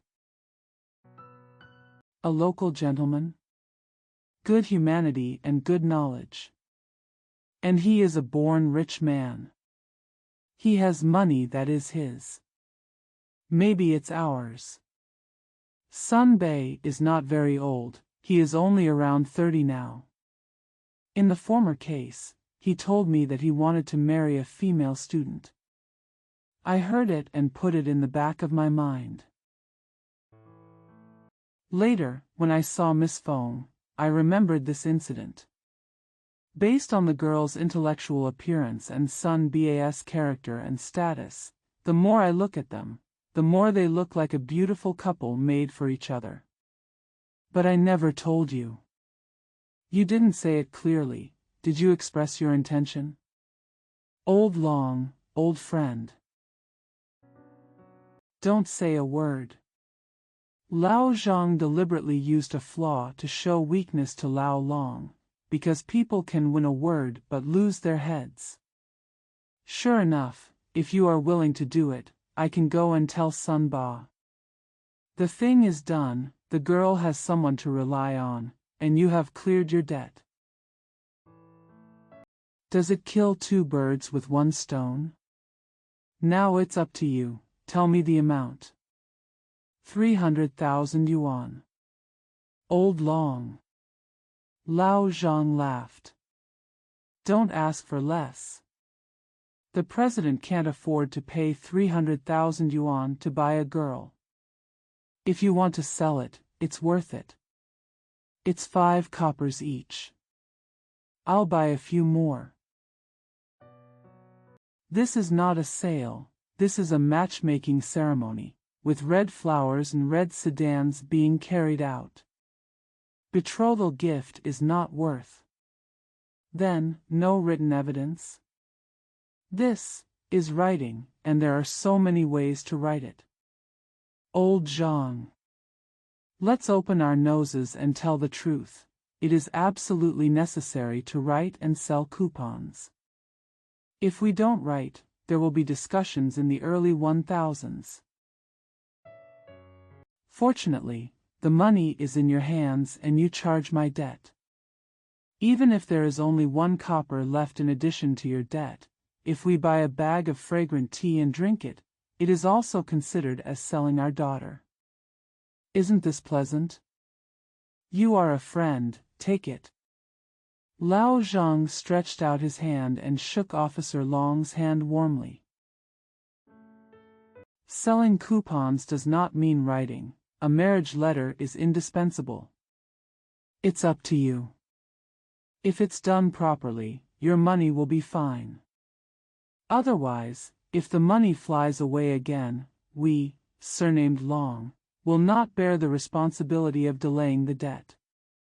I have my daughter, I have son Bas money, and I have you, so let's do this. I look forward to good news.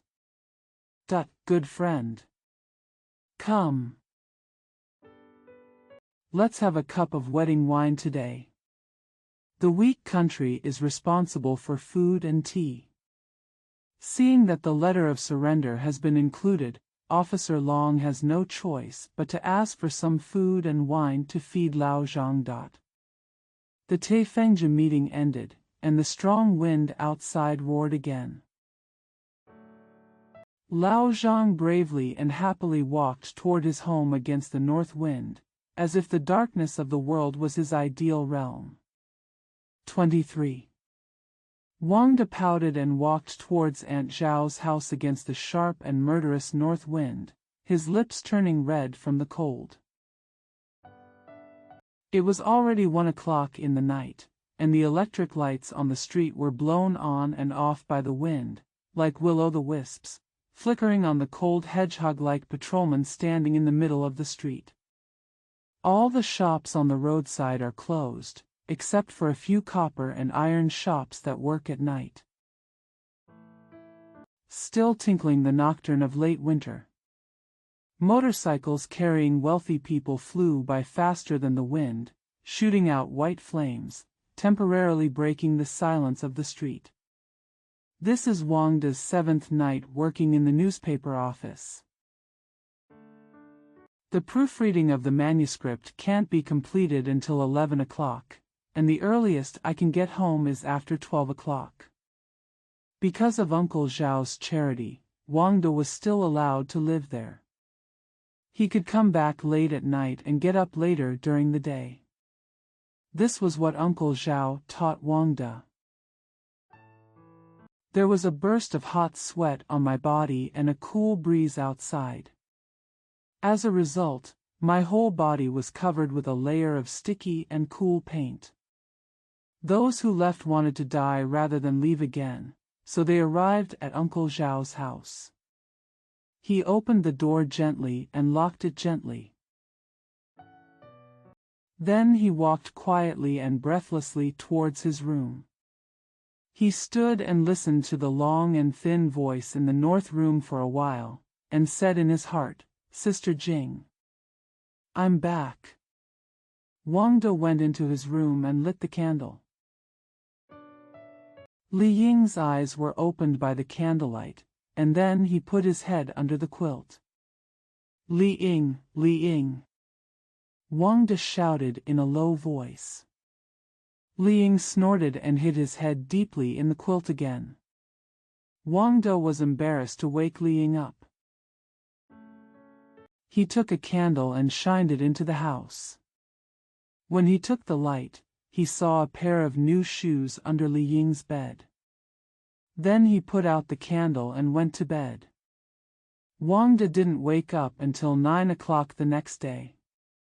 Li Ying had already gone out.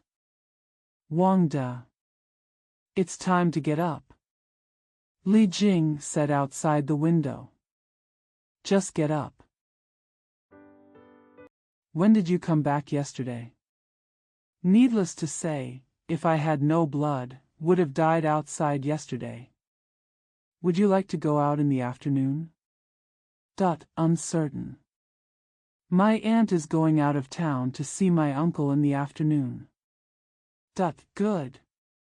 I'm not going out, but I have something to tell you. I also want to talk to you. Li Jing went to the kitchen to work, and Wang De got up slowly, still pouting. Aunt Zhao was preparing to go out, which was much more complicated than the soldiers going into battle. Everything was ready, and she came back twice. Once she forgot to bring a small handkerchief.